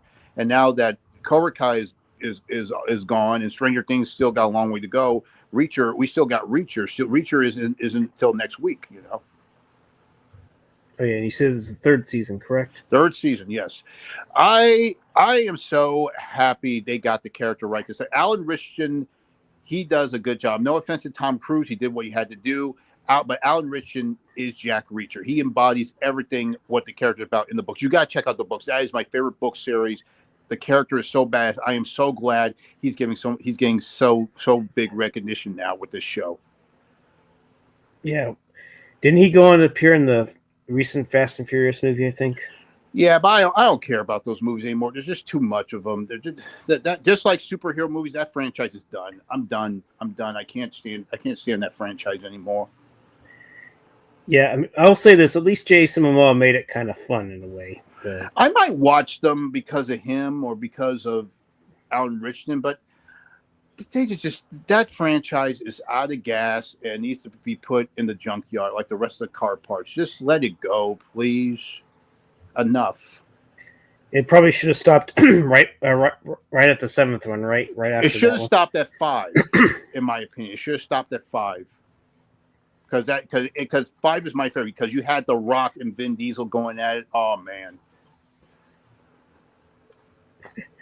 I can just imagine it somehow. I guess maybe either Jason Momoa or what's her face, Cypher, Charlize Theron's character somehow becomes good. Hey, I'm sorry I took away your wife. It's okay. We're family. You're invited to the barbecue. That's the thing I can't stand because you see this person as a bad guy. Now he's a good guy. You see this person a good guy. Now he's a bad guy. Knock that shit off. I am so fucking tired of that. And I'm fucking tired of this trend with sympathetic villains. Can we stop with the fucking sympathetic villains, please? Enough. Also, what I also liked is I ranted on earlier. Time Cop is getting a 4K, but I mentioned this. There's like no fucking extras on that, sadly. These people don't know what the fuck they're doing. Why do you think they're going under so now? Why do you think they're losing respect now because of bullshit like this? Yeah, I mean, for crying out loud, Sudden Death, I mean, it was released by Kino Lorber, and I think that's what should have happened to Time Cop. That should have been a Kino Lorber release. I mean, Sudden Death. I'm sorry, go ahead. I'm sorry. I was going to say Sudden Death at least got some stuff on there. Got some behind-the-scenes stuff, a commentary by Peter Heim. Not was it? Yeah, it was Peter Himes. Okay, I was thinking, yeah, it's Peter Van Himes. Damme did this thing on USA where when he was hosting some of his movies, he talked about he was doing this while he was on the set of Replicant, where he played the clone the serial killer clone of himself. Mm-hmm. He was talking about these movies while he was on set. And he brought up Sudden Death, and he brought up Powers Booth, how much it was a fun movie. Very underrated. It's a very classic, one of those classic underrated Die Hard clones. And they did a shitty remake with Michael Jai White. They did? What was it called? You didn't know that? The Sudden Death, A Sudden Death. They did a remake of Sudden Death with Michael Jai White. Yes. It was. I found it on Netflix. It wasn't for Netflix, but it was on there. Nope, I never saw that one. Michael Jai White. Now there's a guy who should have been on Cobra Kai. I mean, they should get him in the spinoffs. Get him. Yeah, just like you should have gotten him for the Expendables. Absolutely. You know what? Bring him back as Spawn. I mean, I love him as Spawn. Get him back. Get him back as Spawn. He could have been a good Jax too, if given the chance. Definitely. Well, you should have got him for the sequel. I know that it would have made the movie better, but it would have been awesome. You should have him for this fucking reboot they're doing now, which is going to be shitty with the sequel. Yeah, it's hard to believe. Back to the extras on Tide Cup, they're like, there's nothing that movie was successful yet. It's not getting any trailers, not even a commentary yet. Yet Cyborg, which didn't even make a whole lot of money, got a shitload of extras, but yet Time Cup still doesn't get it. That doesn't make any sense to me. I don't get it either. Michael Jai. I would have seen him being as Blade if Wesley Snipes didn't come back. I could have seen him as Blade. Yeah, not that other actor. I mean, I'm sure he's good, but he's not Blade. No, he's not. You talk about the one in the TV show, Sticky Fingers. No, I'm talking about the other one, that Machado. Oh yeah. Predators. He's a good actor, but you're no fucking Blade, man. He's a good actor, but you're not fucking Blade. You're not Blade. I'm so glad that Wesley Snipes came back in Deadpool and Wolverine. Yep, I guess him and Ryan Reynolds must have worked something out. So yeah, they did. Yeah. It showed that he still got it. That he still got some shit in his tank. Yep, they should do. I had an idea of what a fourth movie would be called. I would call it Blade Daywalker or something like that. They should have got him as Cobra Kai. That would have been good for Wesley Snipes. I mean, that would have been a good comeback. Even like I mentioned, Ki Hu Kwan. I mean, mean, speaking of the '80s, Cobra Kai. They should have got him in both Stranger Things and Cobra Kai. They had Sean Astin on Stranger Things. Stranger Things is like a homage to the Goonies. I mean, of course, Cobra Kai was in the '80s. The '80s. Karate Kid, the Goonies. They should have had Ke Huy Quan in one of those. Even both of them. You know what? Instead of Jackie Chan. You want to talk about '80s nostalgia? Instead of Jackie Chan, they should have got him in this new movie with Ralph Macchio. I was going to say maybe he should have been in the, maybe he could do the sequel if Legends is successful. And then, the other spinoff, the other legacy sequels after this movie. Yep. He should because just like William Zabka, the character of Johnny Lawrence, Ke Huy Quan, that guy has come a long way. It's been just like William Zabka. It's been a long awaited journey for him to be where he is now, because he was still in the business. He was doing stunt choreography and all that. But it's so good. He winning an Oscar, see him come back. I'm glad. I'm so happy. I think it's because of Cobra Kai, because Cobra Kai brought all these people back who were forgotten. Ralph Macchio, William Zabka, these are people who were forgotten. These are leads on a popular show. Same thing with Stranger Things. These are people, former stars that were in B movies in the '80s. All of a sudden, they do these TV shows, and they're big A-listers now. All of a sudden, it's like they never went away. Like people love them, but they act like they never went away, and so it's good. It's a good time. People are. That's what's so cool about this '80s nostalgia, man. It's really giving people a comeback, especially. And I believe it started because of Cobra Kai, because I guess they looked at what Ralph Macchio and William Zabka did, is like, let's give this guy Ke Huy Quan a shot, and then he wins an Oscar. I mean, I'm really happy for him. Yep. I mean, he also has that movie that came out last week, Love Hurts. I definitely might go watch that. For sure. I want to see that. I could see him. He's still guy. He can still do the moves. How old is he? I think he's in his 50s now. I can't remember just like the guys on Cobra Kai. He's still, like I said, they should have got him for Cobra Kai. That would have been a good '80s tribute, him, because he was in the '80s with the Goonies and Indiana Jones. And Karate Kid came out in '84. Temple of Doom came out the same year. Yep. I could have seen him in the Karate Kid movies when he was a kid. Maybe play a character that Daniel becomes friends with, and he teaches him karate. That would have been awesome. Yeah, definitely. He's 53 years old now. And Ralph Macchio, that guy is like in his early 60s, and he still looks great. Yep. Apparently, Key actually had a crush on Drew Barrymore because he was interviewed on her show. Yes.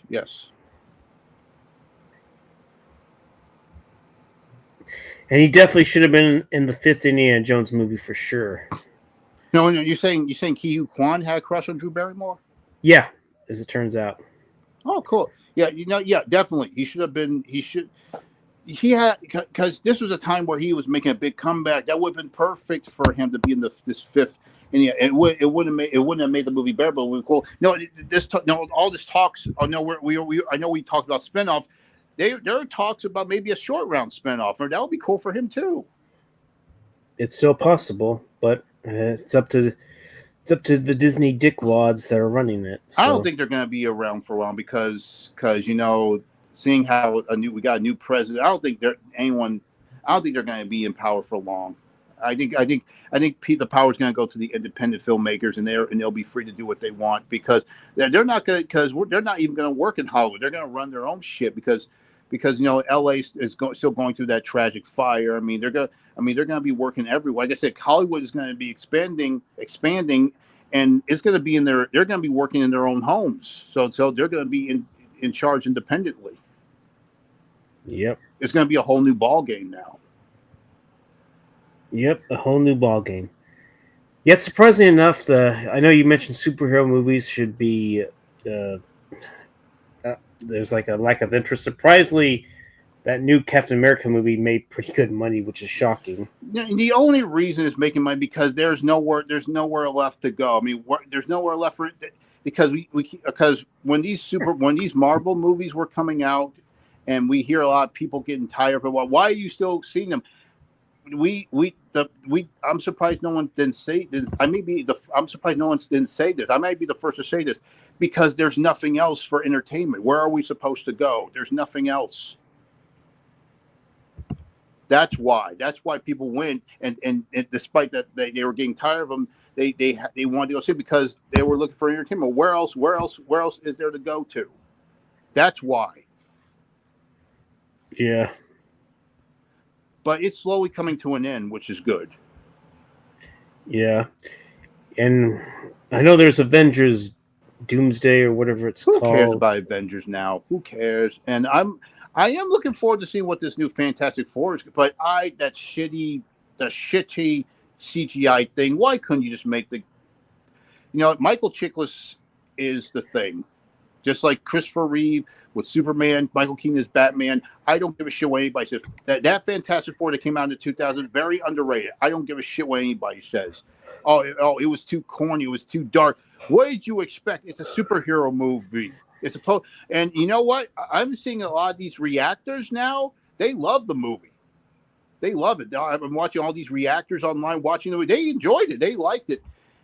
I guess back in that time, superheroes were supposed to be all dark, but now how people are getting sick and tired of dark content in superhero movies.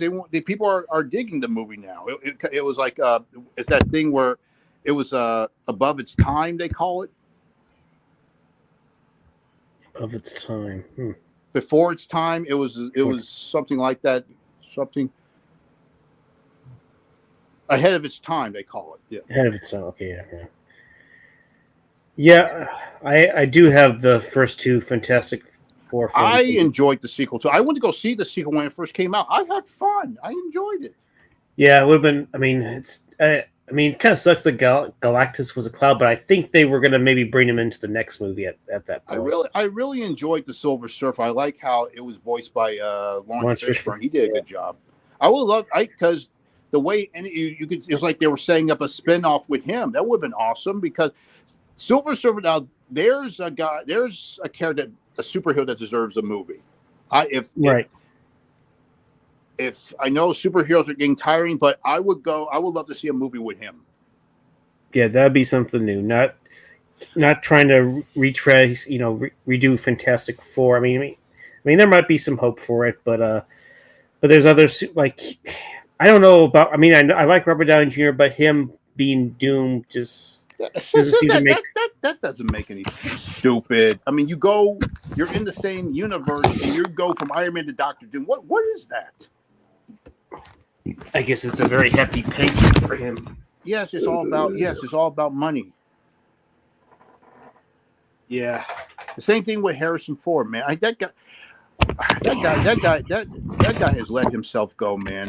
He has let himself go. He doesn't care anymore. I mean, his fucking attitude, I can't fucking stand. He's even on set they had a problem with him. He putting the dots on his face. He was always having a bad attitude. Then you know what? Fucking retire, man. What? No one's putting a gun to your head. No one's. Why don't you just retire and stay at home then? And like you said, stay off the Pineapple Express. Absolutely. Get off the fucking pineapple. Get off the damn weed.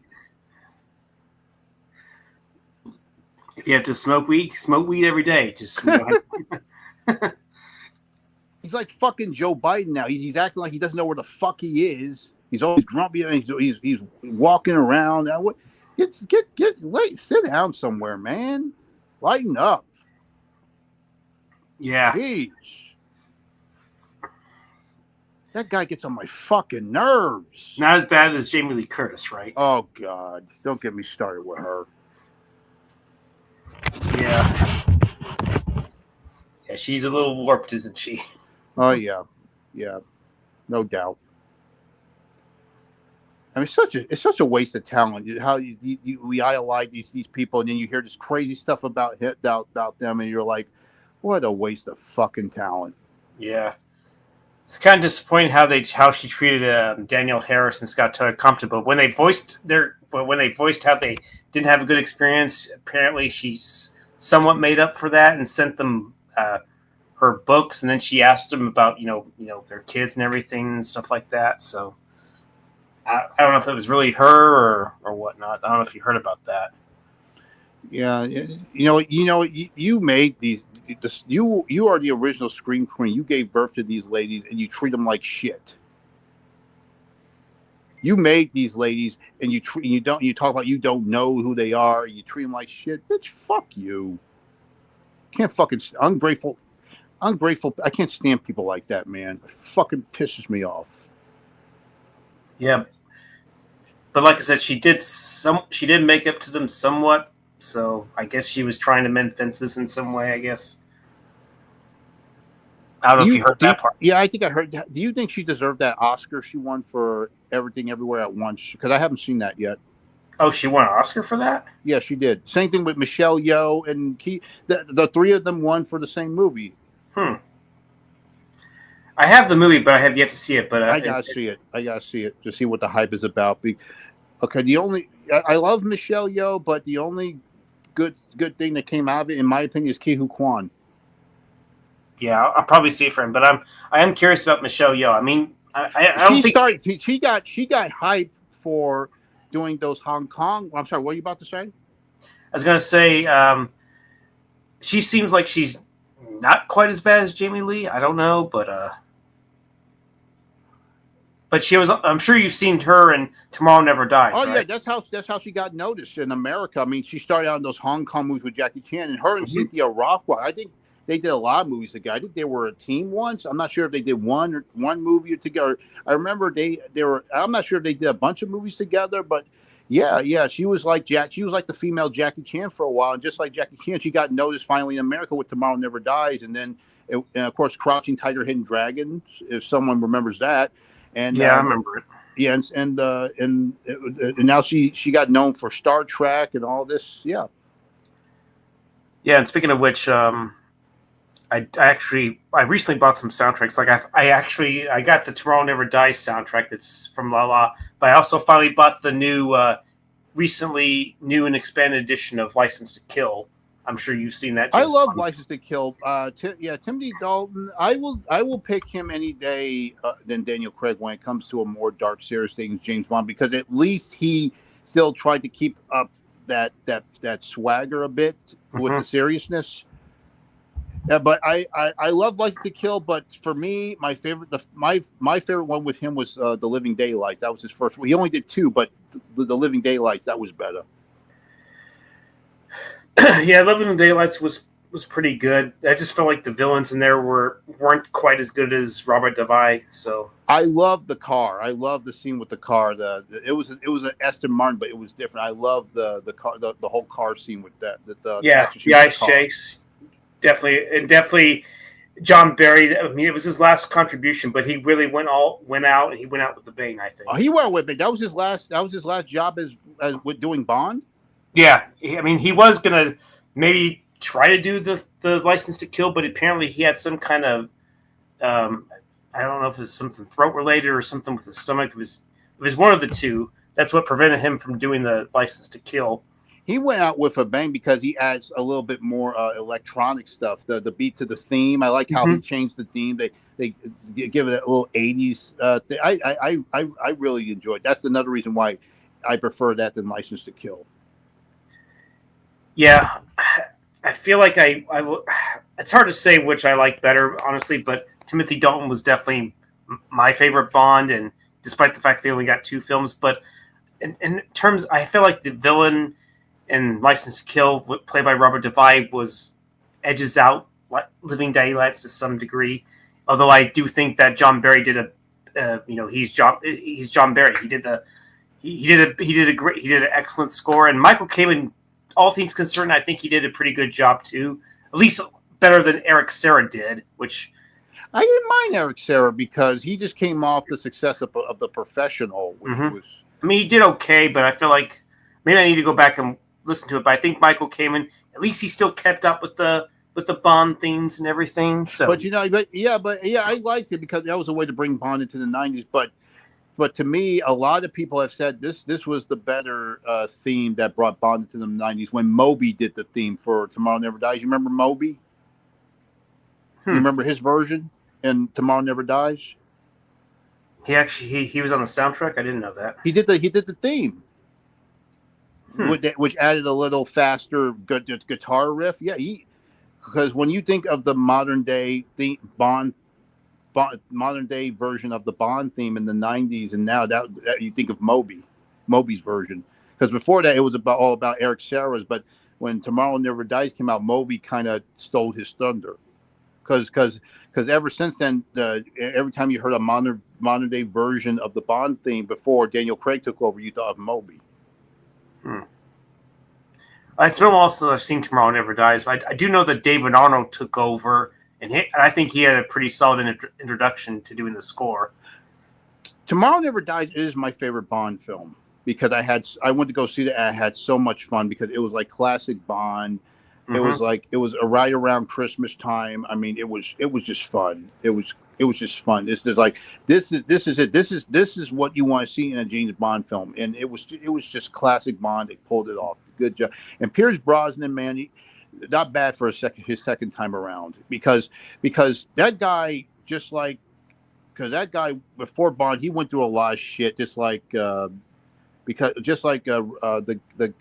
William Zabka and Ralph Macchio. He was a big star in the '80s for a while, with Remington Steele, and then he had a downfall through the '90s. His wife died of cancer, and then he bounced back with Lawnmower Man and Mrs. Doubtfire. But Bond is what truly brought him back in the limelight.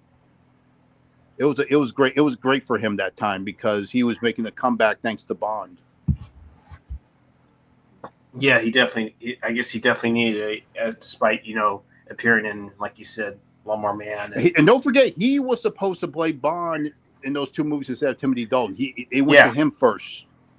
Yeah, but for whatever reason, NBC at the last minute decided to renew Remington Steele, and then it only lasted like 6 episodes. That was like the same thing with Tom Selleck with Indiana Jones. It sounds like the same story.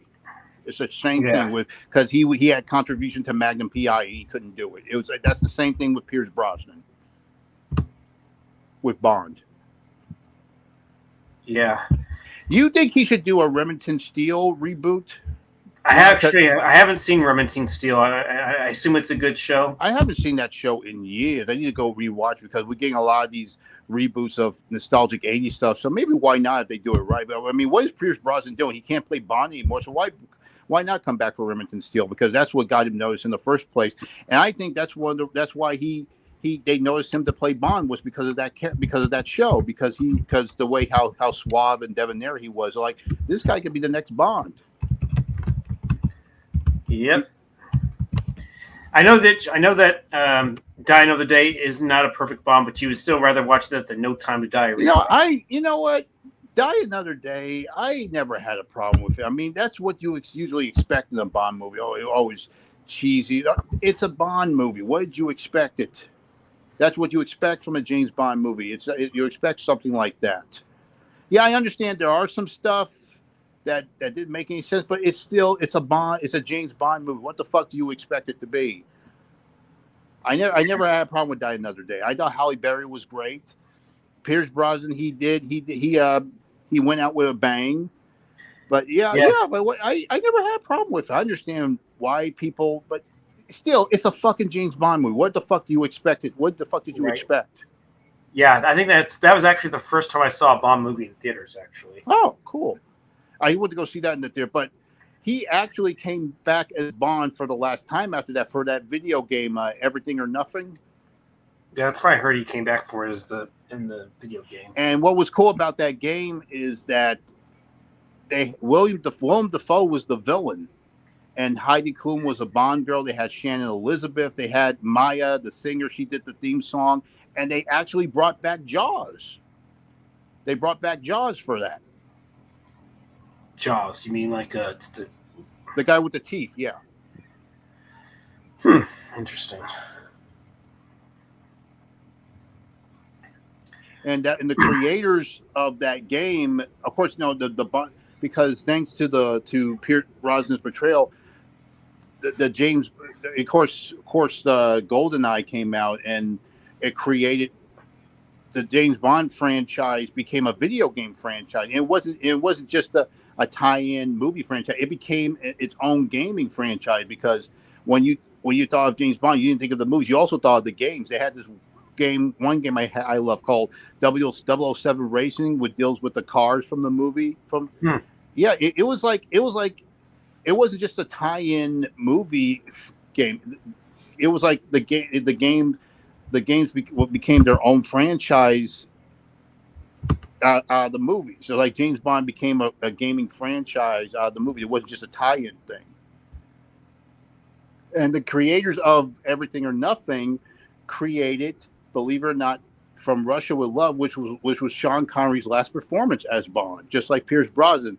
It's funny because these are the roles they were known for, and the last time they played it were in video games.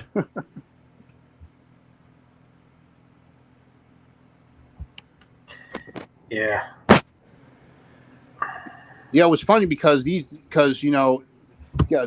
Sean Connery's last performance as Bond was from Russia, was the For Russia with Love game, and Pierce Brosnan's last performance was in the Everything or Nothing games, and they were from the same creators, Electronic Arts, which is funny because these are two roles that they're known for. The last time they played were in video games. Yeah, so I never played those Bond games or any Bond My games. favorite is From Russia with Love because of Sean Connery. He's my favorite Bond, and that was the last thing he did before he retired. He did. I know people say A League of Extraordinary, but no, he did this after A League of Extraordinary Gentlemen. So he went out the same way he came in as the role character he was known for, which is so cool. So Sean Connery lent his voice to the video game, huh? His voice and likeness. There was some behind the scenes footage of him in the studio, and he was very excited and pleased to play James Bond one more time. He was because his grandkids play video games, and he also did it for them. So that was very sweet for him. He seemed like a very generous guy. Yeah, he was tough, but I guess he could be generous. Yeah, that's why he's my favorite actor, because he was always, he seemed very he was like an old school gentleman, but he also had toughness to him. That's what I liked about him. Yeah, good old Sean Connery. Oh man, I miss that guy. Do you feel like Dr. Number could have been? I've heard that he may have been good, but he wasn't quite as good as he was before. Maybe because he may have somewhat phoned it in because of the fact that he didn't want to do it anymore, but then he was brought back because, money, they paid him a good amount of money for it. Are you talking about Diamonds Are Forever, right? Is that the one? Okay, I thought it was, okay, Diamonds Are Forever. Okay, he also came back for Never Say Never Again. Yeah, that was like the parody version of it or something. People say that was like a terrible remake to Thunderball, because they had the same story as Thunderball, but Thunderball, yeah, based on that. But I'm not sure. I'm not sure if his heart wasn't into Diamonds Forever, but I can definitely see his heart was into Never Say Never Again, because he felt that was the last time until the video game. But I could tell he was still having fun coming back as Bond for Never Say Never Again. Yeah, it's been a while since I've seen it, but I remember not minding it. But what was strange about that movie? It wasn't in the canon of the other Bond movies. It was out of canon. Out of canon. and you know what's strange? No one knew what that was, because no one understood what off canon was. No one knew, because Roger Moore, they had this thing called the Battle of the Bonds that same year. He came out with Octopussy, Roger Moore, and he came out with Connery came out with Never Say Never Again. It's like, what is this? Is this in the same year? Because no one had an idea what it was. No one had a clue, and now the people have a clue what it is. It's off canon, but back then no one had an idea what it was. But now you can tell it was off canon. Yeah, I guess since it didn't involve the actual producers of the Bond films, maybe that's why they kept it off canon. Right, because don't forget, at the end of Never Say Never Again, Bond retires with Kim Basinger. Kim Basinger was the Bond girl. He retires with Kim Basinger. He retires at the end. And if I'm not mistaken, Rowan Atkinson was in the. Yes, he was Mr. Bean. Yep, that was him. And directed by Irvin Kershner, the guy that did Empire Strikes Back and RoboCop 2. And you know who was Sean Connery's stunt trainer in that? Damn, who was it? Steven Seagal. Ah, Steven Seagal, huh? And Sean Connery did an interview that I'm not that Steven Seagal broke his wrist while they were training. Broke Sean Connery's wrist or his That's own? why. That's why I heard. I think I gotta go back and look. I heard something about he said something about his wrist that they were training, and I guess he did that Aikido thing where he twists some. Well, in this movie, how he does. Yeah, he grabs somebody and he grapples somebody. And he turns them around. I guess how he breaks their arms. I think he accidentally twisted Connery's wrist. Damn.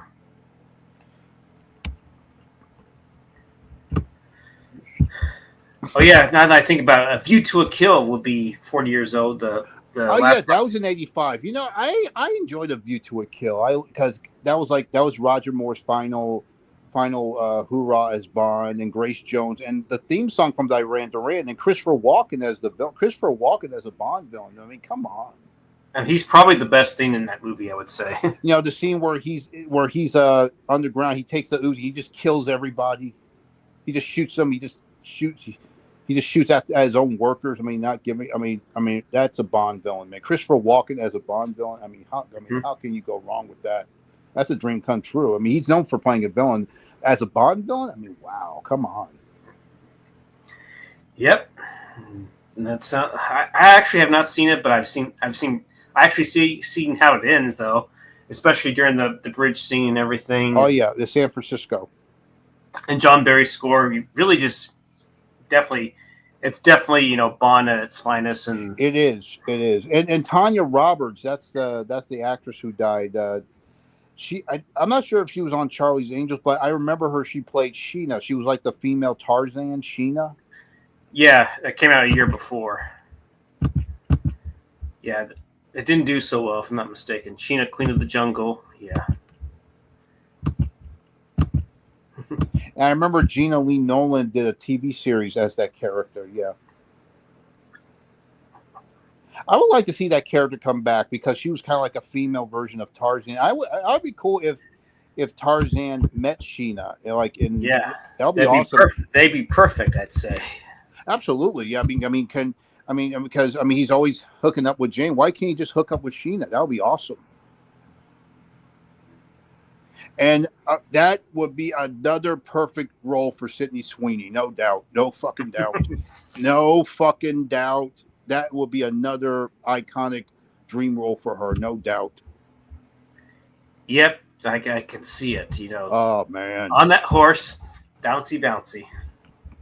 That leopard, half leopard bikini. Oh my god. Yep, you're just salivating at that, aren't you? Yes, I am. Yes, I can see it. Just her riding the horse, bouncing up and down, and theme music in the background. Oh my god. What's definitely next for Sydney Sweeney? I can't even remember. Yeah, she's now working. She's now back in New York working on Euphoria season 3. I don't know why that show is still on the air. Oh yeah, I remember hearing about that. I didn't know if it was still going on, or I guess because the creator is a fucking scumbag, and this show is still going on. The creator is a fucking scumbag. Does he have some corrupt connections or something? Of course, there's no surprise. Everybody in Hollywood is that sexual harassment and all that shit. Yeah. I think his name is Sean Livy. I think I might be getting his name on something. Livy something. I don't know.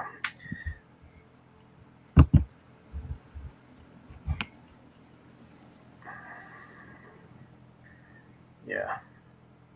And speaking of her, I noticed that she was on the Dr. Squash commercials, and I actually have bought their stuff before I even saw her on there. So, the body wash stuff, the genie. Yeah, the genie. Did you see that Super Bowl commercial where they were mocking when Harry met Sally? Oh yeah, she said I'll have what she's having. Yeah, instead of Meg Ryan, yeah. Rob Reiner's mother is actually her. I'll have what she's having. Yeah. They probably should have had her and someone else opposite of her. Maybe Glenn Powell. Oh God. But I saw his commercial. He had the long hair. He was reading the story. That was funny. That was funny. Yeah. I mean, hey, at least he's not Daniel Craig, right? Oh, thank God. Hell no. Yeah, maybe they should do a movie with Glenn Powell, and maybe Daniel Craig can be the villain. So he can kill his ass. So he can smash and kill his ass, I guess. Absolutely. And this Running Man remake with him, I don't know. I understand they want to go back to they say, they say that same excuse when something's based on a book and you change it for a movie. And when the excuse for them doing we want to make it like the book. Sometimes the book is not good. Like look at The Shining. I mean, Stephen King was so butthurt with the way they did it, and he did that miniseries the way his book was, and people hated that. And then he does an actual sequel to Kubrick's version, which sucked. What, And Doctor Sleep? You didn't like that one? Yeah, it was okay. It was okay. I haven't seen it, but I hear the director's cut's a little better. I like how they recreated the events of The Shining. I really liked how they brought it back into modern times, but I mean, Ewan McGregor, he did okay as Danny. He did a good job, but the story, it was just a little off for me. It was just off. Would you say it's better than the TV remake of The Shining? Yes, it is. It is.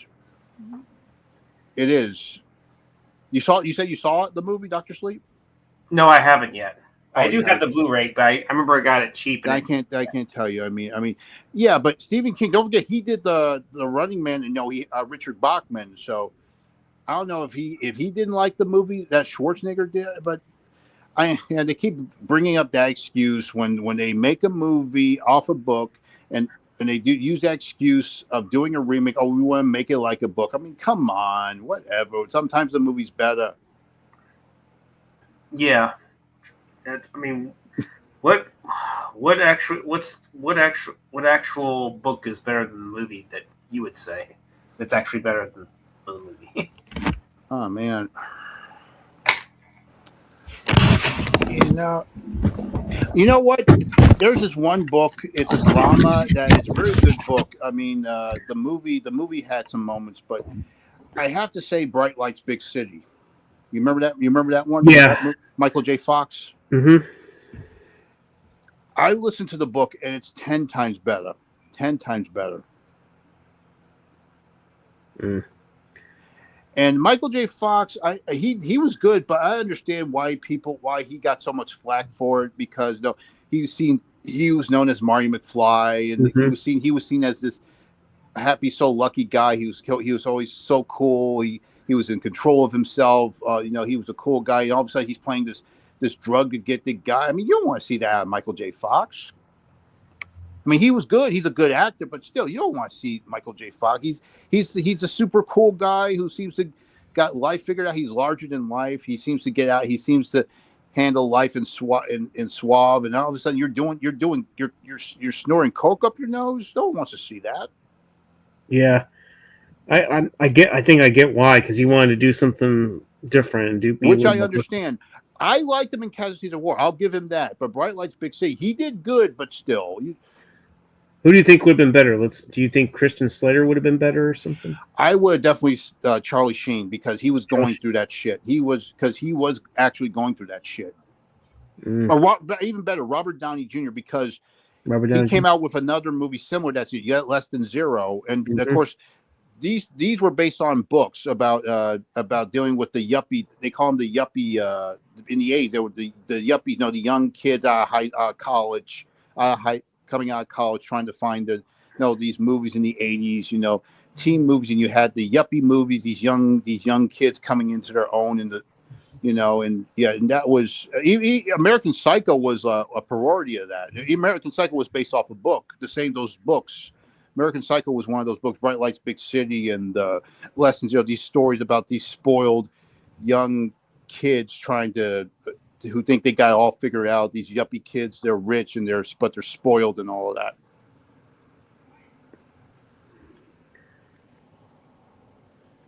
Those type of stories of these young spoiled Yeah, but you think they got an education? They think they got life all figured out, but they don't. No, exactly. Yeah, I know what you mean by that. I would like this. I would like to see a remake to that, how the book was. Bright Lights, Big City. I wonder who can do a good job of it now if it was to get remade. Gotta be some young actor. Maybe one of the kids from Stranger Things now that the show's ending, or maybe one of the kids from Cobra Kai now that it's ending. I could see the kid who plays Robbie doing that, Tanner Buchanan, because he definitely looks like a badass. He was trained as a dancer. That's why he's so good at the martial arts. He's very built. I can see, but I've seen him on the show. He is a good actor. I would love to see him in that role, for that Michael J. Fox play. That'll be good for him now that the show's over. Yeah. Yep, it's possible. It's possible for him to branch out and get some roles. You'd think, hopefully, some of these actors might be able to find something. Hopefully, that the show's not the only thing they have to fall back on. Yeah, definitely. I wish them luck. These shows are coming to Stranger Things and Cobra Kai. I know they're gonna bring them back for spin-offs, but I wish them well. I hope they don't end up like the Brat Pack. Of course, the story about the Brat. These young. Speaking of yuppies, these young actors, the Brat Pack. In the '80s. Yeah, Brat Pack. I mean, let's see. Was there gonna be a? I know there's the Goonies 2. I just hope it's not going to scoop. Oh man, that is one of my movies. I just don't know. I love that movie so much. I just don't know. I understand they're doing it because it's 80s nostalgic parade. They're trying to copy off the success of Cobra Kai, and of course, the main reason why they're doing it because King Yu Kwan is a big thing now again. Mm-hmm. That's the reason they're doing it is because of him. He's a big thing. Now, same thing with Ralph Macchio with Cobra Kai. The same. The Stranger is going to be and also another main reason because of fucking Stranger Things, because the Goonies was inspired. Stranger Things was inspired by the Goonies. What they're going to copy off? It's going to be full circle. They're going to copy off of Stranger Things now. Yeah, I hope it's good for real. I hope it is. I fucking hope. I would love to be part of it. Because I'm trying to go into the business. I would love to be part of it somehow. I like how I was trying to be. I wanted to be part of Stranger Things and Cobra Kai, but that didn't happen. I would love to be part of this. Yeah. They better not fuck it up. Oh God, I hope not. I mean, they fucked up enough. That's why Cobra Kai went out the same way it came in. Cobra Kai has become the modern, perfect example how you take something nostalgic and do it right. It's become a poster boy, a model for doing it right. Because before that, it was all this shit with Ghostbusters 2016 and Star Wars. Then Cobra Kai came along and showed, you know what?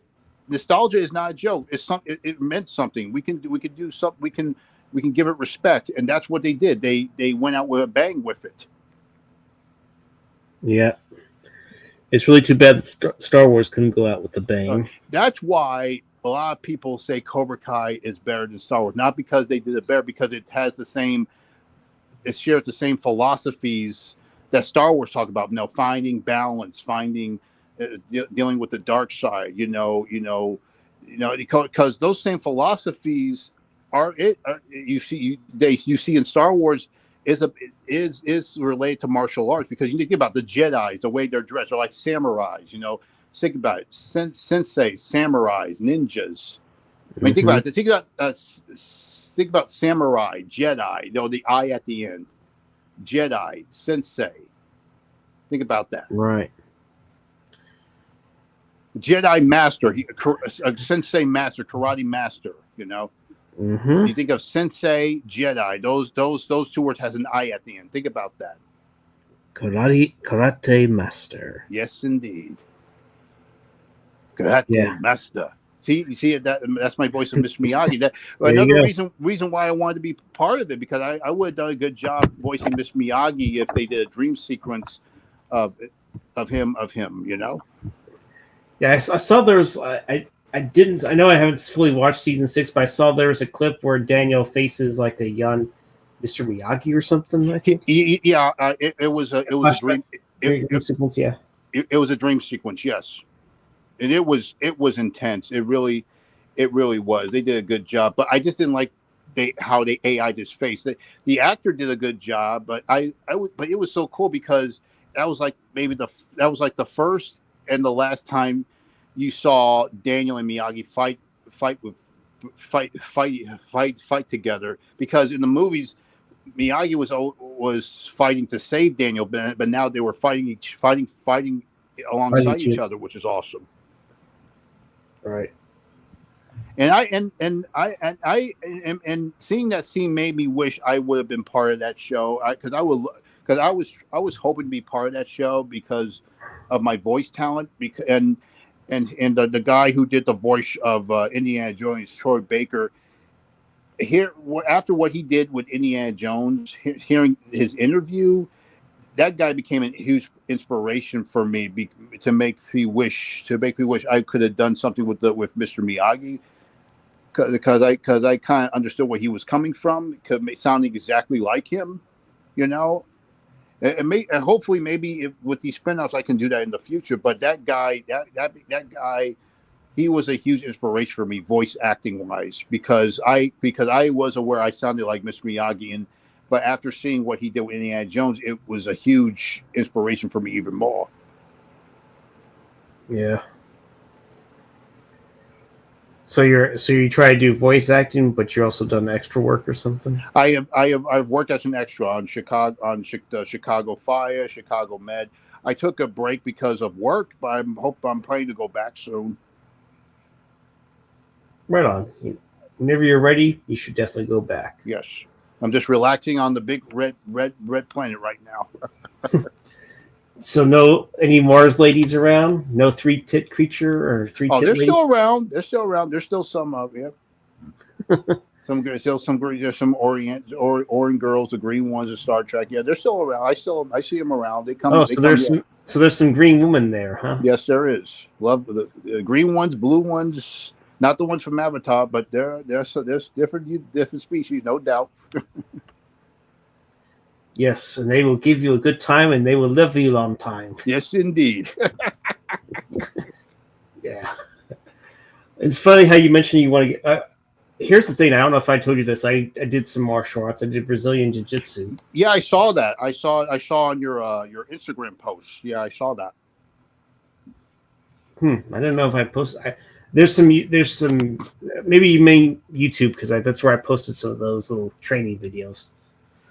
You should have been on Cobra Kai. They would have loved you. Well, I don't think I really did enough of that. I only did it for a year. I mean, when I first started off doing Brazilian Jiu-Jitsu, I think less than a month I broke my right thumb. I had to kind of, let it heal, and then I eventually went back into it. Got 3 stripes. Maybe I might have had a 4th, but it takes a while to get a belt. Yeah.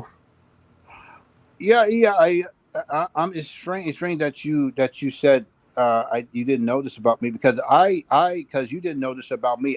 When I was very little, I took martial arts. I'm a yellow belt. I still have the yellow belt hanging on my door, but when I got, but of course it was one of those things I grew out of, just like it was one, but it was one of those things I grew out of, just like the Karate Kid franchise. And then when I got older, when Cobra Kai was coming out, and then when I watched it, just like the characters on the show, how they were away from it for so long, something happened that reignited something in them to try it out again, and that's what happened to me. So I would love to try martial arts again. Maybe not I would love to do. But I was thinking maybe mix it up with MMA or something like that.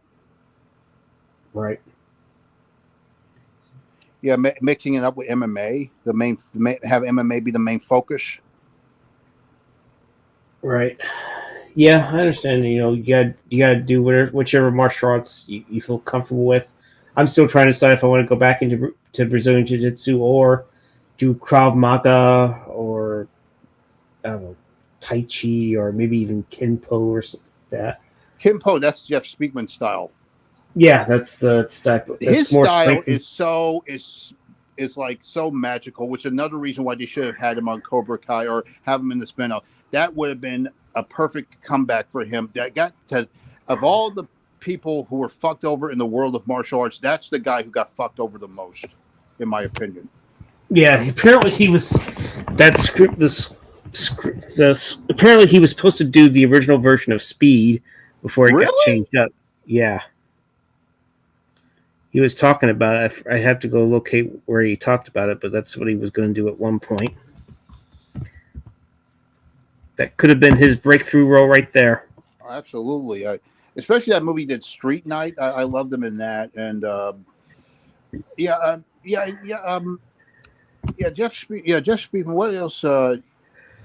Yeah, he definitely. I could see him in a spinoff with Cobra Kai or Karate Kid because I can see how they do a lot of Easter eggs to the movies and other movies bring up not just the Karate Kid movies but Easter eggs to other movies, how they bring up Tango and Cash and Over the Top. I can see I have a scene. I could definitely have a scene where they need a new fighter and I think either Johnny something says something. It's time to bring out the perfect weapon as Jeff Speakman. They even met because don't forget they mentioned Cynthia Rothrock. That was cool because no one has a because she's well known, but what's strange is no one has a clue who she is. Nobody. She's a legend, but no one knows who she is, and they brought her up. That's why I like those guys, the big three, because they have respect for everything. They're like us. They're fans because they brought up Cynthia Rothrock, and she's a legend, but no one has a fucking clue who she is. She's a legend, but no one knows who she is. And those guys had the balls to bring her up on the show. That shows you how true fans they are like us. And that tells you that Cobra Kai is like the first fan fiction, fan film by a huge studio. Cobra Kai is like the first to do that.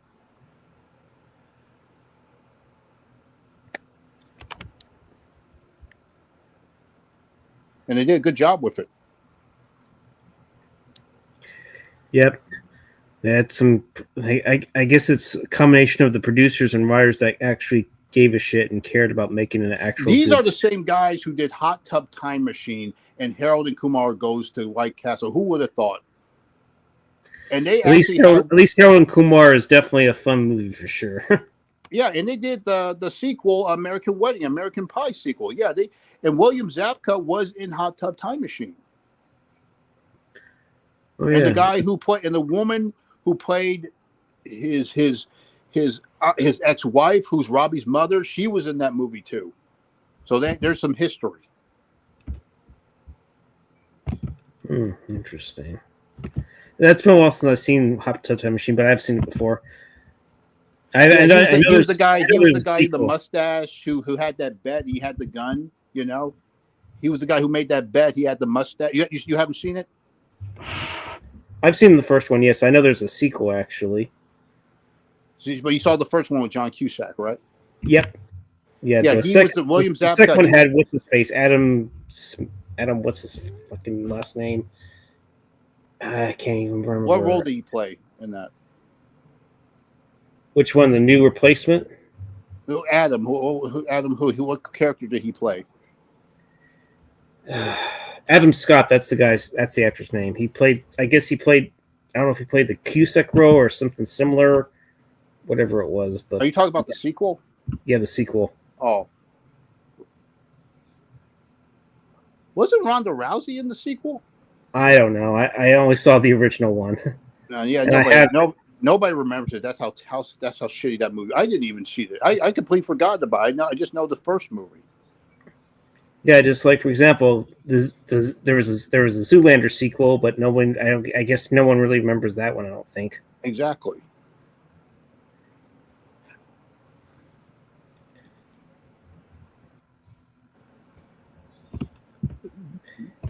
I was about to say that it's too bad that Star Wars didn't have the same care that had fucking Kathleen Kennedy. That franchise is so dead in the water now. No one gives a fuck. Such a fucking shame. You can definitely voice your opinion on Kathleen Kennedy. What do you think of her? You know, she she's a she's an ego hoe. That's what she is. She's an ego hoe. Yeah, I was hoping you could. Hey, feel free to say "fuck her." Yeah, not Yeah, that you want shit to. on her. Shit on her. Yeah, shit on her. Shit on Kathleen Kennedy. And you know what is funny? Her and James Cameron used to be together. She can shit out James Cameron's cum hole for sure.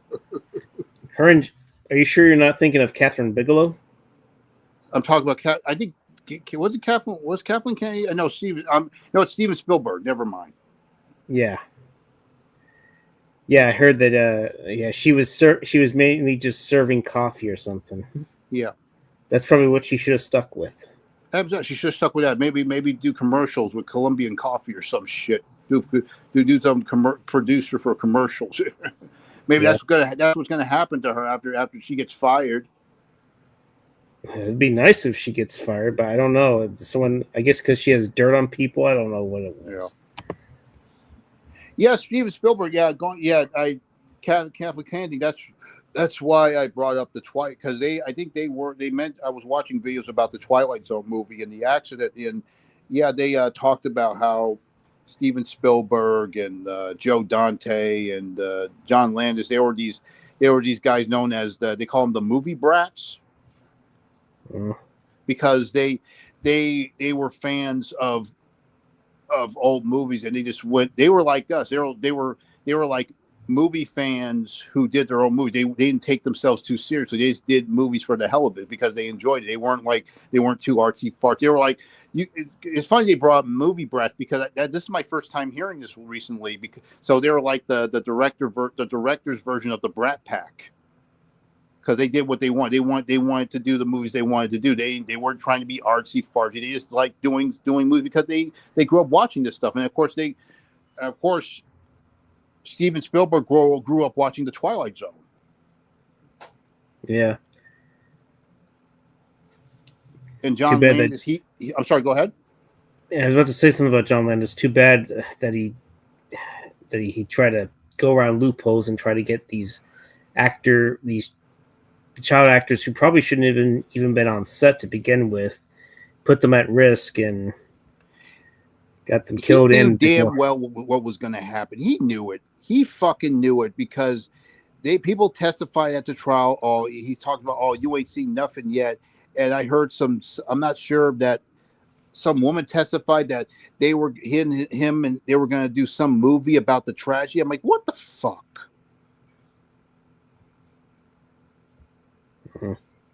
Seriously, John Landis. Seriously, I'm so glad Eddie Murphy called his ass out. Yeah.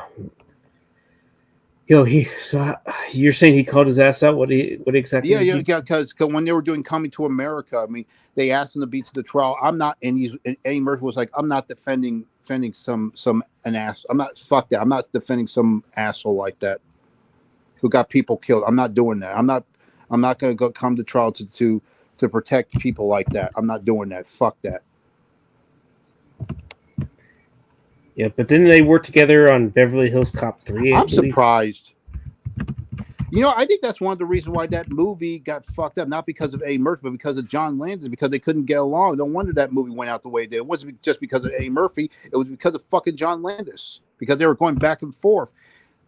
You know what? I think, because I understand that movie got flack because Axel Foley was serious. Eddie Murphy, they said Eddie Murphy head wasn't in it because he had a lot of flops. But you know what I think it was?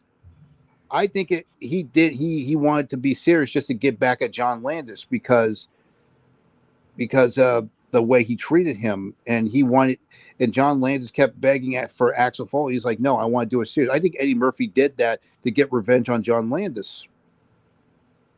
I believe that's the reason. Yep. I mean, let's see. The previous director was Tony Scott. I'm shocked they didn't try to bring him back. Oh man, they should have brought him back. They should. If he came back, it would have been the movie we got recently. They did a good job. They definitely Cobra Kai'd the shit out of that one. They did a good job with that. Yeah, Martin Brest did the first one. I was trying to Tony figure Scott, but yeah, the first one's a classic, but the second one, that is the one that kind of gave it that flavor that is more known for, him with the jacket and all that, and you could tell that in the latest movie. It had the same flavor as like the second one with the music and everything. Yep, it's hard to believe that even Stephen E. D'Souza actually wrote the third Beverly Hills Cop movie. Oh man, Die Hard in a amusement park. Yeah, it would have been cool, but not for Beverly Hills Cop. No, doesn't work for Beverly Hills Cop. You said you saw the Beverly Hills Cop 4, right? I haven't seen it yet. I was able to actually download. Someone actually uploaded it on YouTube for free. I have to go ahead and watch it, but I've heard a lot of praise for it. It was really good. They did a great job. Eddie Murphy still got it. They definitely Cobra Kai the shit out of it with that movie, man. They did a great fucking job. It was a bummer they put it on fucking Netflix. The show went to the theater because the same creator, Jerry Bruckheimer, for Bad Boys, the new Bad Boys, you do the same thing for you do this for Bad Boys, but not for Beverly Hills Cop. Beverly Hills Cop led the way for Bad Boys, and you couldn't put it up on the big screen. Come on. You couldn't put Beverly Hills. You do, Jerry. You do the same for Bad Boys, but not for Beverly Hills Cop in the big screen. Come on, man. Yep, I know that in one of the early drafts of the script, apparently they were going to have to rescue the Ronnie Cox character in the third movie or something like that, and something apparently that's why John Ashton, Ronnie Cox eventually had to drop out because of the scripting. Yeah. I was it was a bummer that Ronnie Cox didn't come back. I understand he's old, but he still looks great. It was a bummer. I know they couldn't bring Ronnie Cox back because he was getting too old, but he still looks great. He was just in a convention the other day. He still looks great. He's hanging in there. Yeah, how old is Ronnie now? He's still alive, I assume. But sadly, right after the release of the Netflix of this movie on Netflix, John Ashton died. That fucking shocked me because you just came out with this, and he even said in an interview, "Would you do another one?" He said, "I'm looking forward to it." He was excited to do another one. They were planning to do another one, and he was very excited to do one. And then he died right after this came out. So this was like his last performance as Taggart, which is sad. It's okay. Taggart did come back. He did, yes. Damn. He was the captain this time. Yep. So there's no Hector Elizondo, huh? No. But we get to see more of Surge, which is cool. So Bronson Pinchot came back, and he has a bit of more of a role in there. Oh man, he still got it too, man. He is so funny. I mean, Balky from Perfect Strangers. I mean, I always loved that guy. He's so cool. It was so good to come back. Paul Reiser, they brought him back. I would love to see Paul Reiser in a bigger role as that character. If they do another one, I would love to see Paul Reiser go with Axel next time to Beverly Hills. I would love to see more of him. I think he will be a cool addition to the team.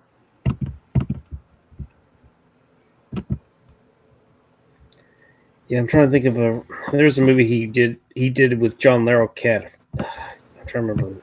Yeah, second. I think it was Second Sight. Second Sight. Yeah. He played like a sidekick trying to help solve a crime. I love John Larroquette. He's a good actor. He's very funny too. I think he came back with Night Court. He came back with that Night Court reboot. Mm-hmm. Sadly, I'm sorry. Go ahead.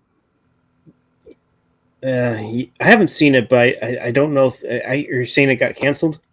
I'm not sure if it got canceled, but I heard it was a huge hit. But it's sad that the guy who played the judge, he died, and Bull, the ball head guy, Bull stole the show. When you think of Night Court, you thought of Bull. Martin Mull, the ball headed guy. Richard Mull, yeah. He slapped his head all the time.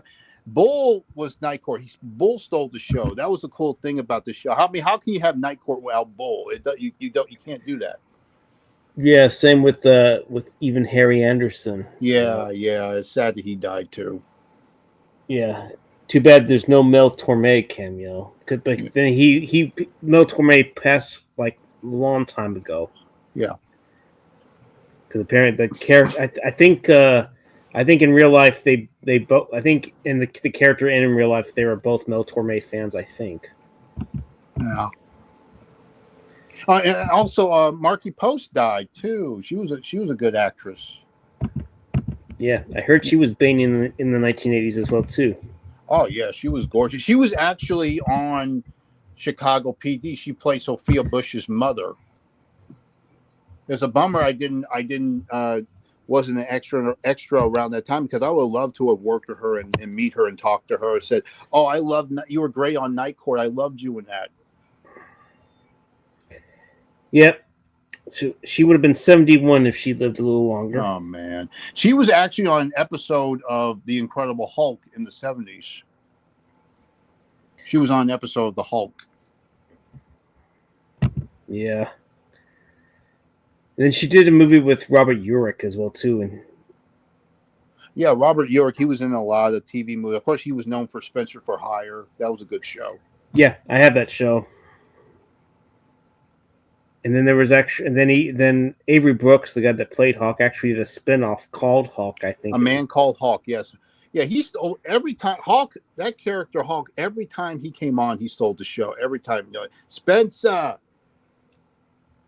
That guy, he was such a cool sidekick, man. I loved Hawk. Yeah, and of course he went on to do Star Trek Deep Space Nine. I mean, he was in that movie American History X. That was a good role for him. I mean, he's still alive, but what is he doing now? I don't know. I don't know if he was even still alive, because apparently someone on YouTube was saying that he passed away, but I think that was just fucking clickbait. I hate. Yeah, one of those things where they say rest in peace and then it's not true. Yeah, that's disgusting. You doing shit like that. Yeah, it's even disgusting when you say these people have grown up and you use some kind of hot image or something. I swear, those fucking clickbait thumbnails. Yeah, they started out being gorgeous, and then they show them being fat, and it's not even true. That gets on my nerves. Yeah, he's apparently 76 years old. That's how old he is now? Yeah, he'll be 77 come October if he makes it. That's still young. Yeah, that's cool. It's nice to see he's hanging in there. It says that he's retired, actually. Oh, he's retired. That's why he hasn't done anything. Yep, that's unfortunate, but hey, maybe he's gotta move on, he's gonna enjoy life. Yeah, it's cool. He's a good. I wouldn't be surprised if they bring him back for Star Trek and he comes back like Thomas Ian Griffith with Cobra Kai. I mean, now the thing about Hollywood, there's no such thing as retirement. Yeah. I mean, look at fucking Chuck Norris. He says he retired, but he came back with another movie every time. I mean, Yep.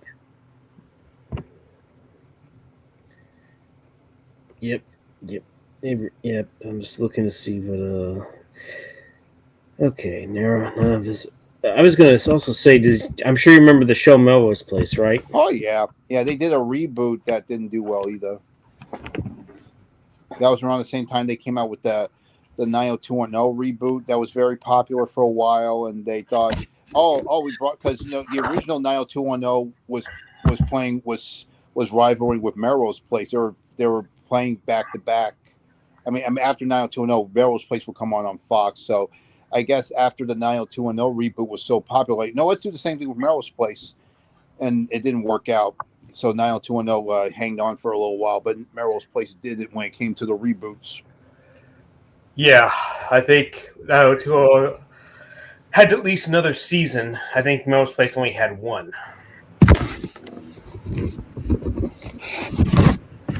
I mean, I know that Thomas Calabro was the main one that came back, and they tried to retcon. They said they said that Cindy actually faked her death or something like that, which didn't quite make sense. You talk about Melrose Place, right? The reboot of Melrose Place, yeah. Yeah, Sydney faked it because you found her head decapitated in the pool. I didn't even really watch the reboot. I mean, I saw a couple clips where Jane comes back, so does Amanda, and even Joe. I was so shocked when they brought Joe back. I always liked her, the actress, Daphne Zuniga. Of course, she's known for Spaceballs and The Fly too. So it was cool that she came back for that. Yeah, she was so apparently she left.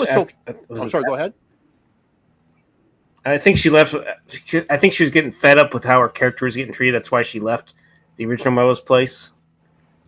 Yeah, I think that's what you're going to say. I'm sorry? Go ahead. I think that's what you're going to say, but you go ahead. Yeah, I remember her character had a baby, and Kimberly was so obsessed with the baby, she kidnapped it or something like that. Yep. Kimberly, that Marsha Cross, man, she creeped the shit out of me on that show. She scared the shit out of me. She creeped me out. Yeah. She was pretty good as a pretty good actress, and she would go on to play in Desperate Housewives. Desperate Housewives, yes indeed. But speaking of Tales from the Dark Side, she was actually on an episode where she played a vampire. Oh wow, damn!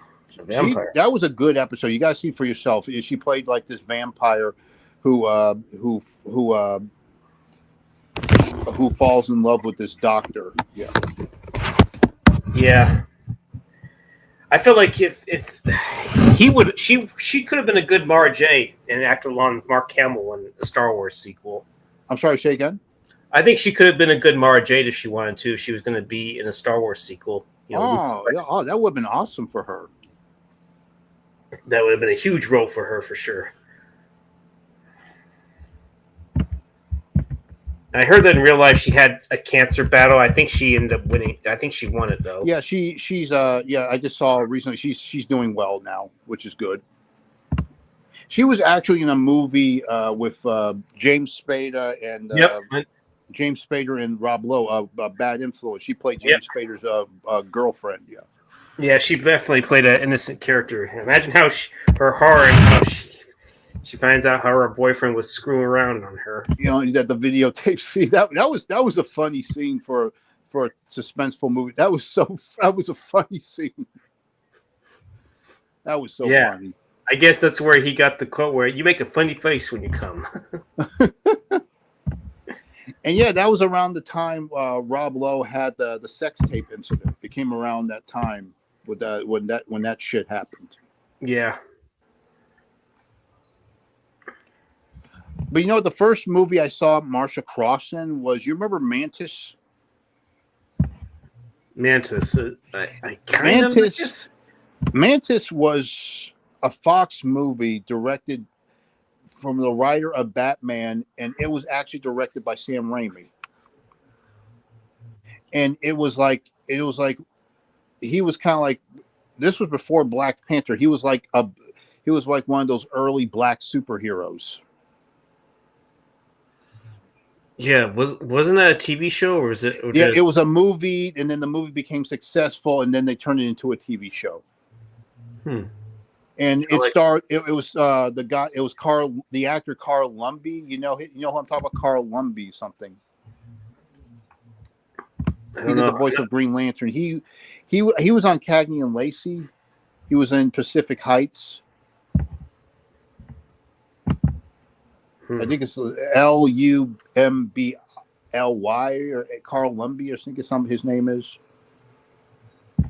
Anyway, he played the lead character. He played this scientist who gets shot. He gets paralyzed, and then they make this suit for him that make him walk, and they also gives him these abilities to jump high and shoot and stung people. So he's called a mantis because that's what he looked. He almost looks like a human mantis. And he shoots, and he has these things that come out of his hand that stings people. And he has super, and he jumps high and everything. Yeah, it was actually a TV movie, so yeah. Yeah, it was a TV movie, and then that got popular that they turned into a series that didn't last very long. I assumed it only lasted like a season or two. Yeah, season or two, yeah. I think it was one season, that was it. But it was a good show. It was a good concept for a superhero.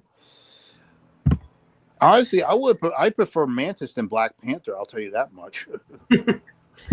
Yeah, I didn't care for the Black Panther movies. Yeah, the hype, the hype going on with it, it was just too much. I mean, Black Panther, he wasn't the first black superhero. Let's get real, okay? He wasn't the first, so knock it off. Right. And Mantis. Apparently, we were first introduced to Gina Torres. Apparently, the actress. Yeah, Gina Torres. Yes. Yeah, that's how I discovered her. Was from that. She was in that. And Steve James. Steve James, from American Ninja. He was in that. Yeah, apparently this was his final film role. Yeah. It looks like I guess this was filmed in '93, and that's when apparently he died. I guess he died right after he completed this. So yeah. Yes. He was in Weekend at Bernie's too. Interesting enough. Yes, he was in that. I don't mind that sequel. I mean, it's not perfect, but it's still a fun sequel. You still had at least you still had Terry Kisser. You didn't get a replacement for him. So exactly. And I remember a while back when the Expendables when it came out, and I remember Rambo Raft did a video with someone else, the talk called "Defending the Expendables," and they brought up how these action stars would have been great for it, and how Steve James would have been perfect. They even mentioned if Steve James didn't die, he would have gotten the role of Blade. Interesting. I think he played a character named Blade. It was a movie called Street Hunter. I don't know that, but hey, Trinchy, what's going on, man? Hey, what's up? I didn't even know you were still alive. Yeah, I'm still alive. And I don't know if you met him, but his name's Wildman Beyond. So Wildman Beyond, this is so his name is Bradley, and Wildman Beyond's name is Isaiah. So Isaiah, meet Bradley. Bradley, meet Isaiah. Great salutations. Nice to meet you. Yeah, hey, what's up, dude? It's good to meet you. Yeah, you too. My bad, Scotty. I just woke up. I'm like, oh shit! I thought I missed that. I'm like, oh, he's still alive. Okay, cool. Yeah, I've been going live for a bit. I mean, early I started around 7:10. It was Zero Cool was on there for a bit. Sam was on there for a little bit, but I saw that John was in the chat. But I noticed that John's doing a live stream, so I'm guessing he's doing his own thing. So yeah. Oh. But like you said, it's a thing, right? Yeah.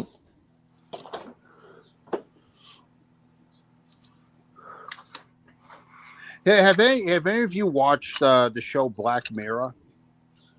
I have not. I don't know.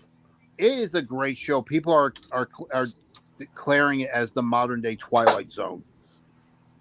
Interesting. And the reason why it's called Black Mirror is because it's a mirror of what's going on. Because the intro starts out as this phone screen, and I think it deals with it mostly deals with technology, the stuff that goes on with technology. The mirror of your phone, but it's also a mirror of what's going on in the world. It is a very great show. I've heard of it. I haven't watched it. Well, I watched the Bandersnatch shit. That shit fucked me up. Man, oh yeah, the way you get to interact. It's an episode where you actually interact. You control the character, which is cool. Yeah, I don't know. I fucked it up somehow. That shit kept looping, and I'm like, this is too trippy. I had to unplug the TV. I'm like, why won't it stop? Did you see the new episode with Selma Hayek? No, I haven't seen any of the regular episodes besides Bandersnatch. That was a good episode with her. Did you see the one with Miley Cyrus? That was good too. Oh no, I do want to watch the show because I know it's a good. But another episode that got so popular was called this is one called San Junipero, and it actually stars the girl from unfortunately from Terminator Genesis. You know the girl that it was like the tomboy, Mackenzie Davis. This is the role she was known for before Terminator. It's a much better role, and there's this other girl.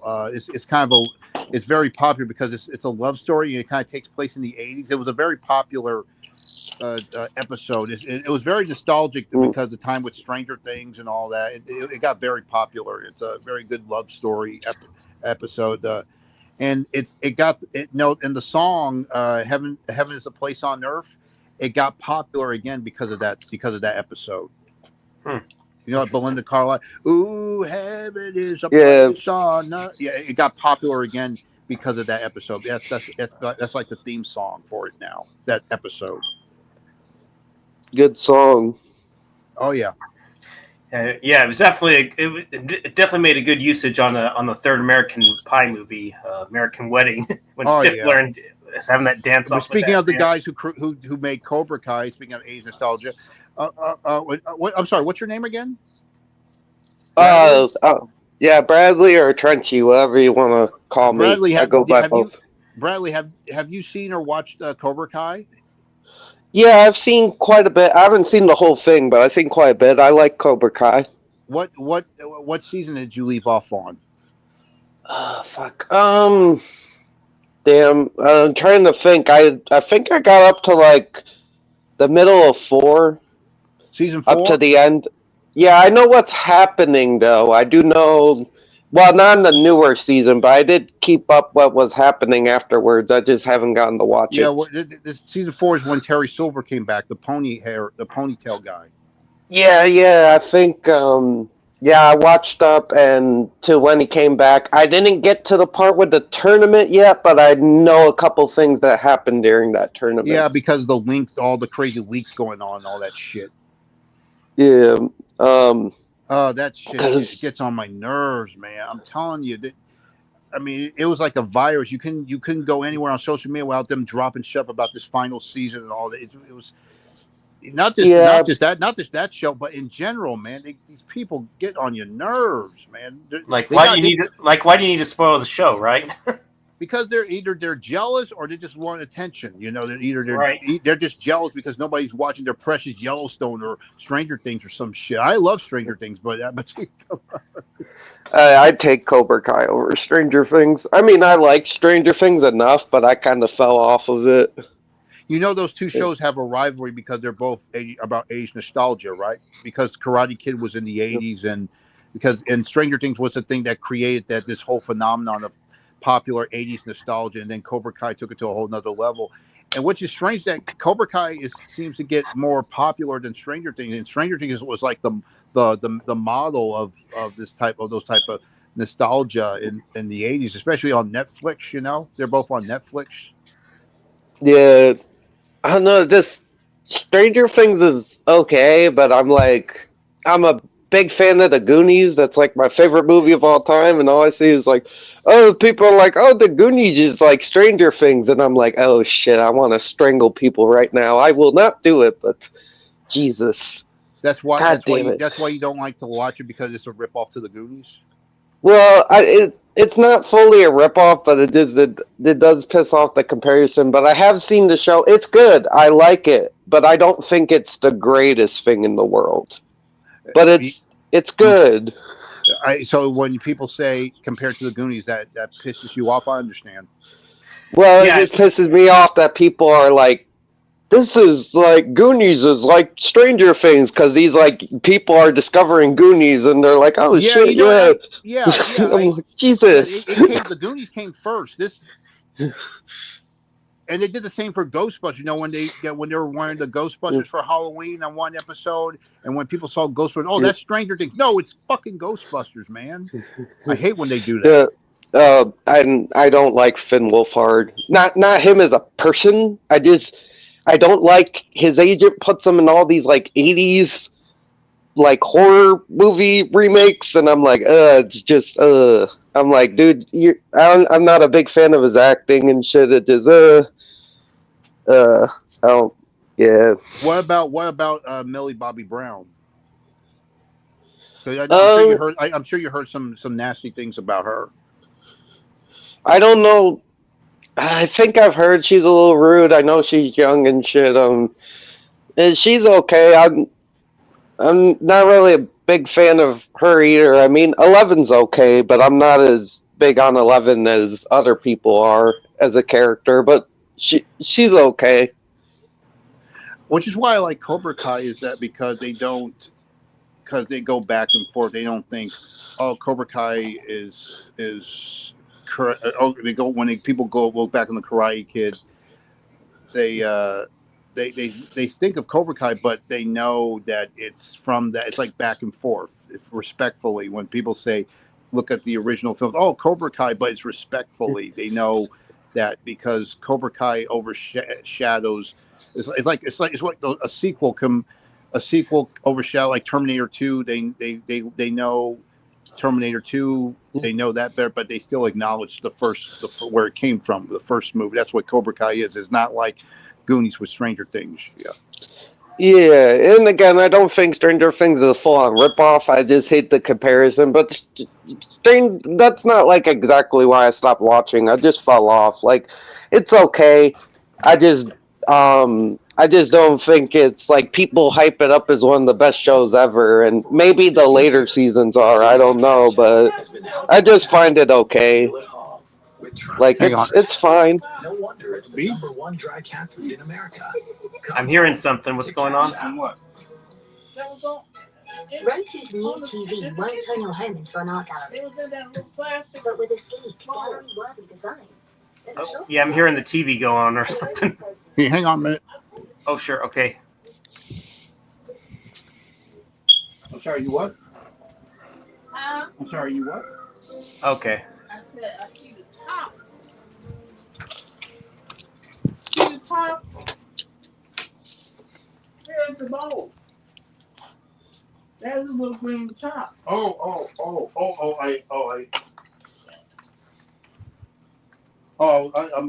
eating it. Oh. Where? In my room.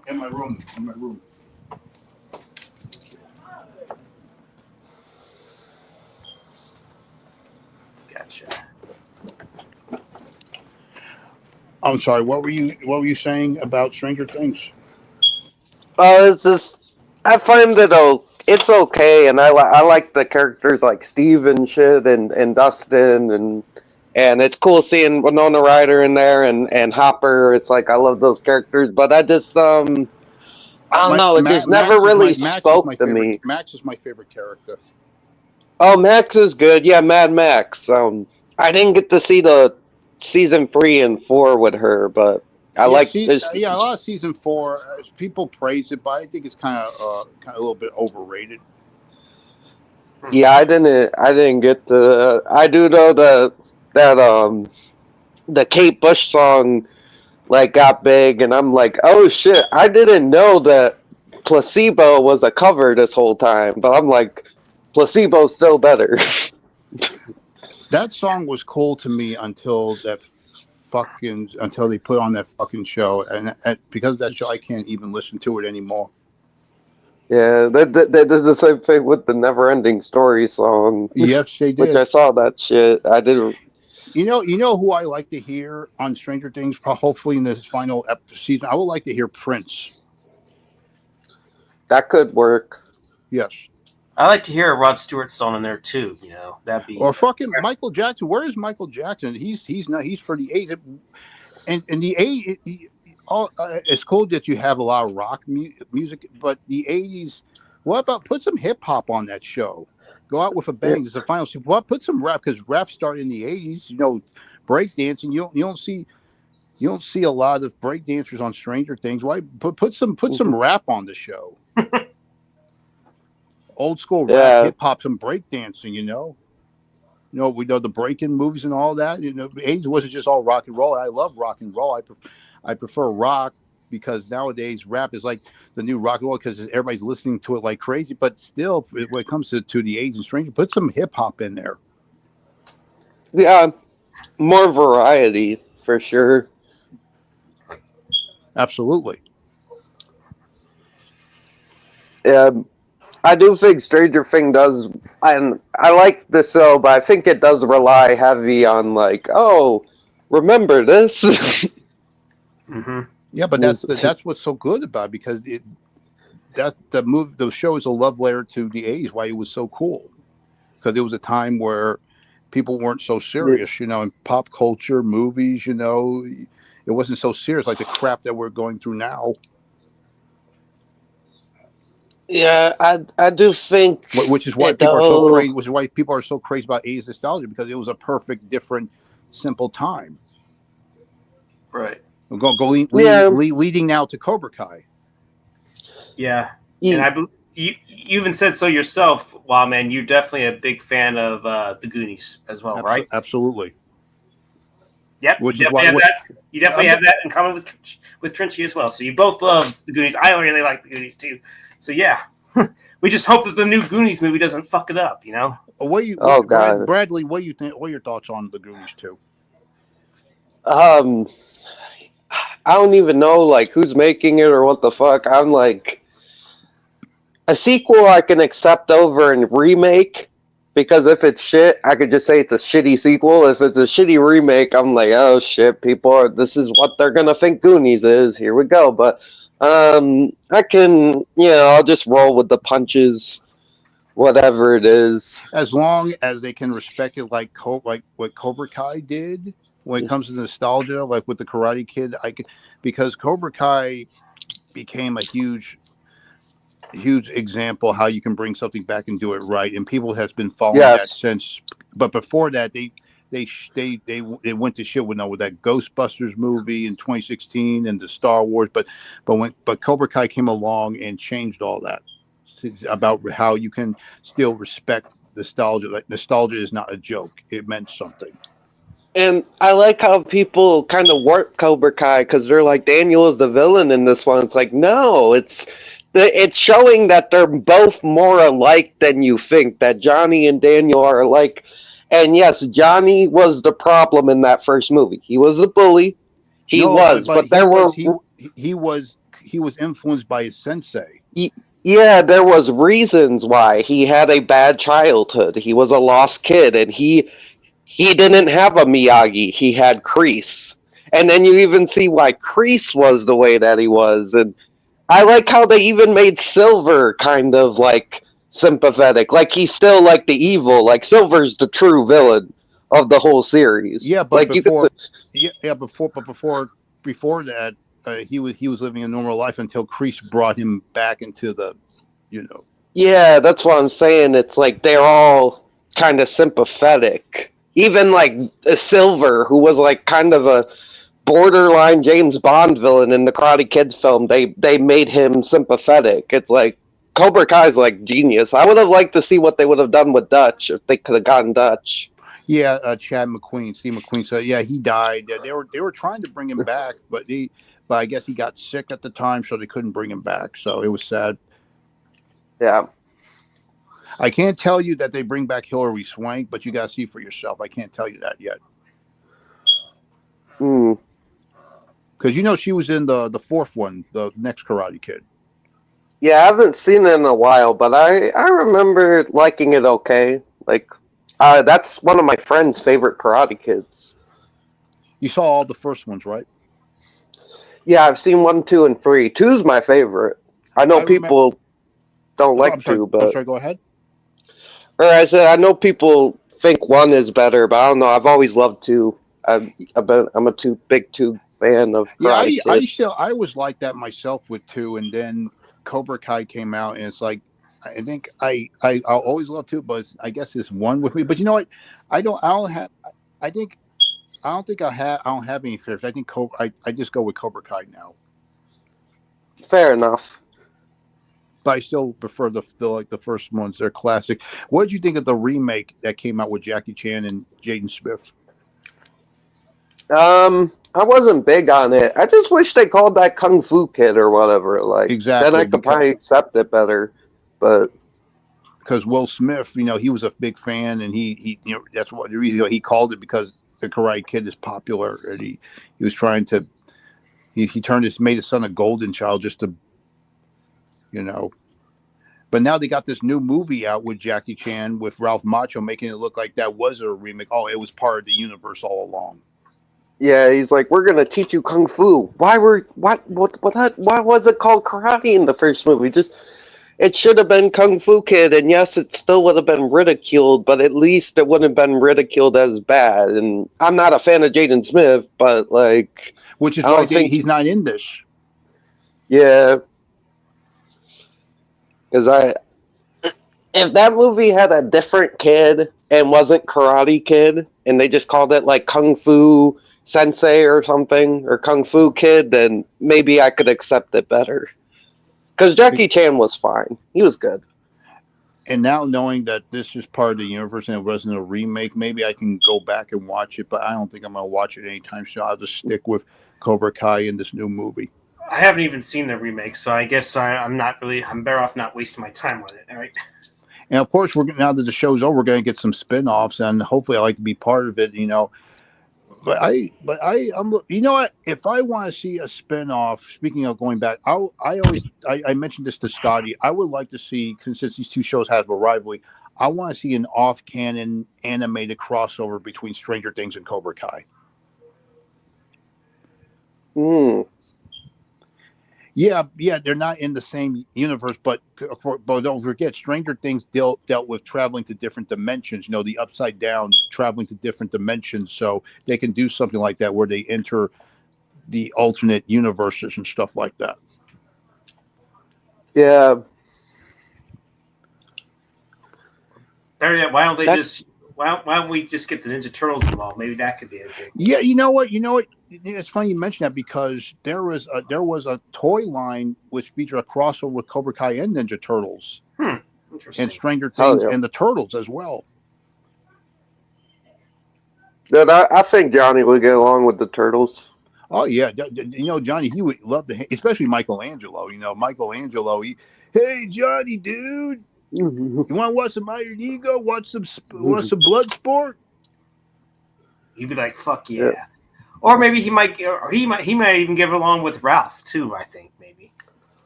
Raphael. Yeah, Raphael. Yeah. Yeah, because he was like a dark character, like how Johnny was. Yeah. Yeah, both hotheads. The hotheads. Yeah. They even had a toy crossover with Power Rangers and Cobra Kai as well. Oh, interesting. Never thought I'd see that. Well, yeah, I can see the styles. The martial arts, the fighting styles. Yeah, I can see that being a possibility. I'm surprised no one has done a crossover with Cobra Kai and Mortal Kombat. That could be a possible one right there. Or Street Fighter. Oh, Street Fighter, of course.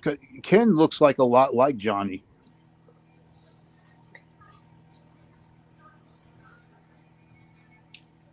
And we compared the characters. I remember one time we compared the characters of Cobra Kai to Mortal Kombat. And we mentioned how Johnny is like Scorpion and Daniel is like Sub-Zero, because there was a Cobra Kai video game where where Johnny's power was fire and Daniel's power was ice. And Miguel was like Liu Kang, and Samantha, Daniel's daughter, was Katana, and Tori was like Sonya, because she had an edge to her, a rough edge to her, like Sonya did. And how Kreese was like Shang Tsung, and Terry Silver was like Shao Kahn, because he had the higher power. He had all the money and power, and he was building an empire and everything. And of course, we compare the characters to Star Wars because every time people bring up Cobra Kai, they always compare it to Star Wars. I've never heard that, actually. Yeah, of all the franchises they compare Cobra Kai to, they always compare it to Star Wars, and you can see that because it deals with the same philosophies of balance and the dark side. Because they even called Kreese the Darth Vader of karate, and Daniel was like Luke Skywalker. Johnny is like Han Solo because he has the cocky attitude, and Mm. and I guess Samantha Miguel is. I guess I can see chosen as Chewbacca because he's like this. Because he seems like this badass, this big badass who's also a teddy bear. He has a heart of gold and all that. Right. I remember you remember that episode in season 3 where Kreese and Johnny were fighting in the dojo, and you hear the music that was almost similar to the duel of fates, like in the Star Wars. Is that like the final where they both roll up and he Kreese beats Johnny and then fucking Daniel's out in the rain? I think it's the Yes, rain. yeah, Yeah, they're in the dojo, yeah, yeah. I remember. and the music sounds exactly like the music in Star Wars, with the when they're fighting each other, the duel of fates. Yeah, It I sounds almost similar because they were going. Even the creators, they were huge Karate Kid fans. Even Ralph Macchio said that the franchise is like Star Wars to them. Ralph Macchio said that. The episode that you're referring to, Wildman, is this where Daniel learned the little tactics that Chosen taught him, and he just said, Yes, because Johnny went to confront Kreese after beating up the kid at LaRusso's house, yeah. and Daniel uses that move against him. I love that chick because Daniel's out there and Johnny looks at him and Johnny nods like, "Do it, man," or fucking Daniel goes and does it. I love it when they get along because I'm like, dude, you guys should be friends. Just get past your fucking egos. Like, Yeah. stop it. You're so close. Why do you always gotta fuck it up? You're so I guess fucking close. because it's the classic buddy cop thing. You guys, you want Yeah. you want to see them get along, but you do want to see them fight. That's the formula. It's like a marriage, Yeah. The classic buddy cop thing, a Lethal Weapon, Tango. They even mentioned Tango and Cash on that show. They were like Tango and Cash. They were like the classic buddy cop, the bromance. They you want them to get along, but still you want to see them fight because that's what we love about them. It's like a marriage. Yeah. They're also like the Odd Couple. You remember the Odd Couple? I've never seen it, but I've heard of it. I know You what never it seen is. the Odd Couple? Nah, I've never seen. I do like older shows, but I haven't gotten to that one. I know Well, what the it Odd is. Couple started out as a movie and then it became a show. Because you had it was about these two friends. One guy, his wife divorced him. He decided to live with his friend. His name is Felix. He's the one who comes to live. He's the more clean, organized guy, and his friend Oscar. He's more the slob, messy guy, Yeah. and they go on odds with each other. That's how their relationship is on Cobra Kai. Johnny is the slob, and Daniel is the more clean cut. Daniel is Miyagi Do. Miyagi Do is about peace and relaxation. And Cobra Kai is just straightforward badass. And of course, the scenes where they're trying to teach Daniel, Johnny interrupts Daniel, and you go back and forth. It's like a karate odd couple. Yeah, I do love how they're very much different, but they're very much the same as well. People say that all the time when it comes to them. Yeah. Every different, but I think they mentioned that in the movie. I think that's why they bring it up a lot. Yeah, I think they're Miyagi cut said from the that. same cloth. I think Mr. Miyagi said that. Yeah, because they both started out as low life kids that were outsiders, and then they became something more but different. It's just nurturing, but Johnny did find his way, and it's cool seeing Johnny become like a good father and shit. Like, Cobra Kai just did it very well. A lot of these continuation series get kind of lost, but I will say Cobra Kai, they did its thing. Yeah, that's the only thing that's the only franchise that has done something like that and to pull it off, then that's why it's so popular, is because it's like the only franchise right now that can do something like that, paying it respect and going out with a bang. Yeah, and it makes sense, and it humanized everybody. Like it humanized Kreese and Silver, and even people you think of wouldn't humanize. It humanized everybody. Especially Johnny, because the show started with him. It's the show started out in his point of view. Yeah, So it was his story. It was his show. Despite the fact that Daniel was the Karate Kid in this, and sometimes they always interview Ralph Macchio, but yeah. and they passed the torch really well too to the new kids. Oh yeah, because they absolutely. And I like the fact how the kids weren't just the background; they were part of the series. It's like just like Stranger Things, you know. Yeah, the kids really make the because I like Johnny and stuff, but without the kids, I don't think Cobra Kai would be the same. They found that balance, and Yeah, yes, they because brought in a lot of cameos, but those characters. Sometimes I like seeing the older cameos, but at the same time, I'm like, dude, like seeing like Hawk and shit, you know, and Eli. I love Eli, yeah, you got and even Penis Breath. Yeah, I like exactly. Penis Breath. Yeah, I love.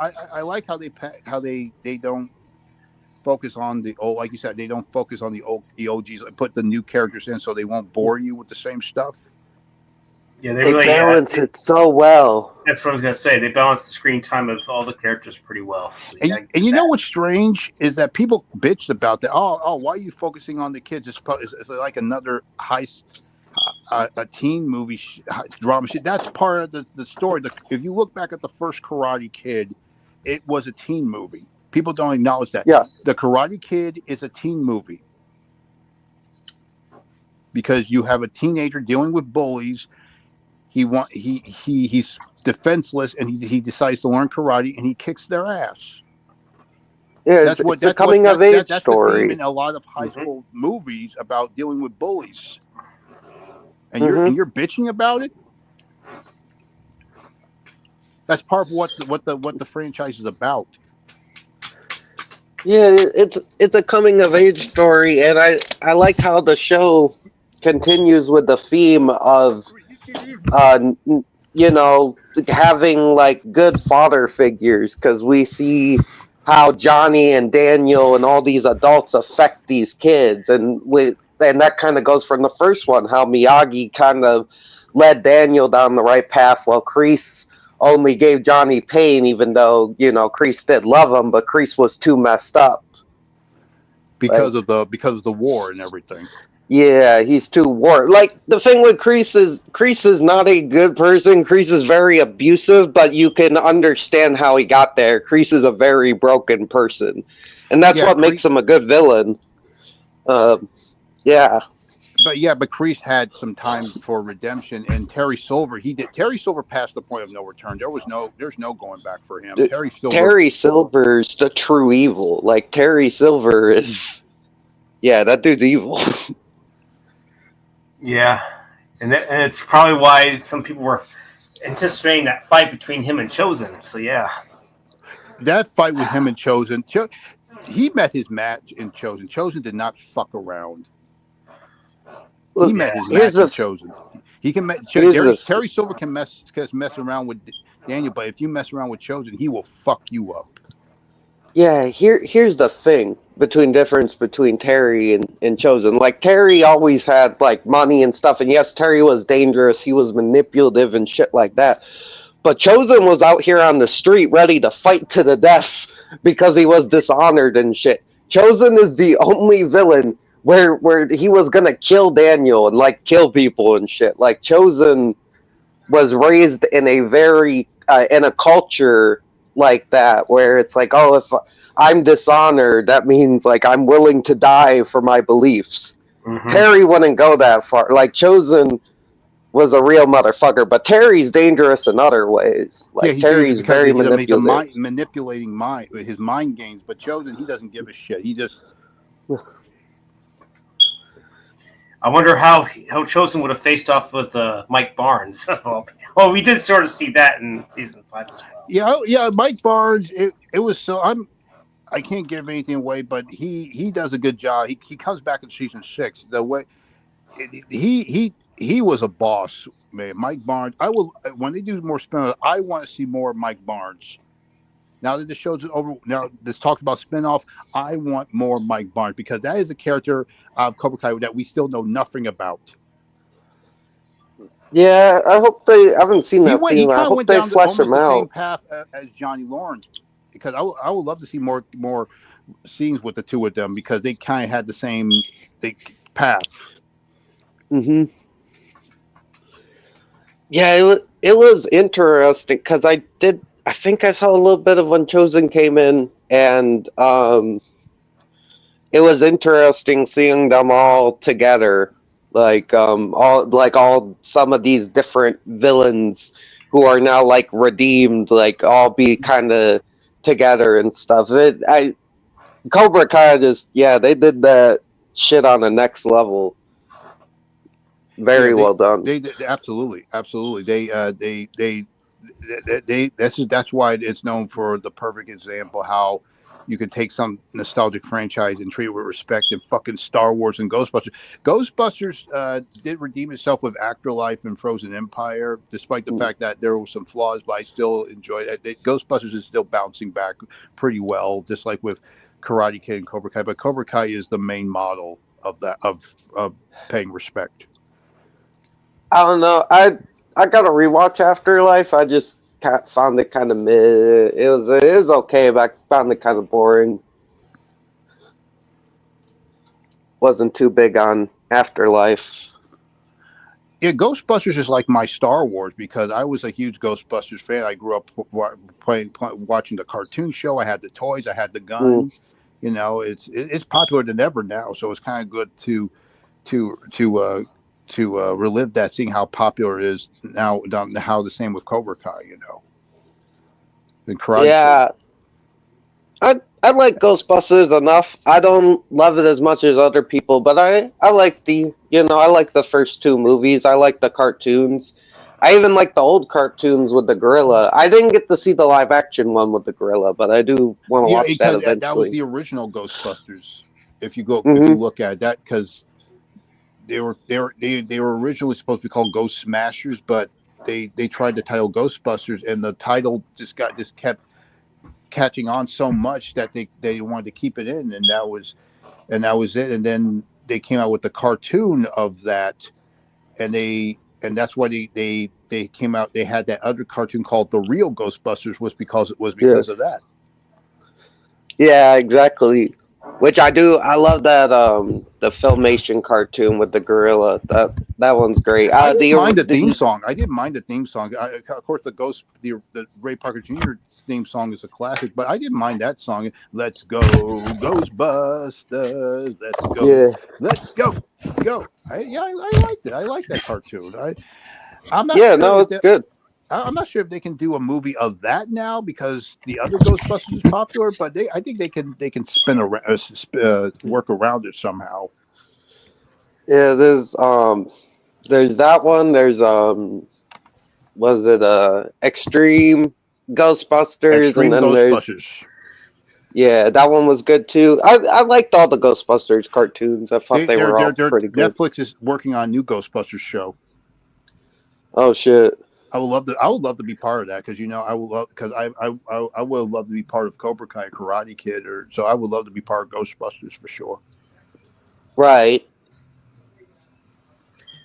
Yeah, if you're wondering, Wildman Beyond has done some extra work before us. That's why if you're wondering, that's why he wants to become part of it. So Yeah, I worked as a Oh. background. I've worked as a background extra. I've done Chicago PD, Chicago Fire, Chicago. I've met some of the stars, which was cool. Yeah, I took a break because I'm working at Amazon, but I'm planning to go back soon. Oh, that's nice. That's pretty dope. yep. And if I recall, you sort of had a little interaction with one of the with Monica Phoenix from Top Gun Maverick. Yeah, I didn't actually meet her, but I saw her on set. I saw. This was before she got It was the show called Chicago Justice. This is the one that focused on the lawyers. Chicago PD were the police, Chicago Fire were the fire department, Chicago Med were the medical department, and Chicago Justice were the lawyers. That was the show that Carl Weathers was on, which was awesome because I would have been cool to meet him before he died. But I spotted her on set. She was walking past. I didn't meet her, but I saw her walking past the room, and while we were having lunch, I saw her eating across the room, and so it's kind of cool that her career is heading off the way it did thanks to Top Gun Maverick, and she even worked with Arnold Schwarzenegger, my idol, on the Food Bar. She played the daughter. Ooh. Yeah, I'm very happy for her. Yeah. So while Cobra Kai is definitely the one franchise that has been fucked up, it's too bad that Star Wars is in dire straits. And but you know what, Top Gun, you know what, we can give Cobra Kai credit for Top Gun Maverick because I believe if Cobra Kai didn't pay respect the way we wouldn't have had Top Gun Maverick. Cobra Kai started a revolution. Yep. They even mentioned Top Gun on the show, which is funny because in season 5, after Top Gun Maverick came out, there was a scene where there's a dream sequence where Johnny is dressed up as Maverick. And they even mentioned Iron Eagle, which was like people call like a rival spinoff to Top Gun. Iron Eagle was Air Force, Top Gun was Navy. People don't realize that. Yep.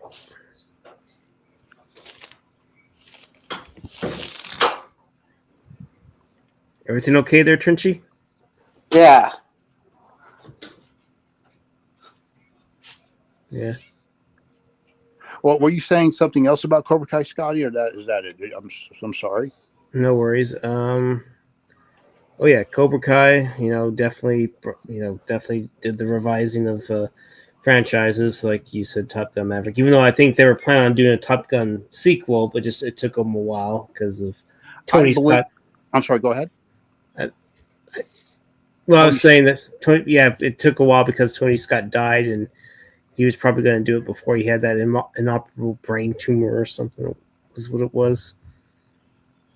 He was talking to Jerry Bruckheimer about it. He said he was looking forward to it. They were talking about it. Yeah. But I believe the movie. I truly believe Cobra Kai had something to do with it because I believe if Cobra Kai didn't come out, I don't think Top Gun Maverick would have been released. Right. Because they realized how Cobra Kai was so popular, and how it respected the nostalgia. It's like, let's just take it easy, respect the nostalgia. Let's not go crazy like the Ghostbusters movie or Star Wars. Let's look at Cobra Kai, see how fans listen to the fans, and let's do this with Top Gun. And they pulled it off. Yeah, I feel like Cobra Kai does it more natural. It doesn't feel as distracting. Right. I believe if it wasn't for Cobra Kai, Ghostbusters wouldn't have gotten out of that funk after that movie that came out in 2016 because they saw Ghostbusters, the guys at Ghostbusters saw what Cobra Kai did. And they're both Columbia Pictures, Ghostbusters and Karate Kid. Mm-hmm. They saw what Cobra Kai was doing. You know what? Okay, we see why the fans like this. We fucked up. Let's do it right. And that's led to Ghostbusters Afterlife. I believe Cobra Kai had something to do with both Top Gun and Ghostbusters. And if I'm not mistaken, Trinchy, you actually like Top Gun Maverick more than the original, right? Well, I haven't seen Maverick, but I don't like the original. So if I like it, then yes. Yeah, I gotta watch it again. But yeah, it's a classic. You can't. I mean, I know a lot of people say this.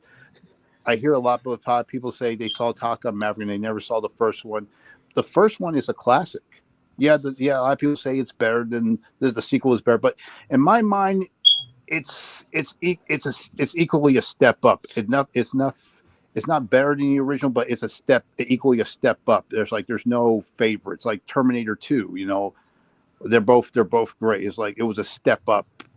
Because the Top Gun, nothing is better than the original Top Gun because it's a classic. The soundtrack, it had. Yeah, Top Gun Maverick had some good things too, but Top Gun, it had all the prime stuff that made Top Gun great.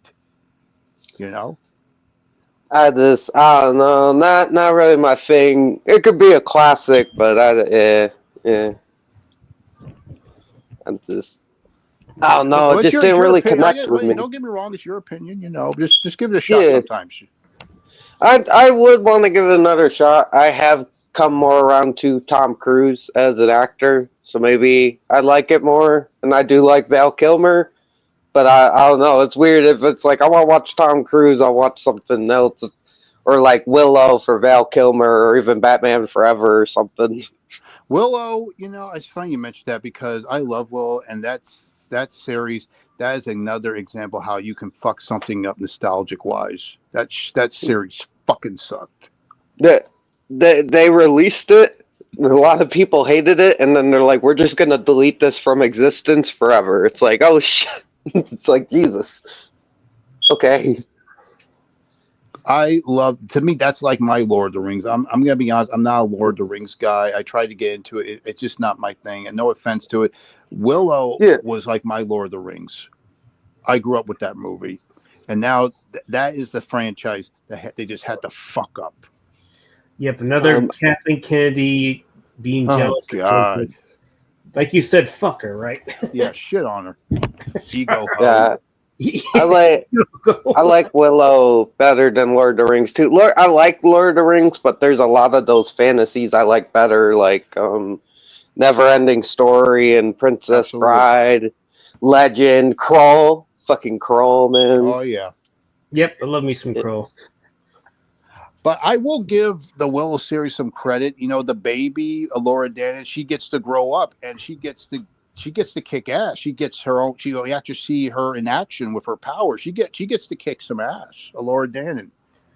So that's one of the few positives about the show. Yes, it was so cool because you always thought when you saw the first one, you always thought about that baby and which why we were open for a sequel. It's like how this baby was like grew up to save the world. It's like how is she going to do that? That it kept that wonder alive for a sequel because of that. And we have an opportunity to to see it for ourselves.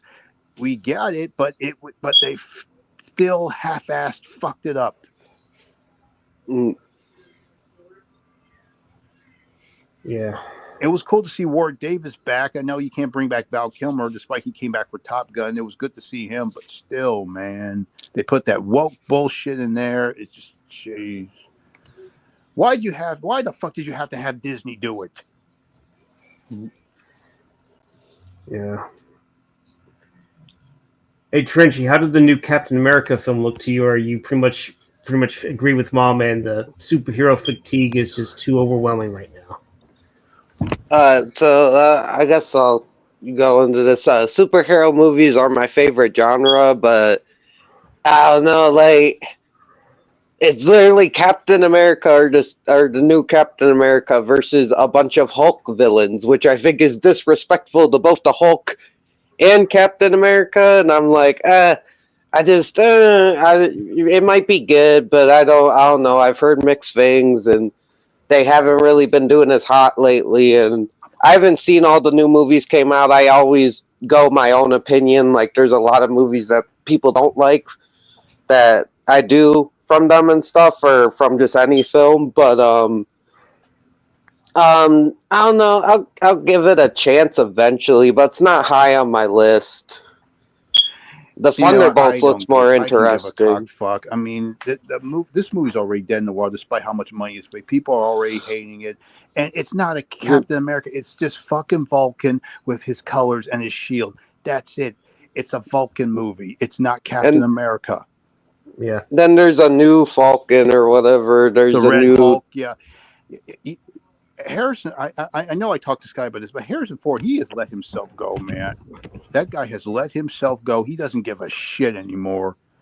His fucking attitude, because he's a pothead. He smokes too much weed. That's why he acts like that. People say he's grumpy. No, he's stony because he smokes too much weed. Because he's so fucking nervous. Get the fuck off the Pineapple Express. I mean, yeah, if weed's got you acting like that, weed should chill you out, not make you fucking grumpy. You should be happy. especially with that shit with that Indiana Jones movie. Yeah, I'm sure you saw that shit. Oh, I didn't. I didn't even get that. I don't watch new movies right away, and I wasn't going out of my way to watch Dial of Destiny. I'm like, You dude, I'm good. you know I'm what? You know what you should do? They what? Just like with Cobra Kai, they really fixed it with the. Check out this new Indiana Jones game called The Great Circle. They definitely Mm, Cobra Kai the shit out of Indiana Jones with that game. And the guy who did the voice for Indiana Jones, Troy Baker, he did such an amazing, phenomenal job. You have no idea that wasn't Harrison Ford. That wasn't Harrison Ford. That was the actor Troy Baker. He did a good fucking job, man. right. And this is coming from a person. I don't hate Crystal Skull. I find it very boring and forgettable, but I don't hate on it. There's a few stuff in there I like. Like I feel they did a few things right, but I mostly find it forgettable. And then this new one comes out, and some people say it's better than Crystal Skull, but at the same time, I'm like, I don't know. You know This what? Crystal Skull is 10 times better than this piece of shit that came out. Yeah, Crystal Skull wasn't perfect either, but it was still fun. And Harrison Ford looked like he gave a shit. it, did they put him and the girlfriend the first one together, and I'm like, Yes, Marion. yes, Yeah, they brought her Marion, back. you They brought her back in the new one, but the way they brought her back in that one was that was the original ending. It should have been he gets married. That's it. He's happy. He yeah. has a kid. He gets married. That's it. That was the Yeah, original ending. It's like the same thing with Rambo. You like the Rambo movies, right? Oh, I love that franchise. The fourth movie, just like Indiana Jones 4, they're both movies in four. He comes home, full circle. That's it. And then they mess that up by having his niece whoever die, and he goes, which is good. He kicks some ass again, but still, man, it just. Um, I might have a controversial opinion on the fifth one. I didn't mind the fifth Uh, one. The fifth one, I still enjoyed Rambo 5. Five. You talk about Indiana Jones or Rambo 5? Rambo 5, I don't mind Rambo because 5 either, but I'm just saying. my thing is, I think 4 was the perfect ending as like a movie ending. Like I think 4 had the perfect ending. I think 4 is the ending we wanted, but the ending to Rambo 5, where he's on the porch and then he gets on the horse and rides off, I think that's the more fitting ending to Rambo. Is Rambo is all about, this is a man searching for purpose. This is a man searching to be part of the world and to get away from the war. But you can take a man out of the war. You can't take the war out of the man. hmm So he Yes, keeps yes, getting sucked back into conflict. And then in the end of 4, he finds peace. But 5 shows you that that peace could easily be erupted. But and it's kind of, it more fits what I see Rambo as, is this tragic kind of character who's kind of, he's got a beast inside of him, a darkness, a monster, and he's always trying to find peace, but he's always brought back into war. But in the end of the day, he keeps rolling with the punches. Like he gets on the horse and he rides away because he will fight, he will keep going until the end, even through all the darkness and the pain and the war. He will keep riding on, and I'm like, Rambo 4, perfect ending, but Rambo 5 is the ending that we kind of deserved, and the ending that's more fitting to the Rambo character, in my opinion. You know what? You just read my mind because I thought the same thing. Because Rambo is one of those classic lone heroes. You know, he's better. Hmm. He doesn't have a family. I mean, there are these heroes that we want them to be happy, but still they're better off being loners because that's who they are. It's their destiny. It's like they're what they're meant to be these lone heroes who go and save other people, like the Western heroes or the Yeah. samurais. Like a character that's the character, another popular character I mentioned that's kind of like Rambo, Reacher, Jack Reacher. You know the books, the TV show.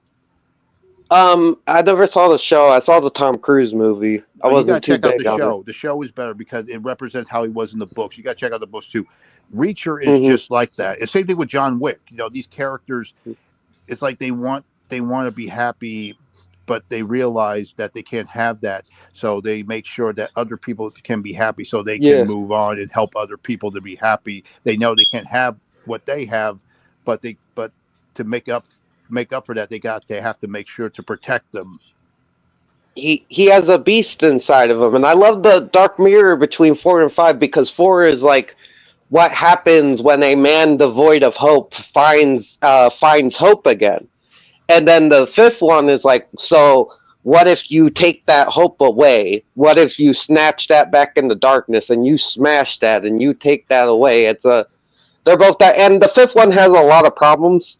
I think 4 is way better, but 4 is my favorite sequel, and I like all the movies, even 3. I'm just a big fan of the characters. 3 is my favorite. I don't give a shit what anybody says. 3 is my favorite. I like 3 enough. I do think for me personally, it's the weakest one, but I'm glad it has fans because it is a fun movie. It is. Yeah, it definitely is. Definitely, there's a lot more interaction between Rambo and Troutman, and it's the last time you sadly see Troutman because Prentice died back in 2003. Yeah, I think it was. we got to see Troutman kick some ass too.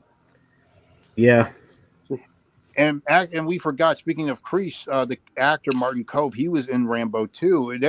If they do another Rambo, speaking of how these nostalgic '80s stuff with Cobra Kai, I would love to see him back in a Rambo movie. Yep. And I see where you're going with this, Trenchy. I feel like in the way Rambo, he can be peaceful, but he also has a darkness and a monster inside of him. But I think in the end, he learns to embrace it. In the end, that's who he is. It's about finding the balance. It's about not being consumed by it, but knowing when to use it. And the thing is, like Rambo in the first one, not a full-on villain, but borderline anti-hero, which I love the first one because they're both fucked up. They're both, the cop and Rambo are both wrong. They're both wrong. Yes. But Rambo's better with it because Rambo just wants to be left the fuck alone, and this cop just won't let it go because he has a fucking power complex. The sheriff was a fucking hothead. Yeah. He was riding high off his power, and he was on his high horse too much. Exactly. Yeah. Hey guys, I was going to go ahead and end the stream, but if you want, we can definitely chat more in the back room. That way, we can talk about a few more things, and we can go on that. So, I'm going to go ahead and end it here, but we're going to converse in the back room. And for those people that joined in, like Zero Cool, Sam, you Wild Man Beyond, you Trenchy, always a pleasure. And the people in the chat, thanks for commenting, and we'll definitely see you around. Peace out. See you in the stars.